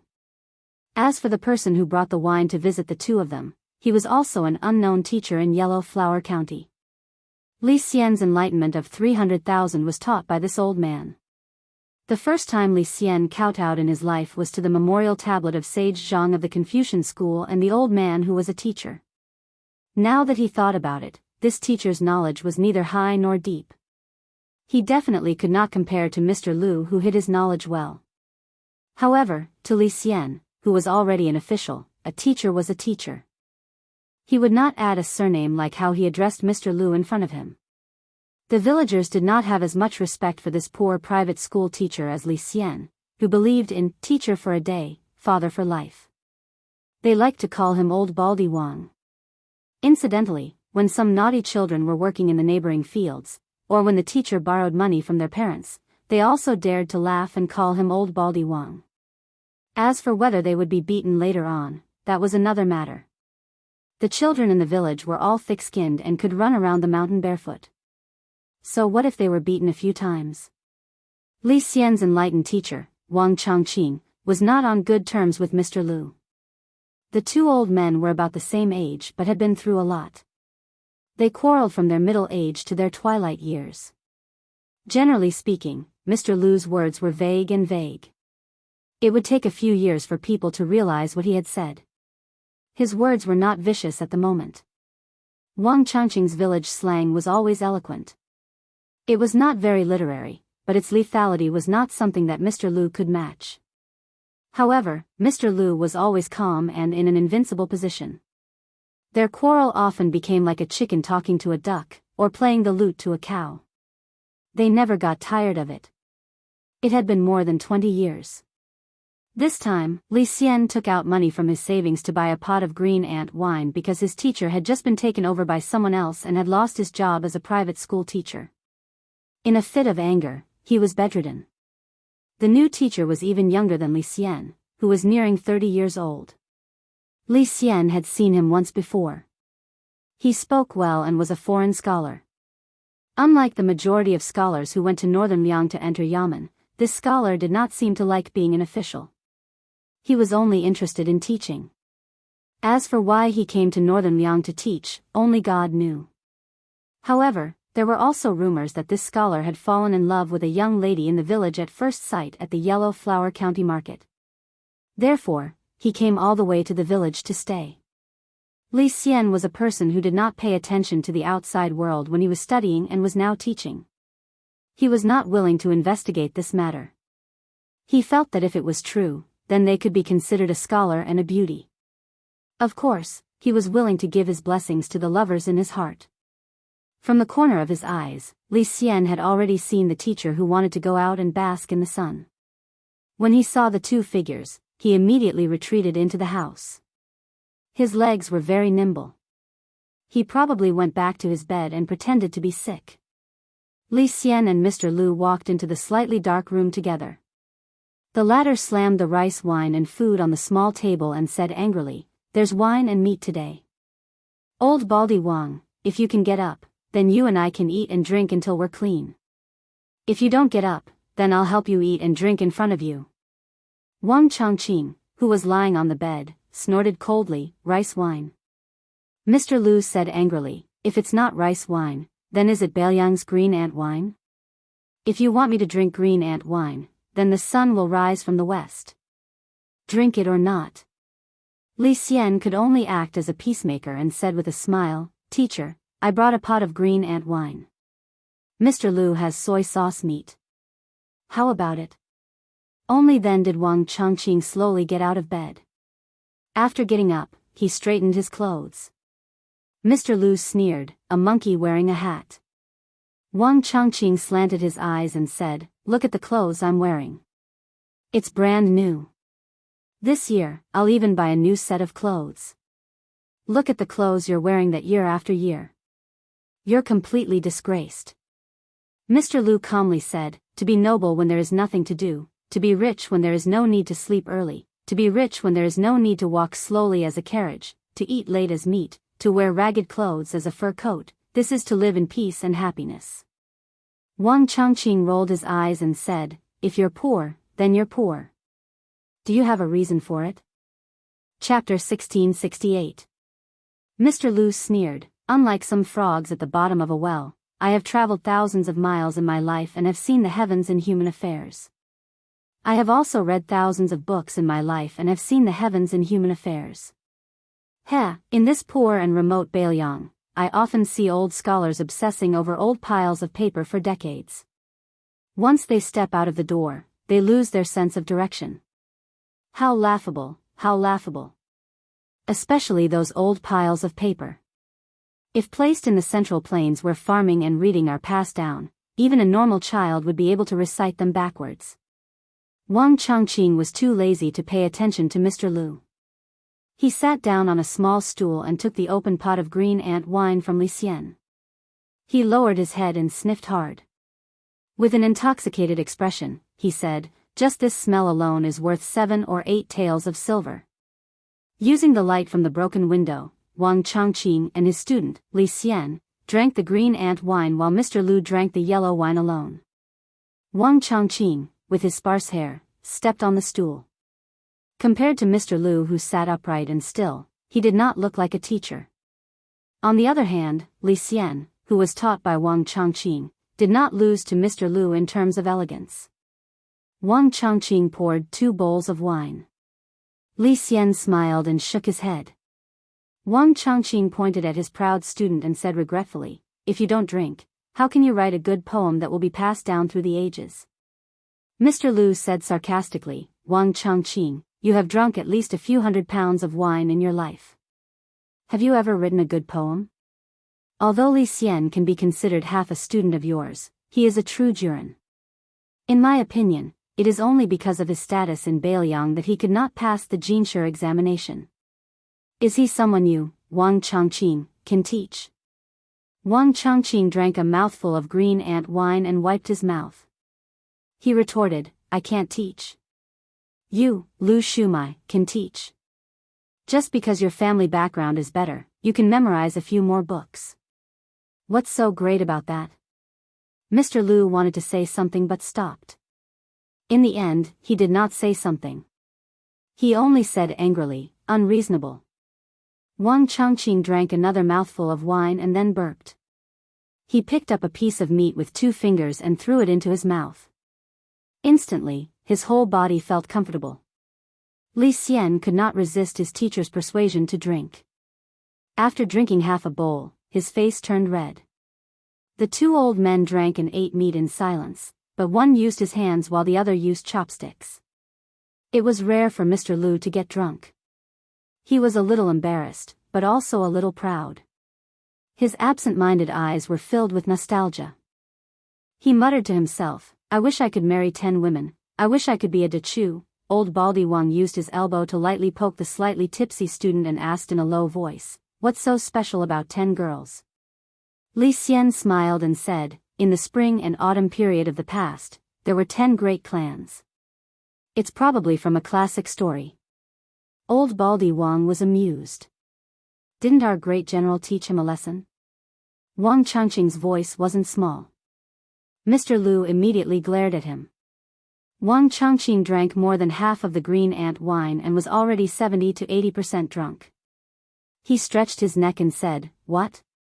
You're not convinced? Don't think that you can look down on Bailiang just because you're a remnant of the spring and autumn period. Do you really think that you're better than others? Humph, I've tolerated you for many years.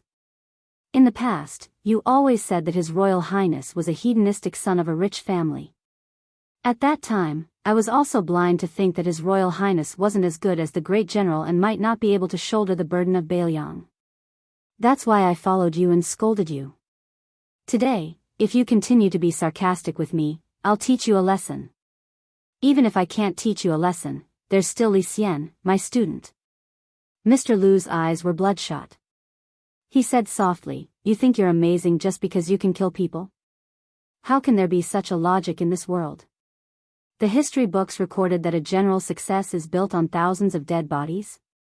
That's not the logic of a scholar." Wang Changqing suddenly slammed his wine bowl heavily. A small portion of the green ant wine spilled out of the large white bowl. Wang Baldy, who usually went to the market to drink a bowl of wine, could drink until there wasn't a drop left. This time, he didn't care about his heartache. He said angrily to Mr. Lu, "The great general killed people like scything flax. I don't know if it's reasonable for him to let your central plains sink or not. I only know that from the great general to the Prince of New Liang, 2 generations of the Su family led the soldiers outside the Northwest Pass and blocked the 1 million-strong cavalry of Beimang for your central plains. Taking a step back, even if the great general owes your remnant of the spring and autumn period, the Prince of New Liang and the Bailiang frontier army will repay this debt on behalf of the Su family this year. Zhao Shunzi from our village, Li Xian's Li Erwa from Li Xian's village, and 2 young men from your Lu Mao's village. 4 people outside the Bailiang Pass, but only 1 survived. 1 died in Huda City, and the other 2 died at the mouth of the gourd. Zhao Shunzi was in his early 20s. He was the same as me, Wang Changqing. In your eyes, he was someone who wouldn't be able to achieve anything even if he studied for his entire life.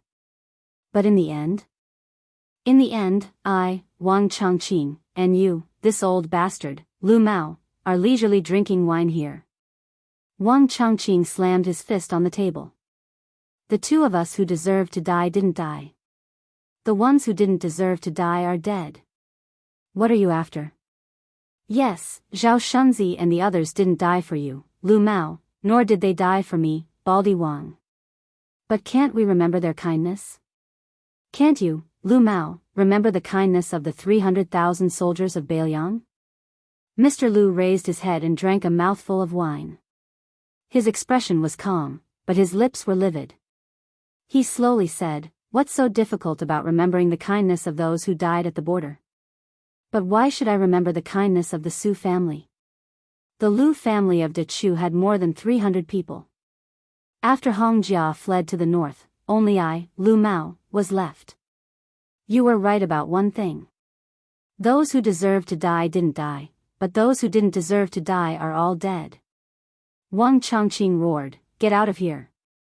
Lu Mao, I don't care how many of your people died back then." Mr. Lu suddenly stood up, smashed the jar of yellow wine, and strode away. Li Xian hesitated and then ran out after him. Mr. Lu's steps staggered. Li Xian wanted to support him but was waved away. Li Xian's voice was raspy as he said, "Mr. Lu, other than the elders of this village, Perhaps no one knows that my teacher's 2 sons died in battle early on outside Liangzhou Pass. Teacher's wife also died because of this.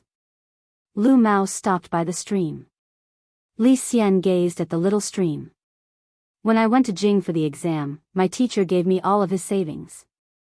He said that Mr. Lu liked a set of Words of the Window LV song, and told me to bring a set back for you from Great Peace City. But at the time, among the people who went to Jing with us, one of them wanted to stay in Jing to participate in the exam. I impulsively gave all of my money to him in hopes that he would not be troubled by life in that capital that was hostile to Beiliang and would be able to focus on his studies. I didn't even dare to confess this matter to my teacher because when I was leaving, my teacher told me that no matter what, Mr. Lu was truly knowledgeable. You were a true scholar that he could not compare to, but you were able to teach in Beiliang for 20 years. Therefore, Beiliang owed Mr. Lu. Therefore, he, Wang Changqing, should do something. Li Xian said softly, Mr. Lu carries the hatred of the country and family. My teacher never dares to have you forget anything. Li Xian looked around. But Beiliang, the poor and remote place in Mr. Lu's eyes, never forgets kindness. Never betrays justice. Li Xian smiled. I've never met the great general, nor have I met the new Prince Liang, but I've met my teacher, Wang Changqing. I've met Li Erwa, who went into the river with me in the early years to catch fish. I've met Zhao Shunzi, who scolded me as a bookworm when I was young and beat me up. I've also met my teacher's 2 sons, and I've met my teacher's wife. Then I think, since we were born in Beiliang, it's only right that we die in Beiliang. For the people of Beiliang who have to face the Beimang Iron Cavalry head-on, as long as the war at the border doesn't stop, it's normal for people to die every day and every year. Perhaps one day, we'll really be the ones to die. We'll still be unwilling, but we'll still be afraid. Death is one thing. Because Beimang can't let us Beiliang live an ignoble existence. And we don't want to live an ignoble existence either. Mr. Lu, you said that in the early years of the Central Plains, people hated not being able to marry 10 women and hated not being able to be to Chu. Today, Liang hates not being able to be born in Jiangnan and hates not being able to live in Taiyan. Li Xian smiled carefreely. As for me, Li Xian, I'm just a weak scholar. I only hate not being able to die in Liangzhou. The old man from West Chu stared blankly at the back of the young Beiliang scholar as he left. The old man suddenly lay down beside the stream, stuck his head into the water, and drank fiercely. Then, he sat down cross-legged and laughed. Good wine. The old man turned his head to look at the young man who ran back quickly. He must have thought that Lu Mao had taken things too hard. The old man couldn't stop laughing. On the contrary, Lu Mao had finally thought things through today. Compared to the Central Plains, whether it was the Central Plains of the spring and autumn period or the Central Plains of Liang, there weren't many scholars in Beiliang, and there were even fewer books. However, who said that there was no chivalry between the lines here? Chapter 1669. A group of people walked along the city entrance road to the northern wall of the new city. Among them was the northern Liang administrator, Li Gongda.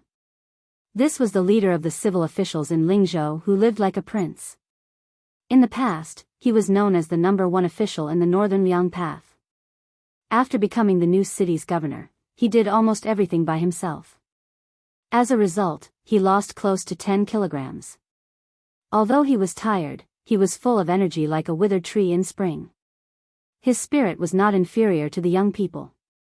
In the past 6 months, Li Gongda had hardly worn his official robes.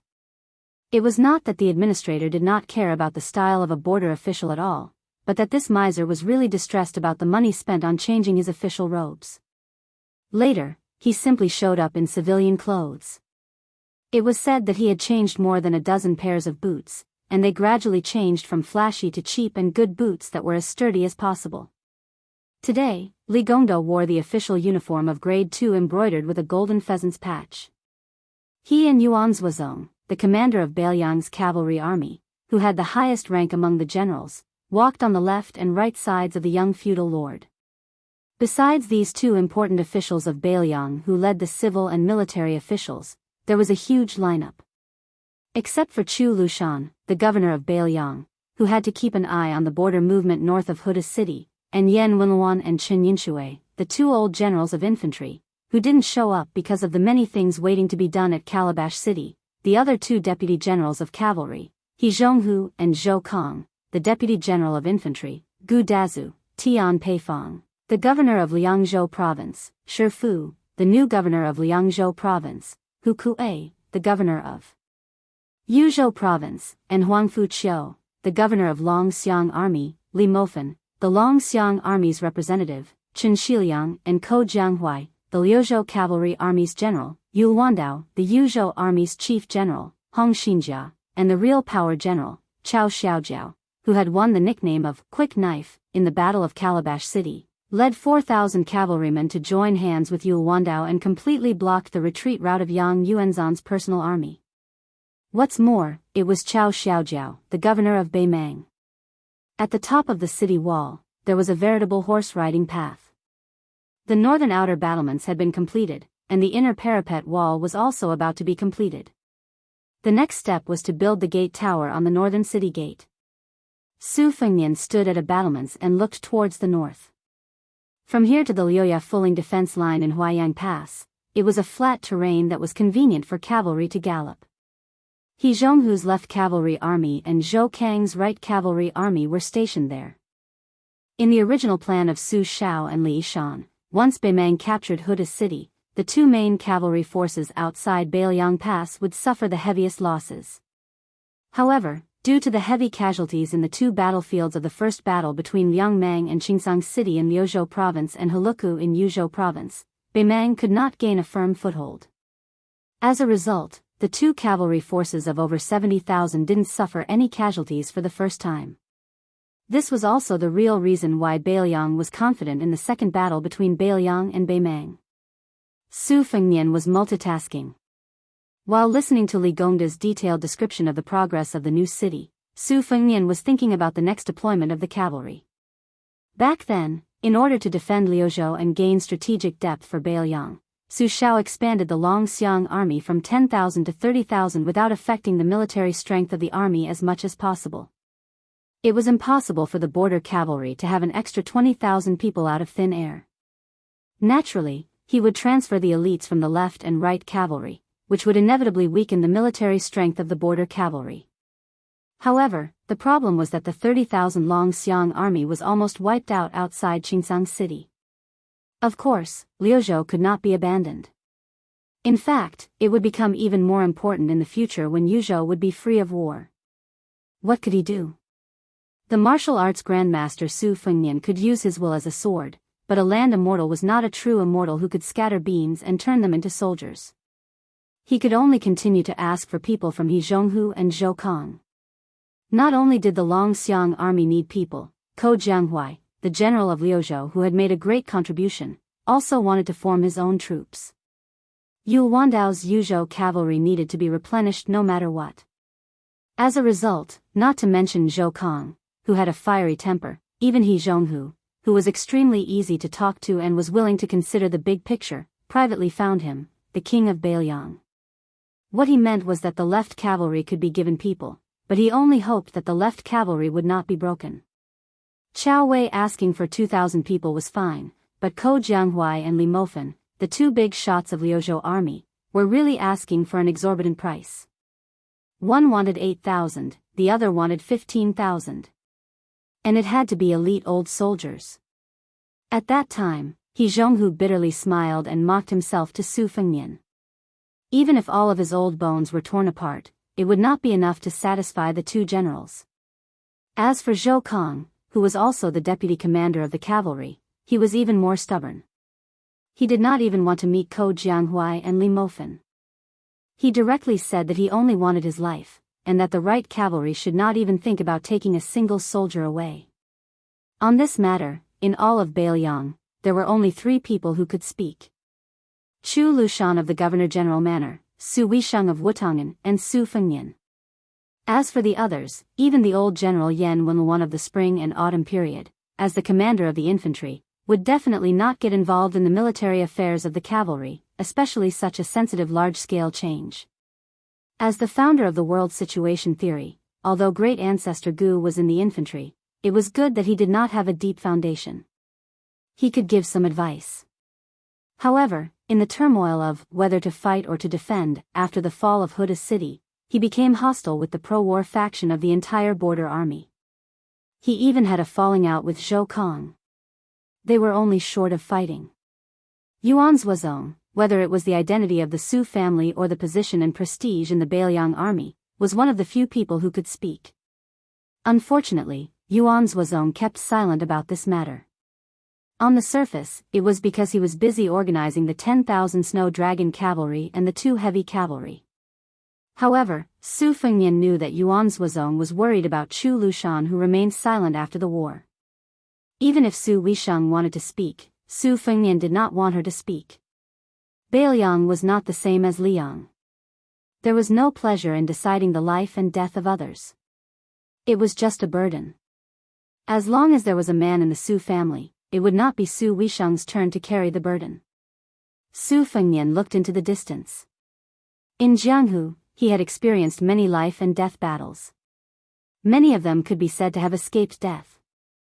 However, after the battle, he rarely had any lingering fear. As for the battle with Tuoba Bodhisattva, he even felt that it was not enough. As for the battle with Qi Jiajia and the imperial astronomer of Great Peace City, it was like turning over an old account.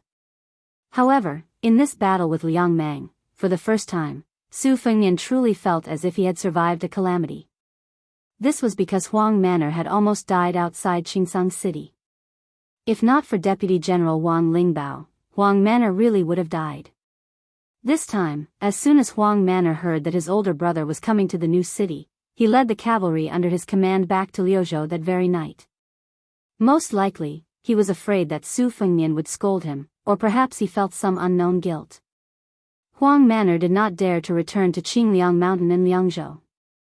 His second sister, Su Weisheng, was there. For Su Longxiang, the weight of his second sister's angry words was greater than the weight of Tuoba Bodhisattva's all-out attack. The sun set in the west, and the sun set on the long river. The border was no longer filled with smoke.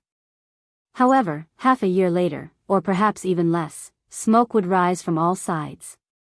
In Beiliang's next battle, even if there would not be a large-scale battle, compared to before, Lingzhou's western Shu, which was further south, would have an additional unpredictable king of Shu, Chen Jibao.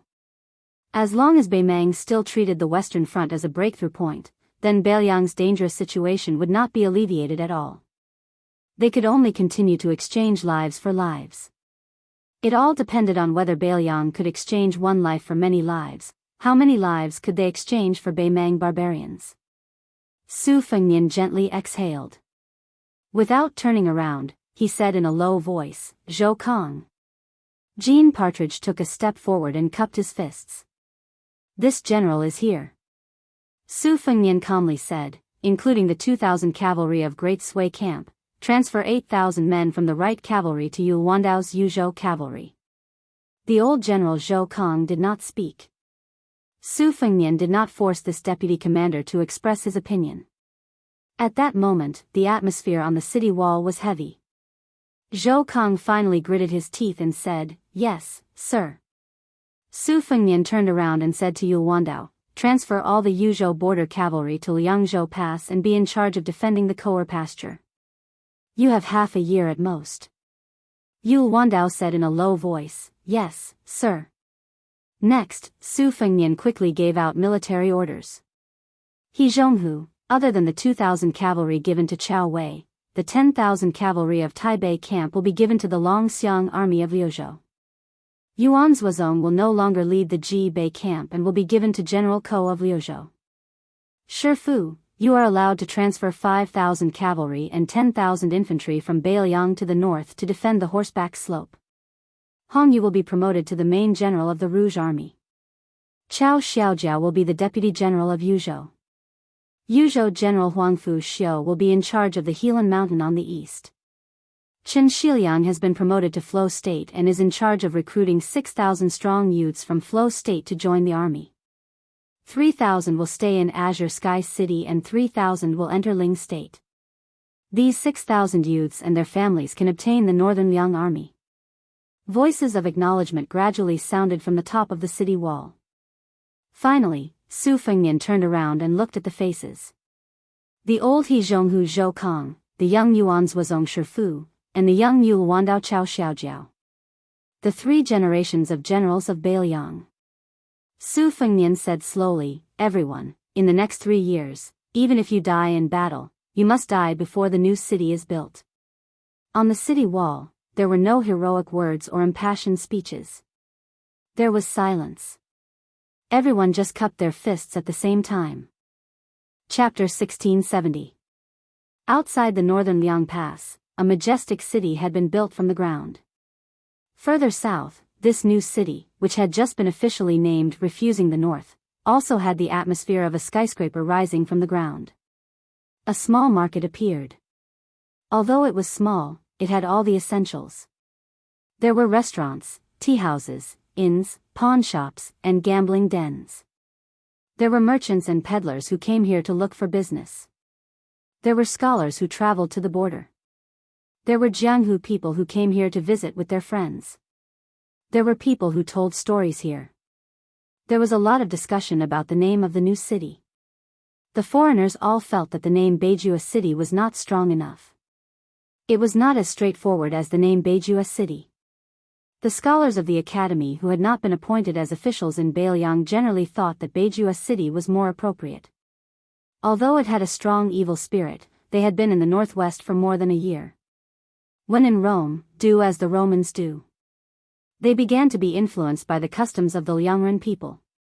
Like water entering a sandpit, it was no longer a hidden spring in the forest, but a turbid wine. Beijua City, which was built at the beginning of the 2nd year of Xiangfu, was the most important city in Beiliang, both strategically and symbolically. There were rumors that not only would the Protectorate General move into the new city from Huaiyang Pass at the end of the year, but a new Liangzhou prince would also build an official office here and become the provincial governor of the Outer Pass, who had both military and political power in Liangzhou. However, despite the importance of Beijua City, the elite border troops stationed around the new city were still in the pattern of northern Yan and southern Song. This could be seen from the fact that there were no patrols in the market. At first, the scholars who went to Beiliang were puzzled. They only understood after the local merchants explained that there were fierce battles outside the pass and peace inside the pass. Beiliang had been peaceful for more than 20 years.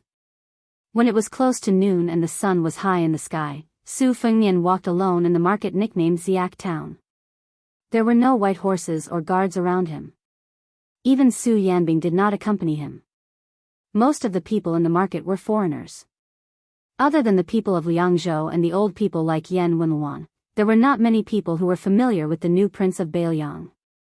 The tens of thousands of soldiers in Huda's city were familiar with him. Unfortunately, they had all died in battle, including their general Lu Jinu. They were also familiar with Su Fengnian's soldiers. However, more than half of them had died in the Second Battle of Heluku. Other than Yule Wandao, no one else would appear here.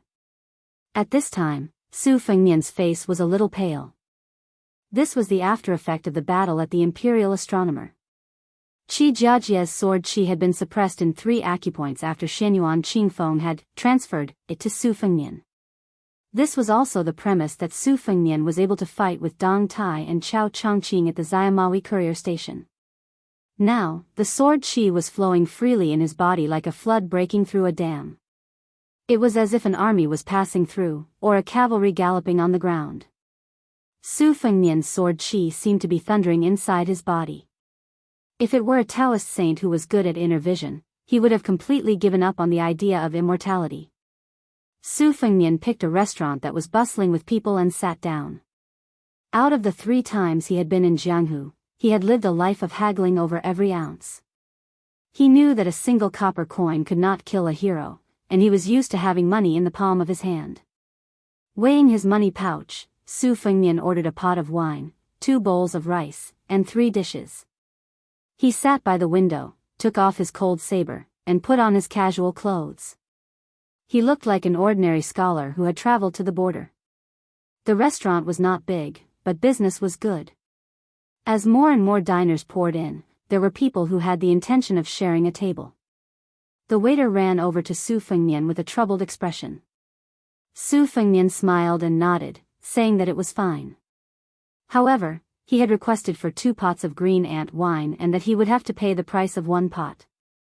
The waiter thought about it and felt that this business was still profitable, so he acted on his own initiative and agreed on behalf of the restaurant owner. There were 5 people sharing a table with Su Fengnian, 1 woman and 4 men. The 4 men had completely different auras. It was unknown how they got together, but it was obvious that they were heroic and scholarly. For example, there was a tall man in his 30s. The scabbard of his sword was made of gold. As for the scholarly man, not only did he have a scholarly aura, but he also had a red sandalwood folding fan sprinkled with gold.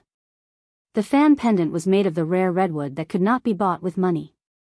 However, Su Fengnian's eyes were shrewd and ruthless. One of the redwood pendants was made of honey, while the other one was made of low-grade iron. Thus, the difference in status between the two was obvious. It was obvious that the latter was just putting on an act. 1 table and 4 long benches. 2 heroic guests and 2 scholarly men sat side by side on Su Fengnian's left and right. Only the young and elegant woman sat alone across from Su Fengnian. Clothes make the man, and Buddha makes the gold. Probably they did not take the plainly dressed Su Fengnian seriously, so they talked without restraint. The woman had a Jiangnan accent, soft and gentle. She did not speak much, but she did not agree with the men. The 2 chivalrous men had a Jizhou accent and a Liaodong accent, while the scholars came from Qingzhou in the Central Plains and Jianzhou in the southeast. These 4 men talked about the world situation as well as Jianghu anecdotes. In their words, they had mixed feelings about the Liang imperial court. They felt that the officials of the various government offices in the capital were a new atmosphere for the new dynasty. It was a pity that Lu Xingxiang and the other generals of the southern expedition failed to live up to expectations, which allowed the Guangling rebels to take advantage of the situation and grow stronger. However, without exception, they did not have any doubts about the entire Liang dynasty's prosperity. First of all, Beiliang had defeated Beimang, and the northwest gate was as stable as a rock.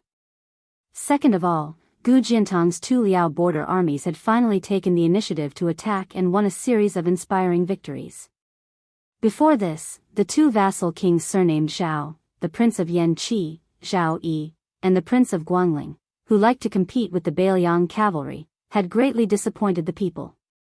Fortunately, the great pillar state Gu Jiantang had stepped forward at this time, allowing the people to feel relieved. It turned out that in Liang, other than the Beiliang border army, there was no one who could compete with the Beimang barbarians. When it came to the 2 Liao and the assistant minister of the Ministry of War, Su Gong, who patrolled the borders for the emperor, the scholar from the Central Plains, casually, said that his father's generation had a close relationship with assistant minister Su. They had been schoolmates in the early years, and later on, they had become colleagues. When General Long Xiang entered the capital to take up his post, his father's generation had been in the procession to send him off. Even now, they were still exchanging letters. Hearing this, the woman who had been glancing at Su Fengnian from time to time suddenly became high and mighty again. Su Fengnian ate slowly and carefully, but there were only 2 bowls of rice and 3 dishes. No matter how slow he ate, he would eventually finish. Fortunately, there was still a pot of green ant wine by his side. He put down his chopsticks and opened the pot to pour himself a cup of wine. In reality, it was not just his table that was talking loudly. Most of the people in the restaurant were talking about the state affairs and eating the dishes and wine that cost 2 or 3 taels of silver. They were talking about the hearts of the imperial palace of Great Peace City or the Wangfu of Mount Qingliang in Beiliang.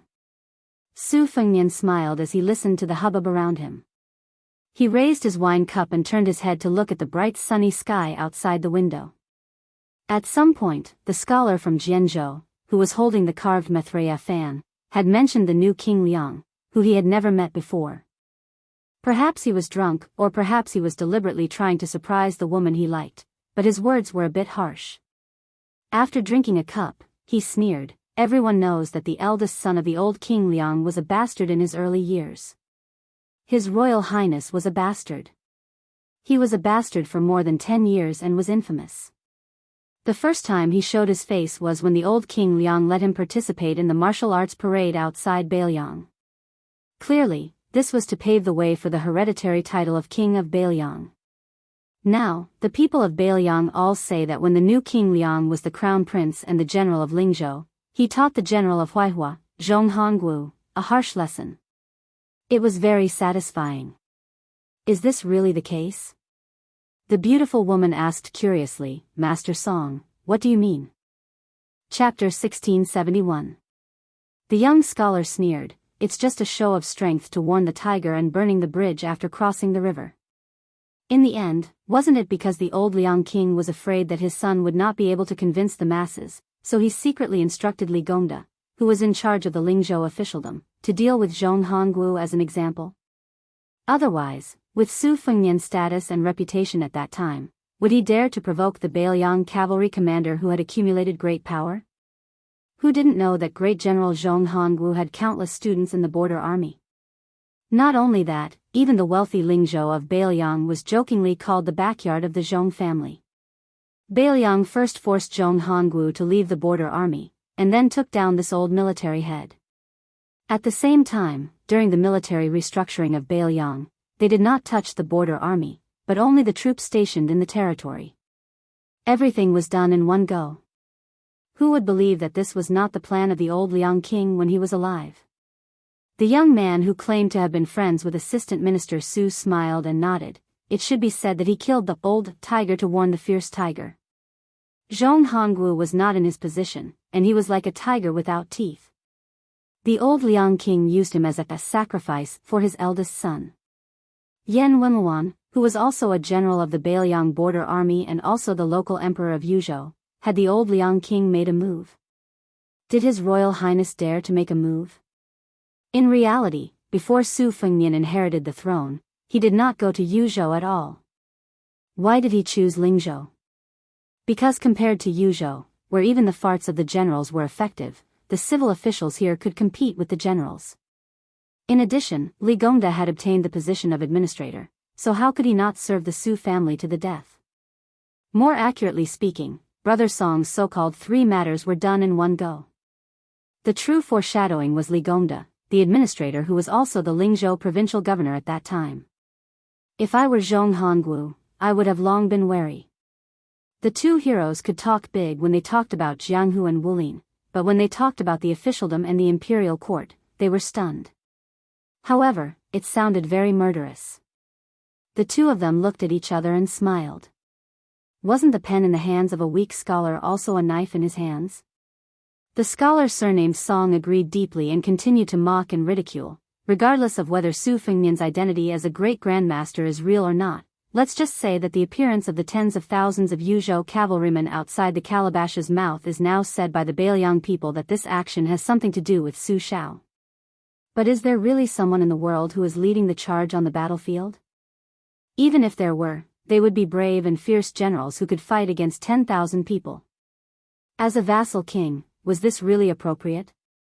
Did he not know that if he died outside the pass, there would be no need to defend Beiliang?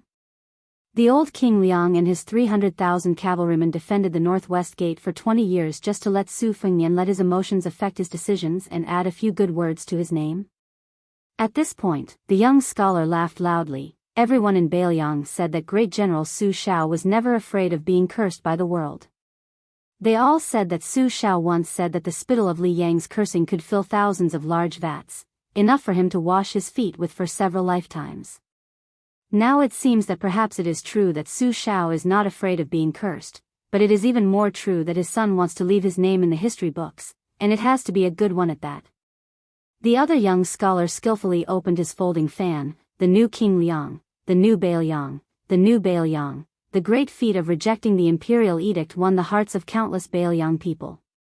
Amazing. But I don't know if it was Su Beiji's idea or Chen Shiliang's plan. In my opinion, if not for Su Beiji and Lingzhou buying grain and Chen Shiliang strategizing in Qingsang City and Liuzhou, even if Beiliang had a border army of 300,000 cavalrymen, they would not be able to stop the million-strong army of Beimang. Scholars were naturally close to other scholars. Of course, this was on the premise that there was no direct conflict of interest between scholars. Otherwise, scholars would harm scholars and kill without spilling blood. Su Fengnian slowly drank his wine. The meaning of the two young people was very clear. He was able to become king of Bailiang today because of his father, Su Shao, and Li Yishan. He was able to guard the pass because of Su Beiji and Chen Shiliang. And he himself was wandering around Bailiang, seeking fame and deceiving the hearts of the people. Su Fengnian was actually not angry at all. Instead, he was somewhat happy. In any case, these two foreign scholars admitted that the Su family had protected the Northwest for 2 generations. The hero with the golden scabbard sword lowered his voice and carefully said, "Two young masters, the walls have ears. I heard that the spies of Bailiang's Fu Shui chamber have top-notch ears." The scholar from Jianghu with the surname Song laughed and said, "It's fine. If they are captured, then so be it." It also proves that Su Fengnian's magnanimity is not enough to be the powerful king guarding the Northwest. Su Fengnian suddenly had a whole new level of respect for this person. There were many spies of the Fu Shui chamber in this small town, and all of them were experienced veterans.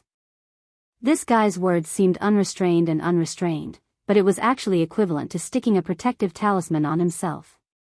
If that Su Fengnian, who was fishing for fame, knew about this, he would laugh it off after hearing the news.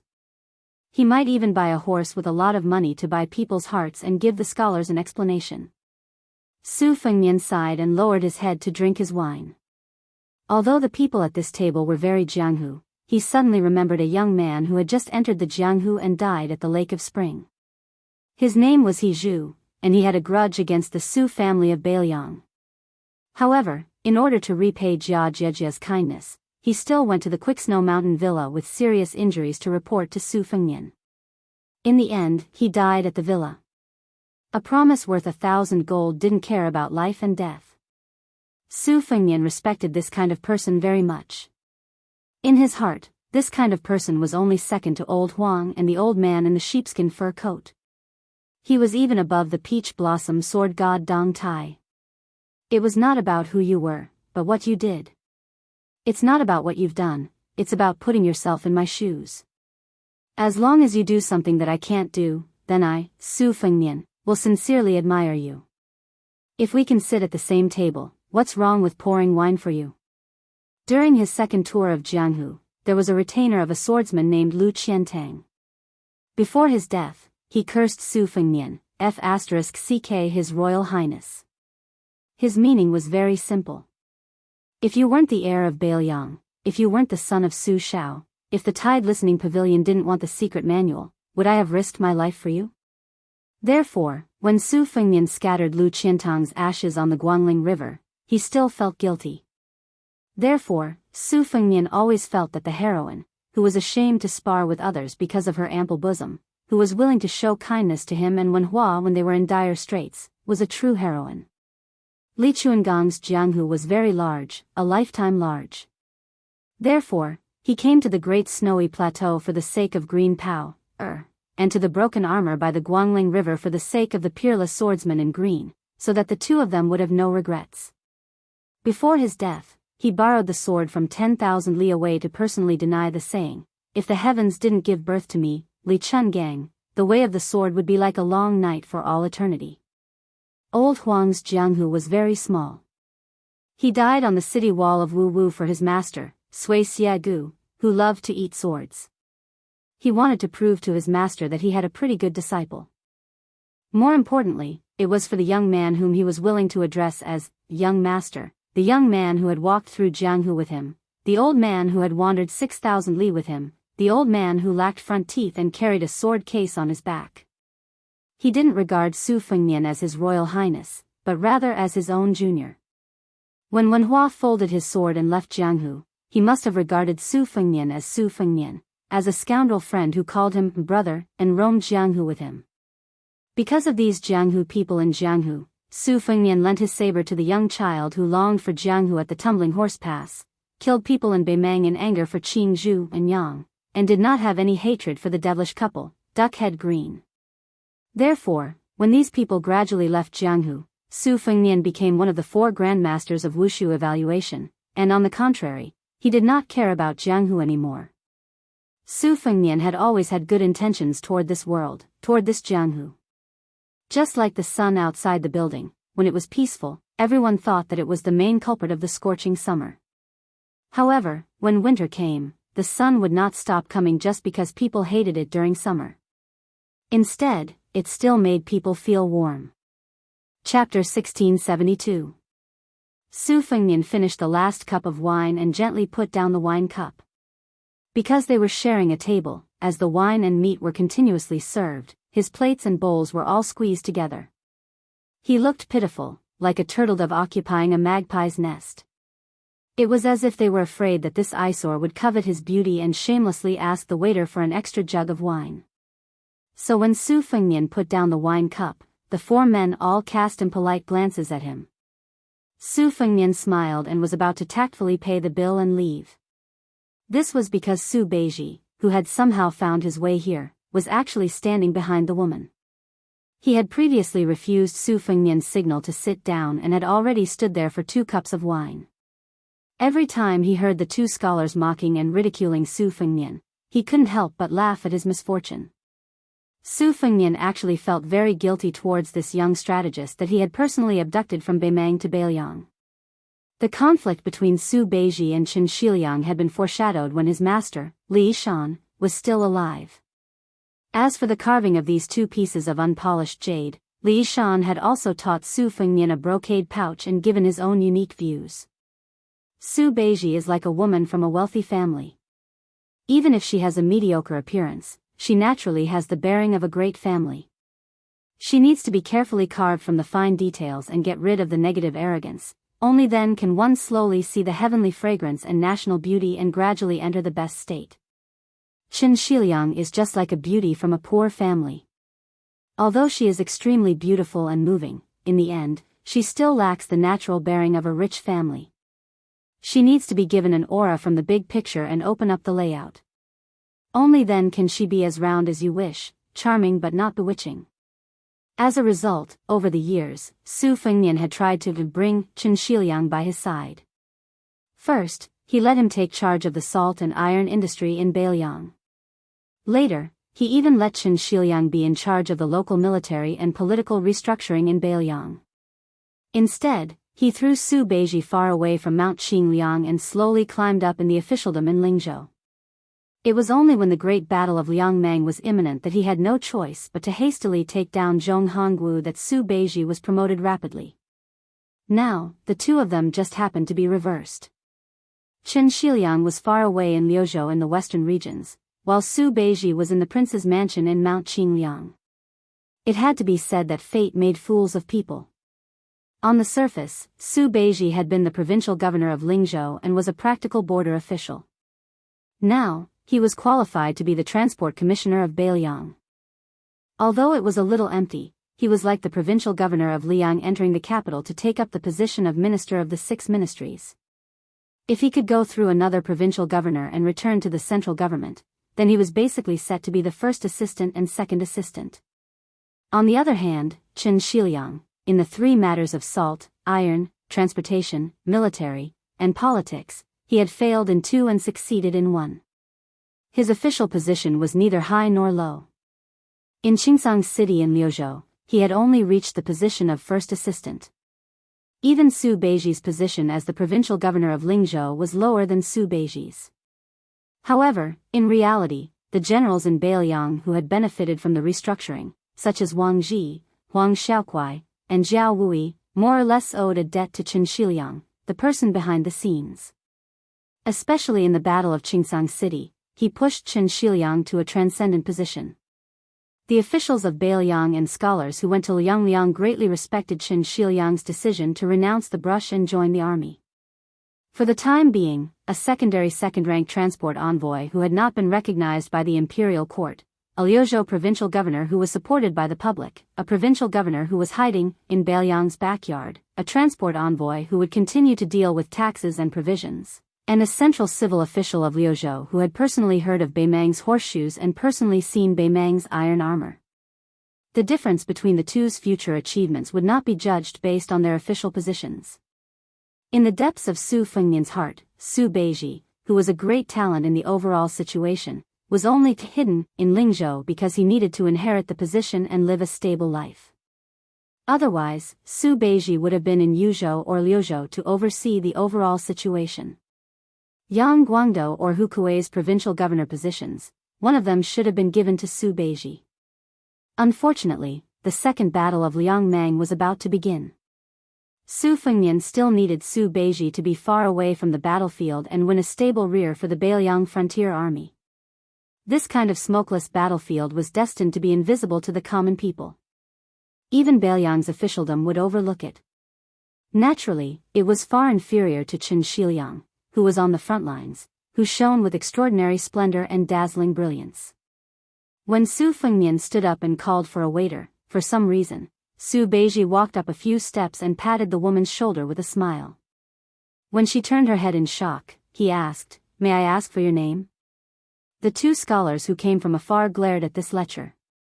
The heroic hero from Liaodong suddenly stood up and pressed down on the sword at his waist. He said in a low voice, "Brat, I advise you to remove your dog's paw from Miss Lu's shoulder." The four of them saw the young man angrily withdraw his hand. However, he immediately raised his hands and clapped heavily. Very quickly, a Beiliang warrior in iron armor strode into the restaurant. The hall was instantly silent. As for this general, one could tell at a glance that he was no ordinary soldier. It would be an understatement to guess that he was a commandant of the border army. Su Beiji was like a hedonistic son of a rich family. His dog's paw was placed on the woman's shoulder again. His other hand pointed behind him and smiled. "What, you don't like it?" The burly general full of killing intent stood behind Su Beiji. Although his aura was shocking, his eyes were filled with helplessness. Motherf *Ker, I am a military officer with real power in Lingzhou. How did I become a henchman who helped my young master bully people? The key was that this was in front of the king of Beiliang. Su Fengnian, who was taking out money to pay the bill, felt a headache. The waiter quickly took the money and ran away. The hero of Liaodong immediately let go of the hilt of his sword. Although he did not say anything about lowering his head, it was clear that he wanted to keep the peace. Su Beiji suddenly turned to look at the hero of Jizhou. He took 2 steps forward and slapped the guy's head. He cursed, "From your accent, you're from Jizhou?" "Jizhou, right? I almost went to your Jizhou to be the administrator." *CK your Jizhou. According to Su Beiji, the Beiliang cavalry would really have to borrow food from Jizhou and Hezhou. Moreover, they would have to advance all the way to the west of the capital. Su Fengnian was a thick-skinned grandmaster. Su Beiji could not vent his anger. Today, he finally had a chance to do so. The hero of Jizhou wanted to cry but had no tears. "The person who provoked you was not me. I was busy cleaning up the greasy chicken leg. I wanted to flatter Miss Lu, but I missed it. I didn't even have time to glare at you. What right do you have to be angry at me?" Other than the Lingzhou lieutenant, there were quickly 7 or 8 armored soldiers who heard the news. As a result, Su Beiji's bullying became even more obvious. Su Fengnian stood up and walked around the table. He held Su Beiji's hand and quietly said, "Let's go." Su Beiji forcefully swatted away Su Fengnian's hand. He angrily said, "Go, go, go. You only know how to retreat. When will you show even a sliver of your courage toward Beimang? The Liang imperial court will not dare to let Wen Tai and Ma Zhongxian go to Jianghan province to take over the transportation. I, Su Beiji, was in Lingzhou and was called the governor of Bomi. Now I'm in Qingliang province. I've become a transport officer in the mountains and a grain purchasing official. This doesn't matter, but our Beiliang cavalry does." Su Beiji, who had accumulated a lot of resentment, was finally furious. He punched Su Fengnian in the chest. "If Liang wants fewer people to die in the world, I, Beiliang, agree. But if Liang wants more people to die in Beiliang, Su Beiji will be the first to disagree." Wen Tai, Ma Zhongxian, and Su Beiji, were mentioned one after another. It was not just the two scholars who had just mocked Bailiang about the transportation. They were so scared that they kept quiet out of fear. The entire restaurant did not dare to breathe loudly. Su Fengnian wanted to say something but stopped. Su Beiji suddenly looked like a disheartened old man in his twilight years. He was dispirited and said self-deprecatingly, "I know that in the end, you were able to let the imperial court enter Bailiang without a lack of provisions. You, the king of Bailiang, have actually done very well." Su Beiji looked at the young vassal king. "But, I feel that it's not worth it for you." Su Beiji suddenly turned his head and roared at the five people, "Do you think that Bailiang is a fool? That the names on those stone tablets are all fools? Just for this bastard called Su Fengnian, you are so generous to die in battle outside the pass?" Su Beiji, who did not drink but looked like he was drunk, looked around. "If I, your father, Su Fengnian, was a sullen bastard, would have killed you guys who can't even be considered bastards. South of the pass is my Bailiang. Don't forget, south of Bailiang is your central plains." Su Fengnian shook his head and said to Ju Zi, "I'm not sullen."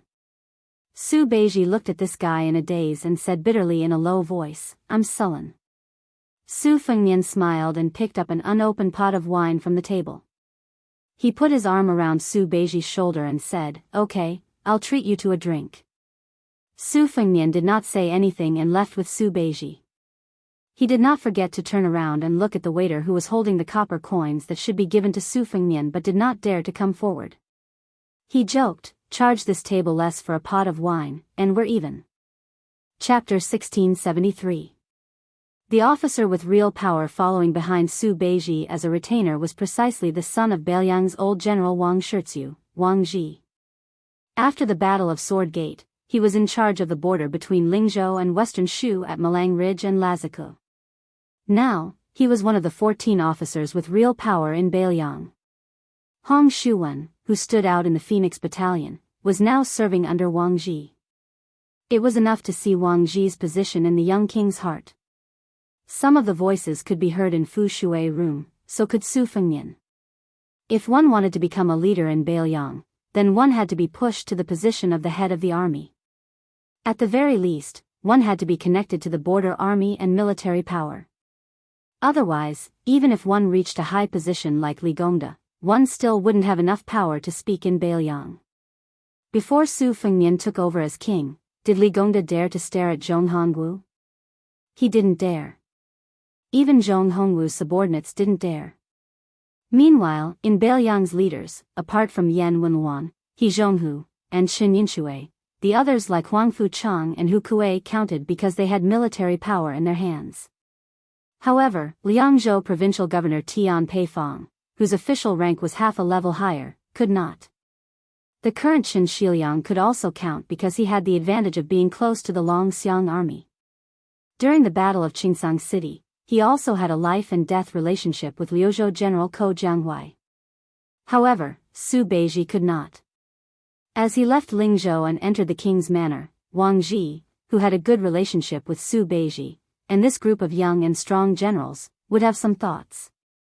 That was why when Bailiang's big shots met at Beifong City and Wang Ji left Lazikou North, apart from Wang Ji wanting to advocate for Su Beiji, wasn't Lingzhou General Han Laozhan secretly inciting him?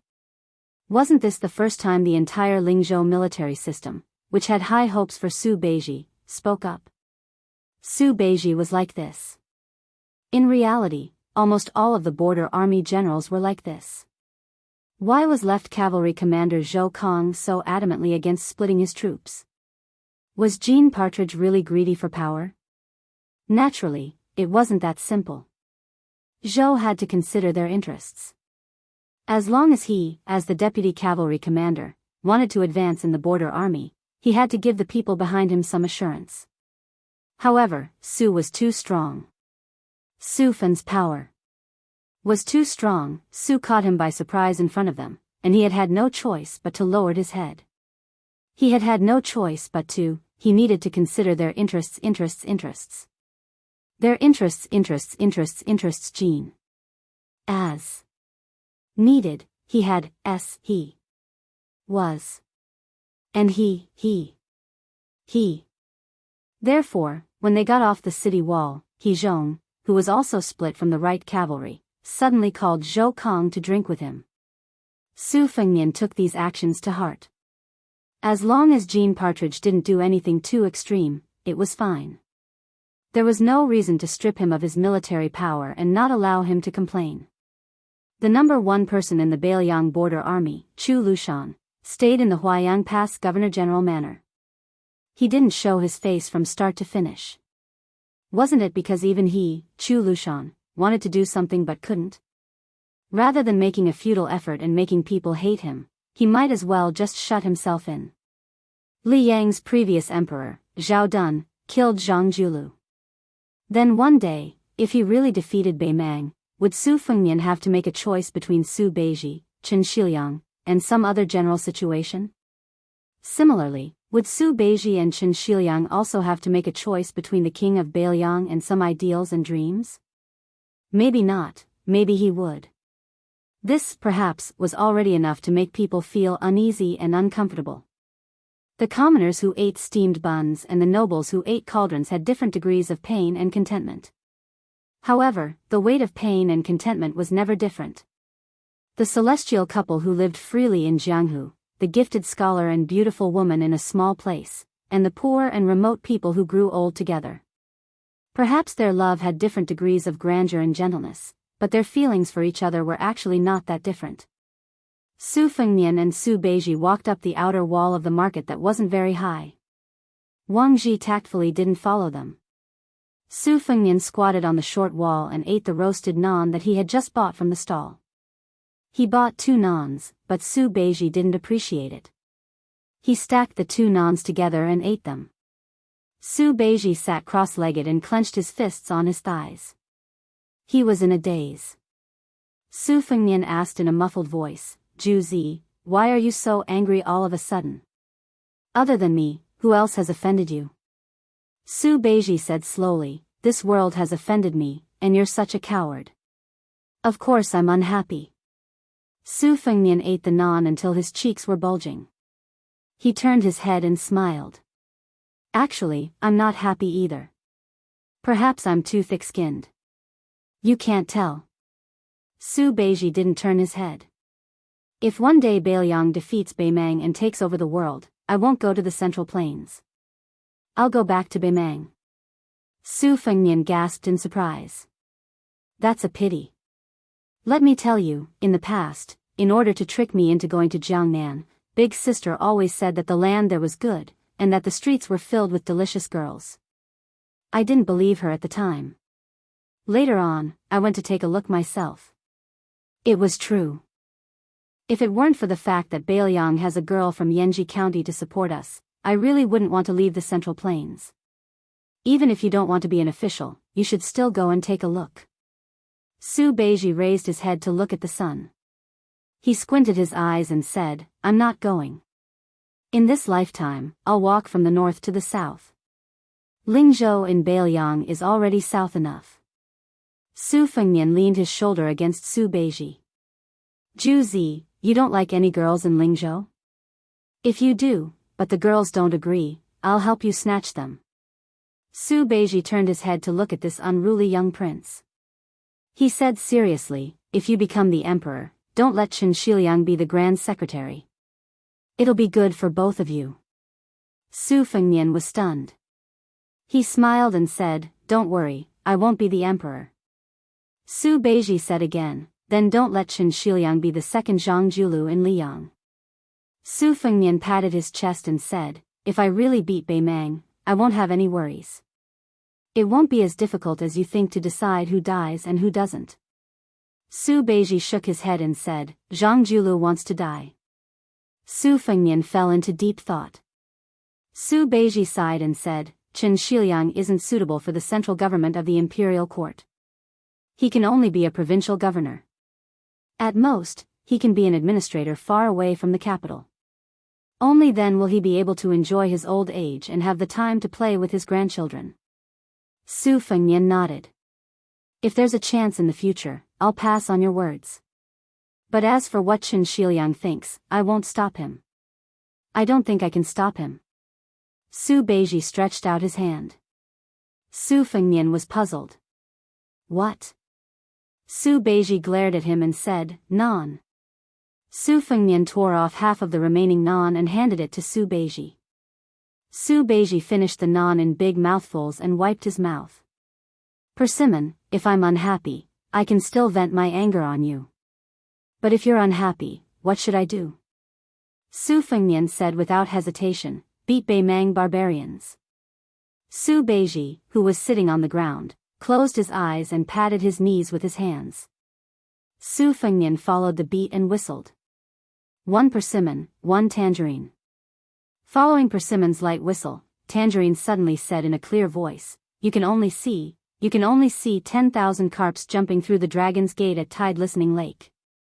Persimmon laughed and said, "You can only see Mount Qingliang, the famous stone steels not counting. You can only see a bottle gourd's mouth building a view of the capital. You can only see the skeletons of the dead under the high walls. You can only see the north of Liangzhou riding horses in the west wind. You can only see the south of the border, the sound of Lang Lang's books breaking out of the hut. You can only see 300,000 cavalrymen dominating the world. You can only see the Beiliang people wearing mourning clothes." Many years later, the Beiliang Palace on Mount Qingliang had long become the residence of the Beiliang Daoist administrator. In the middle of the night, a white-haired old man stood alone in the snowy night with a walking stick and looked at the end of the street. The old man with the surname Qin, who was known as the #1 border official of the new Liang dynasty, had been guarding the house behind him that used to be surnamed Su for 40 years. A full 40 years. Because of this, he had rejected the invitation of the new emperor of Liang at the end of last autumn and refused to become the new grand secretary of the new dynasty. Therefore, he had rejected the posthumous title of Wenzheng. Everyone in the Liang court knew that this poor scholar from Jiangnan, who had risen in the northern Liang officialdom and never left the northern Liang, had the lofty ambition of dying as a civil official before entering the northern Liang. He had just resigned from his position yesterday. Now, the old man's hair was the same color as the wind and snow. Just when the old man, whose vision was blurry, thought that no one would come, a carriage arrived leisurely. The old man walked down the stairs shakily. Another white-haired old man walked down from the carriage. The old man who had come from afar was clearly not as strong as the old man surnamed Shen in the large house. The old man surnamed Su wore a thick fur coat and needed the help of the coachman, who also had the surname Su, to walk up to Sir Chen. The three of them walked up the stairs together and turned to look at the snowy street. Separated by the most inexperienced person in the middle, Qin Shiliang, the Beiliang Taoist administrator who had held the post for more than 30 years and was unwilling to move, leaned forward slightly and turned to look at the other old man. He laughed softly and hoarsely. "I helped the prince guard Beiliang Road and this Mount Qingliang for 40 years, so you're not as good as me. Isn't that right, Su Beiji?" The doddering old man in the thick fur coat snorted coldly with all his strength. You win, okay?" The old man in the middle, although of similar age, looked to be in his early 40s. He held the hands of Qin Shiliang and Su Beiji on both sides and laughed softly. "Don't fight." The emperor of Liang had changed and the title of the dynasty had changed. But the three old men, Su Fengnian, Su Beiji, and Qin Shiliang. Only tonight, they had seen the heavy snow of Beiliang. Chapter 1674. Originally, in the early autumn of the second year of the Li Yang auspicious talisman, the civil and military officials of the Chu imperial court wished they could divide the world. But in a short 3 months, there was an atmosphere of mourning. If it was not for Grand Preceptor Sun Shiji being neither sad nor happy, and Chao Zhangqing showing no signs of taking over military power from Xie Shibian, the court would have been in chaos. But to Empress Jiangxi, who sat on the dragon chair and wore dragon robes, there was no difference whether she was looking at a group of glowing officials or a group of frowning officials. She even had some mockery that no one knew about. Earlier, De Chu had defeated the strong on the Guangling River and wiped out vassal King Zhao Yi's Guangling navy. Later on, they had successfully ambushed the Nanjiang army's important supply base. At the time, the most clamorous discussion was something like, a country cannot do without a ruler cannot do without an empress. The current empress of Dechu, although a woman, still needed an empress to conform to etiquette, right? Therefore, Song Maolin, who was known as Dechu's twin jade annulus along with Xia Shibian, and the eldest grandson of the Song household who was known as the Northern Su and Southern Song, along with the Prince of New Liang, had the most support. Perhaps it was because Song Maolin was so outstanding that even Grand Tutor Sun Shiji hinted to Chao Changqing, who was far away from the court, that he might as well agree to this marriage. Not only was it beneficial to the stability of the Jiang family of Dechu, but the young empress could also not be considered lowly. But as the number one general of Nanjiang, Wu Zhongshuan, parted ways with vassal King Zhao Yi and returned to Guangling with the dual identities of Liang Minister of War and Great General of the Southern Expedition, Lu Xingxiang finally revealed the fangs that a famous general should have. Song Li, who had also been to Great Peace City, snatched all the military power from Guangling King Zhao Yi's hands. Especially with Chen Jibao and the elites of the Shu lands entering the battlefield, Dechu's front lines shrank. From frequent reports of victory, they went into a passive defense. The enthusiasm in the court that seemed to be close to attacking Great Peace City was like a bucket of cold water poured over their heads. Most of the officials and nobles were like frosted eggplants.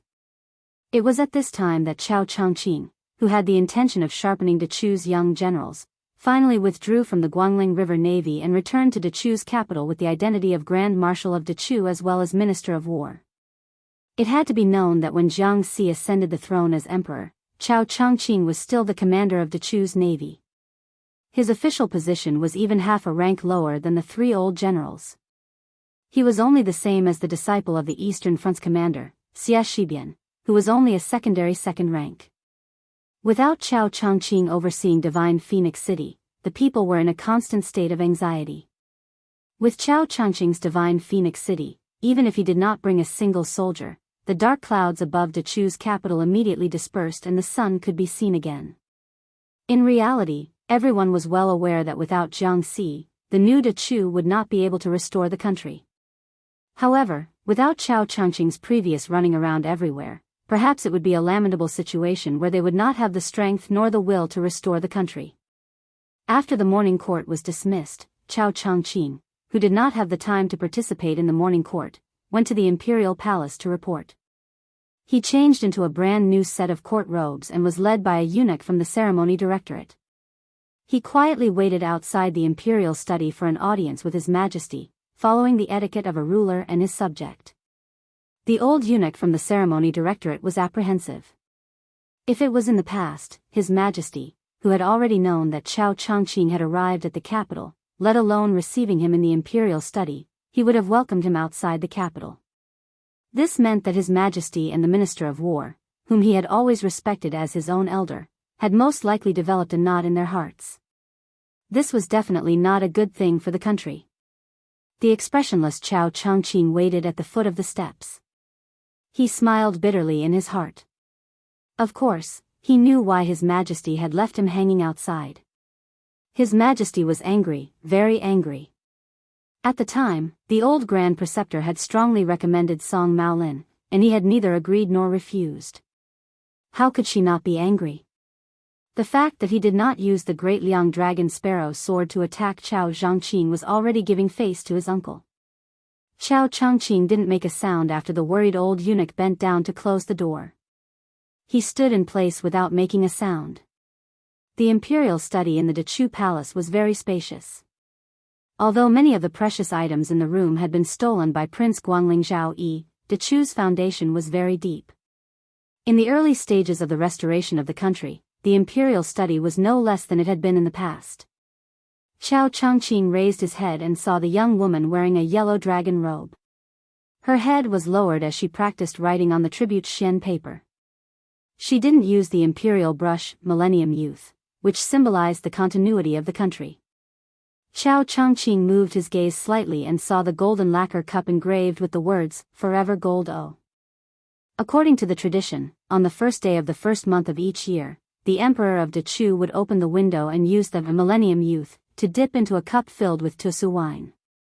He would write the auspicious words, "World Peace" and "Long Live the Country," and present them to the civil and military officials.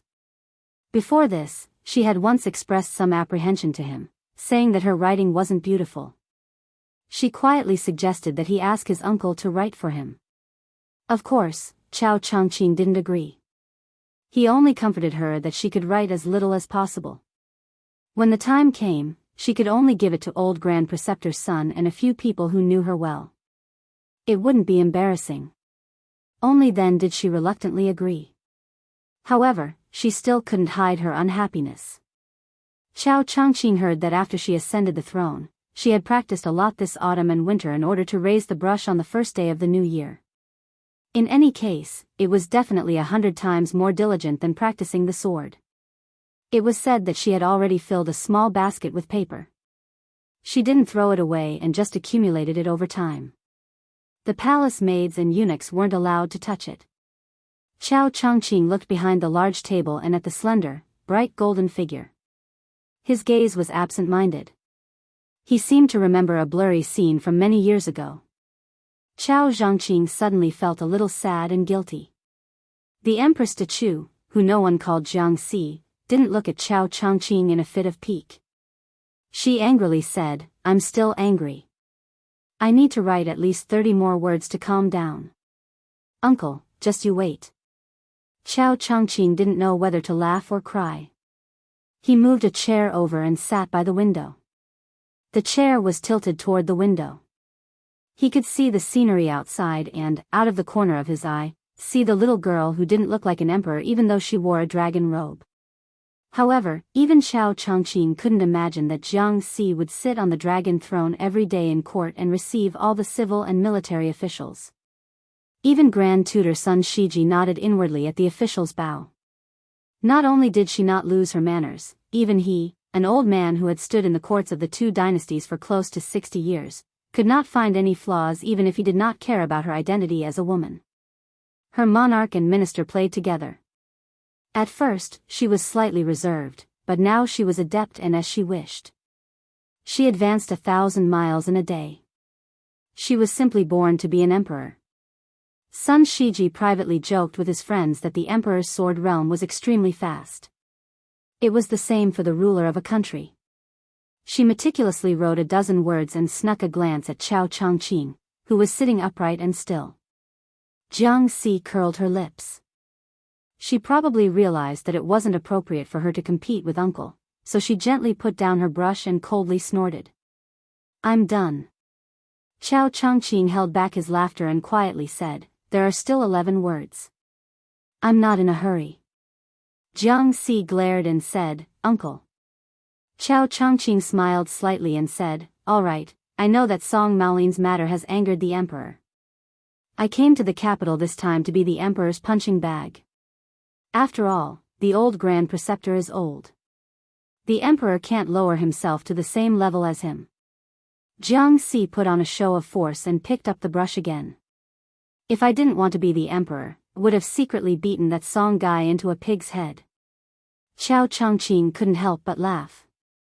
Of all people to learn from, that king of Bailiang pulled out Jean Lanting's beard in Great Peace City. It caused the assistant minister of the Ministry of Rights to wait half a month before he dared to go to the yamen for roll call. Jiangxi placed the brush heavily on the brush holder. Chao Changqing hesitated for a moment and then sighed. Qingliang Mountain must have a consort for the king of Bailiang after the great victory. In this matter, you can't blame him. Jiangxi lightly slammed a fist on the table and glared angrily. Then she wrinkled her nose and coldly snorted. "You're blaming me?" Chao Changqing smiled and hurriedly waved his hands. I don't dare. Chapter 1675. He finally understood that Song Maolin was nothing. The king of Bailiang was marrying a concubine, which was the main reason why the emperor of Dechu was angry. Therefore, he, Chao Zhangqing, had actually been implicated by that brat surnamed Su. Chao Changqing smiled gently. When men and women were young, he liked her and she liked him. No one disliked the other. It was really good. Every man in the world had a wish to win the heart of his woman and never leave her. However, compared to seeing a beautiful woman with a white head, he was more afraid that a beautiful woman would not have a white head. Xiao Changqing was somewhat dejected. For the first time, he doubted himself. Was he wrong? He had already missed it. Why did he make them miss it as well? Lu Songtao, who had converted to Buddhism, persuaded him with life and death. Duke Yanxing of the Confucian school persuaded him with reason. Even the smoke of war rose from all over the Central Plains. None of them could persuade Xiao Changqing to let go of De Chu. Jiang Si asked carefully, "Uncle Chessboard, are you angry?" Xiao Changqing gathered his thoughts and shook his head. He said softly, "Even if Uncle Chessboard is angry with the whole world, even if he is angry with De Chu, he will not be angry with your majesty." Jiang Si sighed like an old man. "Although saying this is somewhat unfair to my father and mother, I feel that if my mother could have met Uncle Chessboard earlier, Xiao Changqing, who was known as the most outstanding man in the world, De Chu is most proud of, and green clothes come out early, De Chu will not die," blushed for the first time. He coughed a few times and quickly interrupted what Jiang Si was about to say. He then pretended to be angry. "Your Majesty." Jiang Si smiled mischievously. "My mother can't meet Uncle Chessboard earlier. Otherwise, there won't be me, Jiang and I." For some reason, she called herself Jiang and I and not Jiang Si, who was destined to be recorded in history regardless of the success or failure of the restoration of the country. Xiao Changqing's face darkened. He said angrily, "Your Majesty, be careful. I purposely forgot something. Someone in Great Peace City asked me to bring these words to His Majesty." Jiang Si hurriedly straightened his posture and said in all seriousness, "Uncle, state affairs are more important. Please speak." Xiao Changqing said with a straight face, "Your Majesty, I'm a little thirsty." The Empress of West Chu stood up at an astonishing speed and ran to the door. She didn't care about losing her majesty as a monarch and personally opened the door and ordered, "Bring a pot of Spring God Lake tribute tea for Minister Ling." Not long after, Xiao Changqing calmly held the teacup in one hand and fanned the tea with the lid of the teacup with the other. Xiao Changqing closed his eyes and smelled the refreshing fragrance, as if he had completely forgotten about that serious business. Xiao Changqing didn't even need to open his eyes to know that the emperor was purposely keeping a straight face, but his ears were perked up. Xiao Changqing's lips curled up. After taking a sip of tea, he said, "Your Majesty, I lied to you. This lowly subject only fought once in Great Peace City and did not hear anything." Jiang Si made a sound of acknowledgement and pretended not to care. Looking at the words on the paper on the table, he was filled with anger and killing intent. In fact, there were only 3 words on the densely packed Xian paper. Xiao Changqing suddenly asked, "Your Majesty, I heard that someone has proposed 3 plans. The best plan is that the main force of the West Chu army should go down south. They would not hesitate to work with the Yan King Zhaobing and work together with Liang. The middle plan is to expand to the west, and the worst plan is to fight to the death with Lu Xingxiang's army." Jiang Si made a sound of acknowledgement absent-mindedly. Xiao Changqing smiled coldly and said, "A pedantic scholar's armchair strategist." Jiang Si raised his head and looked at Xiao Changqing. He asked softly, "Uncle, when we went to Beimang together, other than the patriarch of the Southern Dynasty who was a remnant of the spring and autumn period, was the lecherous old man we met last the present commander of Beimang's eastern front, Wang Sui?" Xiao Changqing nodded. Jiang Si hesitated for a long time and then asked in a low voice, "Then did uncle secretly contact Gu Jiantang?" Xiao Zhangqing was silent, but he smiled. The emperor of De Chu is not inferior to the new emperor of Liang, Zhao Zhuan. Jiang Si lowered his head and bit his lips. The ambitious Yan King Zhaobing is not a good person, but people like Wang Sui and Gu Jiantang are not much better. Xiao Changqing stood and walked to the window. He said slowly, "Scholars rule the country, so De Chu had hundreds of years of prosperity and became the orthodox school of the Central Plains. But in troubled times, it is difficult for scholars to save the country. I, the scholars of the Great Chu, cannot understand this principle. I, Xiao Zhangqing, am also a scholar, so I cannot say it myself. Reason. But no matter what, I can do one thing, and that is to let the 3 emperors of Liang understand that without Su Shao, the scholars of the Zhao family will not be able to save the country. Chao Changqing lowered his voice. But the principle that I, Chao Changqing, want to tell the world is not this. After a long time, Chao Changqing turned around and looked at her. He smiled. In the early years, the spring and autumn were turbulent. There were countless bewitching prophecies and ballads that spread throughout the world. One of them was about your mother, the Empress of Dechu. So uncle knows that you were willing to leave Bailiang because you were afraid. Jianghu turned her head away and said fiercely, no. The imperial study was silent. Jianghu suddenly realized that Uncle Chen was standing by the table. She quickly covered the pile of paper with her hands and said with a red face, don't look, don't look. Chao Changqing deliberately stretched his neck to see what was going on. He asked curiously, it doesn't look like the word bastard. Jianghu blurted out, of course not. Who would want to write that he is a bastard? I don't even want to scold him. Chao Changqing smiled and didn't say anything. The young empress in the dragon robe insisted on blocking Chao Changqing's line of sight. Chao Changqing smiled and asked, assassinate you? Uncle Chen is the only one in the imperial study. Your Majesty, this makes me feel like I am walking on thin ice. Jianghu bent over the paper on the table and raised her head. I saw wrong, I saw wrong. Uncle Chen, your eyesight is not good. Don't read under the light in the future. Chao Changqing covered the teacup and leaned forward. He rubbed his silly daughter's head with his free hand. Uncle Chen is old. Not only are my eyesight not good, my memory is also not good. Now I finally remember that sentence. That person said it in Great Peace City. The general meaning is that he will soon personally lead the Bailiang cavalry to Guangling Road to take you back. If you don't agree, then he will snatch you, stuff you into a sack, and carry you back. He, Su Fengnian, can't be bothered to care about Liang, West Chu, or whatever. She was dumbfounded and could only blink her eyes. Chao Changqing smiled and said, I am not lying to you this time. It is true, absolutely true. She still blinked her eyes.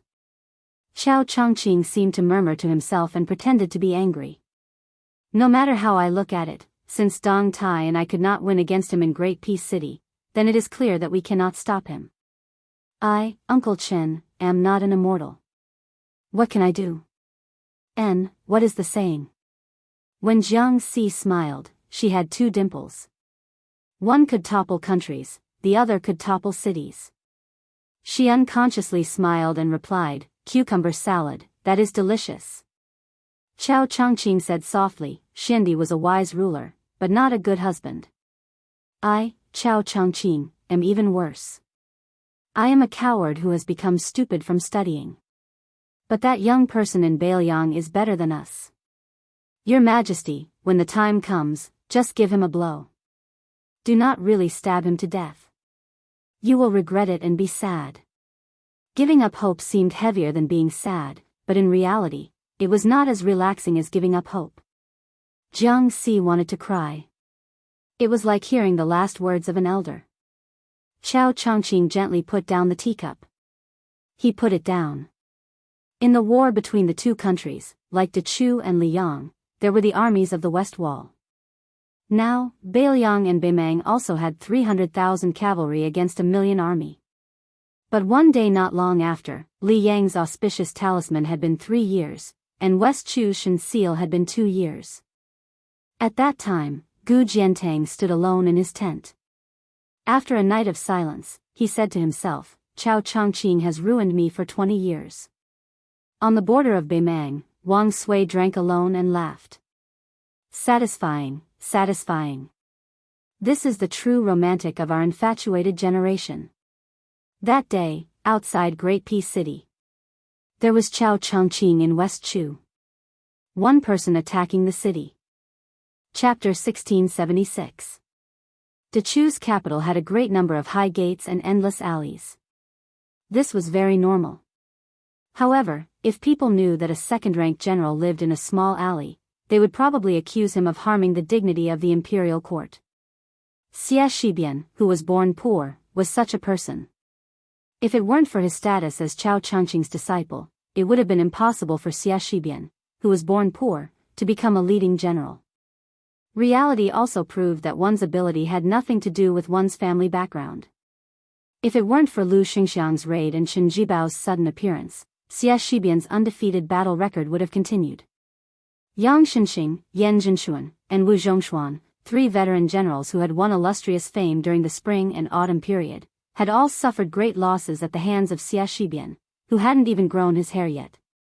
The winter sun was warm. There was a young man with stubble on the side of his lips sitting on the steps outside the door, basking in the sun. He had been born and raised in this alley for generations. Because he was thin and weak, he had been nicknamed Xia Bamboo Pole since he was young. Even though he later left the alley to study and won an arm wrestle against Zhao Dazhuang, who lived on the street with arms as thick as his calf, the neighbors still liked to call him Xia Bamboo Pole regardless of his seniority. It was likely that he couldn't change it. Everyone only knew that this young fellow, who had been born late in his life, didn't seem to have any great achievements in his studies.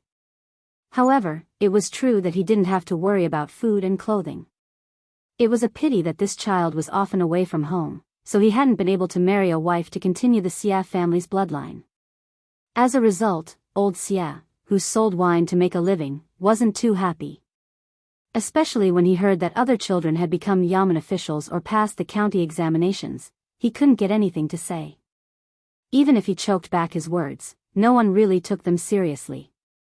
If it weren't for the fact that his son's teacher had come to drink wine with him once and said that his son's studies were good and that he could guarantee that his son wouldn't be bad in the future, old Xia, who sold wine, would have already grabbed the brat's ear and forced him to sell wine to make money. Their family had saved up some modest wealth, so they didn't care if the child helped them earn more money. However, as a child from a poor family, they weren't afraid of a poor family background. After all, the poor had their own matching families, right? But if they put themselves in her shoes, which family's daughter would be willing to marry a man whose feet didn't touch the ground? People from small families were not afraid of poverty. It was not a chaotic world. If they were willing to work hard, they would be able to feed their families. However, they were afraid of men who had high standards but were incompetent. Matchmaker Lu, who was on the street next door, also used her words to poke at old man Xia. She smiled and said that she did not dare to push her good daughter into the fire pit. Old man Xia was still angry when he thought about it. Occasionally, he would drink to his heart's content. A group of hooligans passed by old Xia's house. They were all of the same age as Bamboo Pole Xia. One of them stopped and smiled at the guy who was basking in the sun. Bamboo Pole, let's go. I'll take you to the casino to earn a few taels of silver. I guarantee that you'll be single when you enter the house, but you'll have a wife when you leave. Bamboo Pole, you haven't tasted meat yet, right? Xia Bamboo Pole raised his middle finger at them and scolded them with a smile, get lost.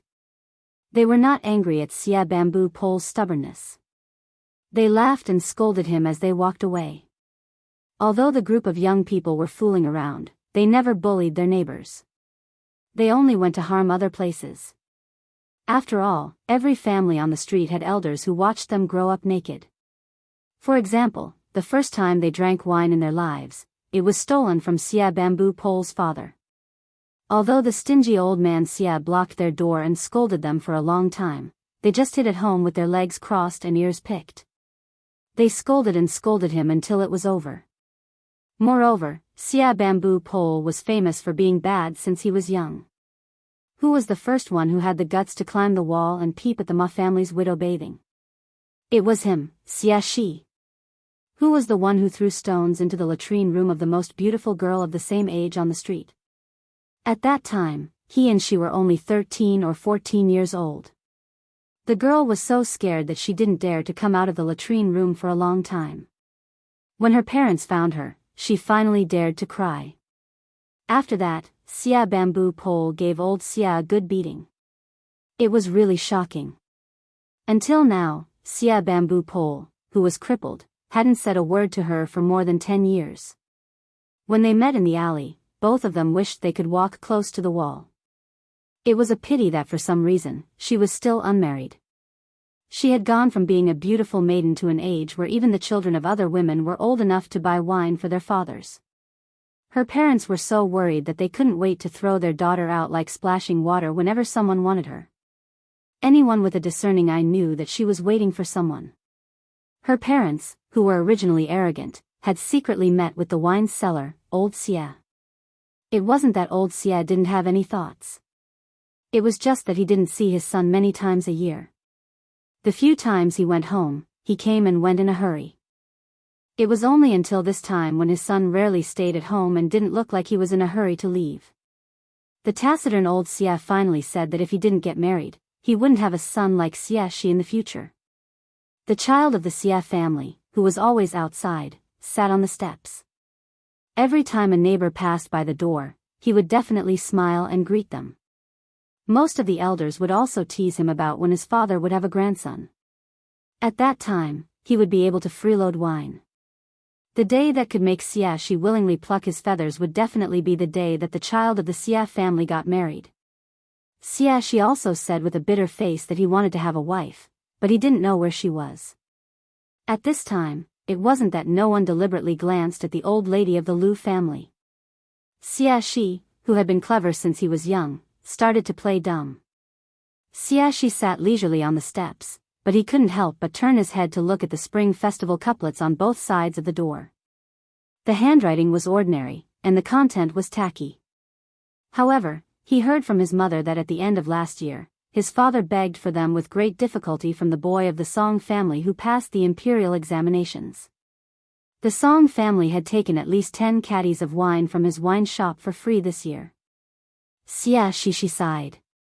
He thought that before he left home this time, no matter what, he had to make 7 or 8 spring couplets and dozens of spring characters. He couldn't let his parents suffer anymore. Most of the men here didn't study much. When they were young, they compared whose wife was prettier and whose needlework was better. Then, in the peaceful second half of their lives, they compared whose children were more promising and whose son-in-law and daughter-in-law were more filial. Xia Shibian rubbed his face hard. It wasn't that he didn't want his parents to think that their son wasn't any worse than the children of other families. In fact, he might even be more successful. However, even though his parents were ordinary commoners, everyone in Dachu and the entire capital knew that there was war after war. If their son was successful and their son was safe and sound, Xia Shibian knew that his parents would definitely choose the latter. He didn't want his parents to be on tenterhooks all the time. He would rather they complain that he wasn't married yet. Why wasn't he willing to live a normal life? They would nag at him about how the sons of other families his age were already learning how to write couplets in private schools. When Xia Shibian returned home this time, he was prepared to grit his teeth and tell them the truth. However, when he looked at his parents who seemed to have aged overnight and his father who sat down to drink with him with a straight face, Xia Shibian couldn't bring himself to say it. He was afraid that if he really died on the battlefield one day, his parents would immediately know that he was dead, and not that he was traveling to study. Old Xia, who didn't open the wine shop today and didn't do business, walked out of the courtyard. When he saw his son who wasn't doing his job, he snorted coldly and left with his hands behind his back. Xia Shibian's mother walked out of the door and chuckled softly. Don't worry about him. Actually, he went to buy meat. Although your father didn't say it, he secretly took a lot of money from the money jar under the bed. I just pretended not to see it. Xia Shibian grinned. As a son, he was already used to his father's bad temper. The woman smiled again and said, I've liked that girl from the Lu family since I was young. However, at that time, the Lu family didn't think highly of our family. Now that the girl is old, I'm anxious. Let me tell you the truth. Although you're my son, if it's not like this, you really aren't worthy of her. Xia Shibian looked up and said with a cheeky smile, Mother, am I really your biological son? The woman pretended to hit him. You have a glib tongue. No wonder you can't find a wife. If your father hears this, he'll beat you to death. Xia Shibian bent his arm. When I was young, I was chased around the courtyard by father every day. Now, father can't beat me. The woman lightly hit her worrisome son with a chestnut. Brat, don't anger your father. When you were young, mother protected you every time. In the future, mother will definitely side with your father. Xia Shibian made a face. I know. The woman said earnestly, the girl from the Lu family isn't young anymore, but she's really beautiful. There aren't any girls in the nearby streets who are prettier than her. Brat, you really don't have any thoughts? Mother wants to tell you something. I heard that there's an official who wants to take her in as a concubine. Her parents haven't come to our house since autumn this year. Xia Shibian finally couldn't laugh anymore. The woman didn't make things difficult for her son. You're not young anymore. Mother believes that you know the importance of things. I won't rush you. Do as you see fit. In the end, father and mother only have you as a son. They always think of your good. Xia Shibian nodded. When his mother walked back to the courtyard, he started to daydream again. Unknowingly, he looked in that direction again and again. A youth jogged into the alley and laughed loudly. Xia Zhuzi, what are you looking at? Chapter 1677. The young man's name was Lu Sichu. This was his second visit to the old Xia family. Last time, he carried a sword on his back, but the neighbors and Xia Shibian's parents thought he was an idiotic child. The young man almost suffered internal injuries. This time, he learned his lesson. Not only did he not carry a sword, but he also made up for the gifts he owed last time. He carried chickens and ducks with both hands. The elders of the Lu family, who were full and had nothing to do, discussed the matter of what gifts they should give. Some said they should give high-grade wine, but they were quickly scolded for being brainless. The Xia family sold wine. What were they doing if they were not smacking their faces? Some said they should give silk, tea, porcelain, and so on, but they were still refuted. They said it was not sincere to give something that was pleasing to the eye but useless. Later, someone said they should carry a sandalwood chair over. It was both pleasing to the eye and useful. Unfortunately, they still felt it was inappropriate. Xia Shibian's parents probably would not bear to let others sit on it. The Lu family should not show off blindly. In the end, it was still Lu Tiandan, the only remaining grandmaster of Sword Dao in Great Chu. With a wave of his hand, old Master Lu made the final decision. He ordered Lu Sichu to bring 2 chickens and ducks over and butcher them on the same day. The younger generation of the Lu family sighed in admiration. The older the ginger, the spicier it was. As a result, the young man rode a horse carriage from the capital city, which was filled with rich and powerful families, to the other side. His mother's 2 chickens and ducks were probably full. They even pooped when they were in the carriage, so the young man stopped the carriage 2 li away. After getting off the carriage, the young man grabbed the chicken with one hand and the duck with the other and ran all the way here. The ground was really covered in chicken and duck feathers. Xia Shibian said angrily, "Look at your grandpa." The young man stood in front of Xia Shibian and raised the chicken in his hand. "I'm here." Seeing that Xia Zhu was about to kick him, the young man hurriedly ran into the yard and shouted, "Auntie, where are the chickens and ducks? Can we cook them in the afternoon? I still have something to do in the afternoon. I'm afraid I can't eat." Xia Shibian, who was at the gate, could not help but roll his eyes. He really did not treat himself as an outsider. This was not how he gave gifts. Just as his mother and Lu Sichu were chatting in the yard, Xia Shibian frowned. At the end of the alley, 2 young men walked over side by side. Due to their arrival, a few of the neighbors who were walking in front of them not only stopped in their tracks but also wanted to hide behind the walls.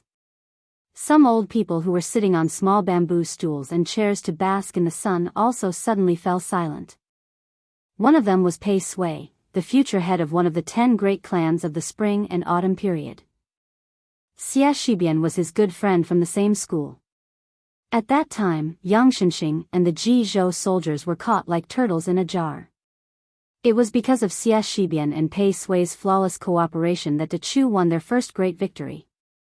However, Xia Shibian didn't like the other person. Song Maolin, the eldest grandson of the Song family. Xia Shi was known as Dechu's twin jade annulus of Dechu. He was as handsome as a tree in the wind and was worthy of being called a banished immortal.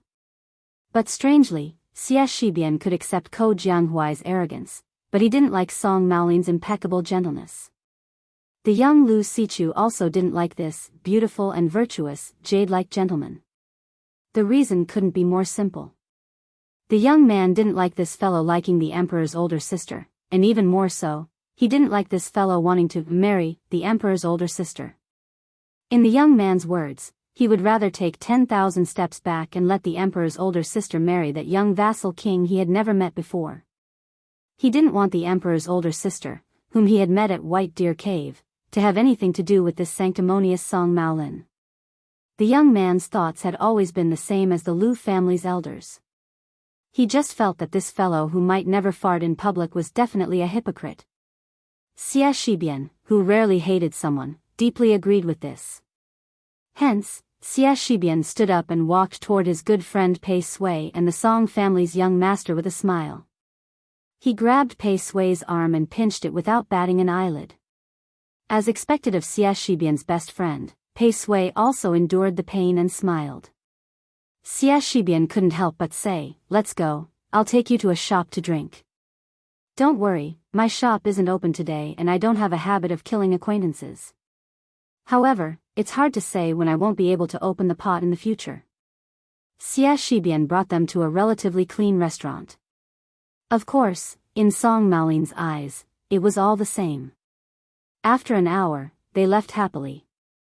Xia Shibian and Pei Sui sent Song Maolin to the carriage and watched him leave. The two of them walked back to the alley. Pei Sui teased, "It's been hard on you to talk nonsense with someone for an hour." Xia Shibian said indifferently, "The wasted saliva was made up for by the wine. The only flaw is that you paid the bill and not him, young Master Song." Pei Sui smiled and said, "Why would young Master Song carry that yellow and white thing with him? However, if he didn't have the money to pay the bill, young Master Song would definitely not be stingy and take off the jade pendant on his waist to pay for the wine."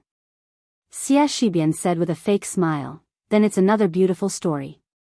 Pei Sui put her arm around Xia Shibian's shoulder and said shamelessly, "All right, anyway, my friendship with the Song family ends here. Just treat it as drinking with me for an hour." It was no different from a miracle that Xia Shibian, who was born in a humble family, could become good friends with the son of the Pei family. One had to know that in the strict Dechu family, they had always been people of noble status. They viewed the sons of the Han family as lowly servants and were ashamed to be in the same group. They would never sit at the same table. At that time, Xia Shibian and Pei Sui became classmates and did not know each other's identities. Pei Sui's catchphrase was, "I like to be brothers with people who treat money like dirt. I'm willing to pick up shit every day." Xia Shibian could guess that this fellow had an extraordinary background.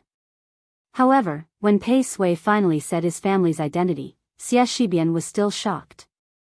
Kunyang's Pei family. That was a true rich family that only married into the 9 families and did not enter the imperial family since the Defeng dynasty. It was also at that time that Xia Shibian treated Pei Sui as a friend. It was not because he was an unattainable son of the Pei family that he was willing to be friends with, but because he was willing to tell Xia Shibian, who was still unknown at that time, his true identity. Their teacher, Chao Changqing, was the person who had once sat cross-legged and drank with Xia Shibian's father. Chao Changqing had long ago told these two students with great disparity in status, "The reason of the world is reason. It is not unreasonable because there are few people, and it is not reasonable because there are many people. Do not bully people because they are poor, and do not flatter people because they are noble. Do not think that people are all good because they are poor, and do not think that people are all evil because they are noble. Knowing reason has its own etiquette. Without the risk of collapse, the world is at peace and everyone is content."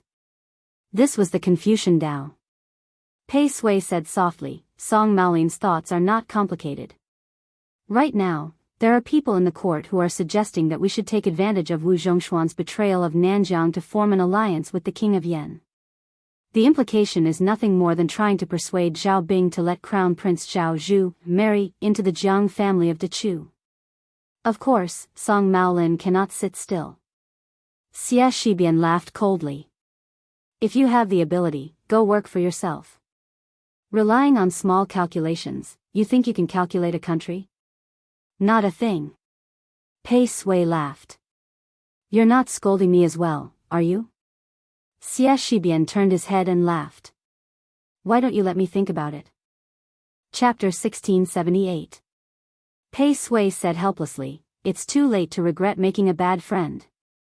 Xie Shibian said in annoyance, then hurry up and catch up with the Song family's eldest young master. It's not too late. Pei Sui laughed. Forget it, I feel uncomfortable. I'm an outsider who accidentally came from a rich family. I can't pee in the same pot as them. Xie Shibian said expressionlessly, you can't drink in the same pot, right? Pei Sui's face turned pale and said bitterly, Xie Shibian, can you not be so disgusting? Xie Shibian said seriously, it's difficult. Pei Sui sighed heavily. After knowing him for so many years, Pei Sui knew how to deal with this guy who liked to tell lame jokes with a straight face. Pei Sui had to use self-deprecating methods to make himself invincible. He gritted his teeth and said, you are indeed worthy of being my good brother. Xie Shibian smiled. Pei Shibian, remember to wash your hands before eating at my house. Pei Sui took a deep breath. Okay. Before walking into the alley, Xie Shibian suddenly said in confusion, Pei Sui, let me ask you. If there's something I really want to do, but I'm afraid I'll regret it, what should I do? Pei Sui said directly, afraid you'll regret it? That's nonsense. If you don't do it, you'll definitely regret it. Since there's a possibility that you'll regret it, why not do it? Xie Shibian, did you hit your head on a door? Pei Sui, who had managed to get back at him, was smug. Xie Shibian, who was walking with his head lowered, said softly, yes. Pei Sui asked curiously, is there anything in the world that you, Xie Shibian, are hesitant about? Pei Sui suddenly said in shock, are you thinking of running to Great Peace City to become an official? Be careful, I'll tell on you. Xie Shibian said angrily, Pei Shibian. Surnamed Pei. You don't think that's enough, and you want to die? Then Xie Shibian found that this person was still smiling and looking forward. Then, Xie Shibian saw a dumbfounded woman standing at the entrance of a house not far away. She seemed to be frightened by his vulgar words and was at a loss for what to do. She looked pitiful. Xie Shibian swallowed his saliva. Pei Sui's eyes were so sharp that she immediately saw through the clues. She was rejoicing in his misfortune. Could an ordinary woman make Xie Shibian lose his composure like this? How many men in the world would be able to escape from this childhood sweetheart, the most powerful killing flying sword in the world? In the end, Pei Sui didn't have the nerve to add insult to injury. Just as she was about to leave, she suddenly realized that someone was grabbing her sleeve tightly. Xie Shibian said in a low voice, don't go yet. Give me some courage. Pei Sui almost burst out laughing. Even the teacher had said that Dechu only needs 3 Xie's men to restore the western frontier. Did this guy also need someone to help boost his courage so that he would not show his cowardice? Pei Sui couldn't wait to bow to that unknown woman on the spot. This brother of his would never feel the slightest bit guilty even when debating with the teacher. The woman hesitated for a moment and quickly glanced at Xie Shibian. Then, she lowered her gaze and was about to quickly step up the stairs. Xie Shibian wanted to say something but hesitated. Pei Sui elbowed the coward beside her. Xie Shibian finally said in a trembling voice, Lu Dongmei. Pei Sui was secretly amused. That woman's name was really ordinary. Xie Shibian's voice wasn't loud, but the woman stopped in her tracks.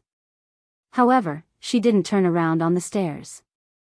Xie Shibian rubbed his cheeks out of habit and finally mustered up the courage to say, my name is Xie Shibian. Pei Sui was speechless. She looked up at the sky. Aren't you King talking nonsense?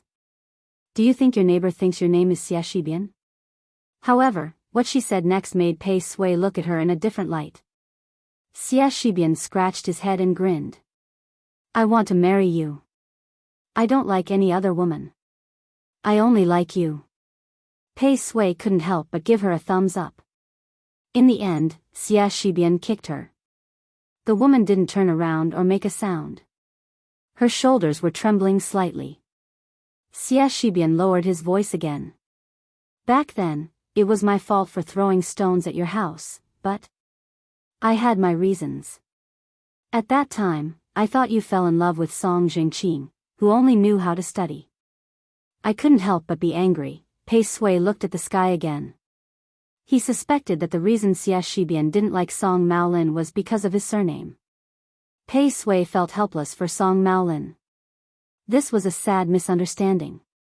Xie Shibian paused for a moment and said loudly, Now, I'm more promising than Song Jingqing, who was just a student. Really? Xie Shibian punched his chest and said in a low voice, Xie Shibian, don't have the same name as the Xie Shibian you should have heard of. It's me. I'm the silly boy from the Xie family who liked you for many years. Now, I'm to choose Northern General, a second-grade military general. Not far away, the old men and women who were sitting on chairs and watching the show fell to the ground almost at the same time. Pei Sui suddenly narrowed her eyes and looked a little playful. As a descendant of a wealthy family, he had seen and heard too many unpleasant things. There were all kinds of friendships in the world. Whether it was the friendship of a gentleman as plain as water or the friendship of a villain as sweet as honey, husband and wife flying together, father and son going to war together, or the relationship between the ruler and the minister, or the friendship between generations as good as wine. There were few who could withstand the test of time. Could a bowl of water really be drunk after 8 to 10 days? Even if it was a jar of good wine, if it was not sealed tightly, it would not taste right the next year, let alone 8 to 10 years. Pei Sui was suddenly a little worried because she realized that no matter if this woman, who grew up in a poor alley, agreed or not, the taste would not be right. If she did not agree, Xie Shibian would brush past her. If she agreed, how much of her sincerity was because of Xie Shibian and not because of the title of Northern General? Pei Sui felt that Xie Shibian should not have said those last few words. However, it did not seem right not to say it. Pei Sui was not blind. She knew that a woman of the same age as Xie Shibian must have suffered a lot to not marry at this time. Those rumors were enough. Xie Shibian must have wanted to let her know that all the grievances she had suffered for so many years were not in vain. Pei Sui sighed softly. If only her brother could wait for her to nod before revealing the secret. However, Pei Sui strangely realized that her extremely smart classmate, the favorite student of De Chu the most proud, did not have such worries at all. Even at this time, he did not regret it at all. It was as if he believed in something. The woman finally turned around.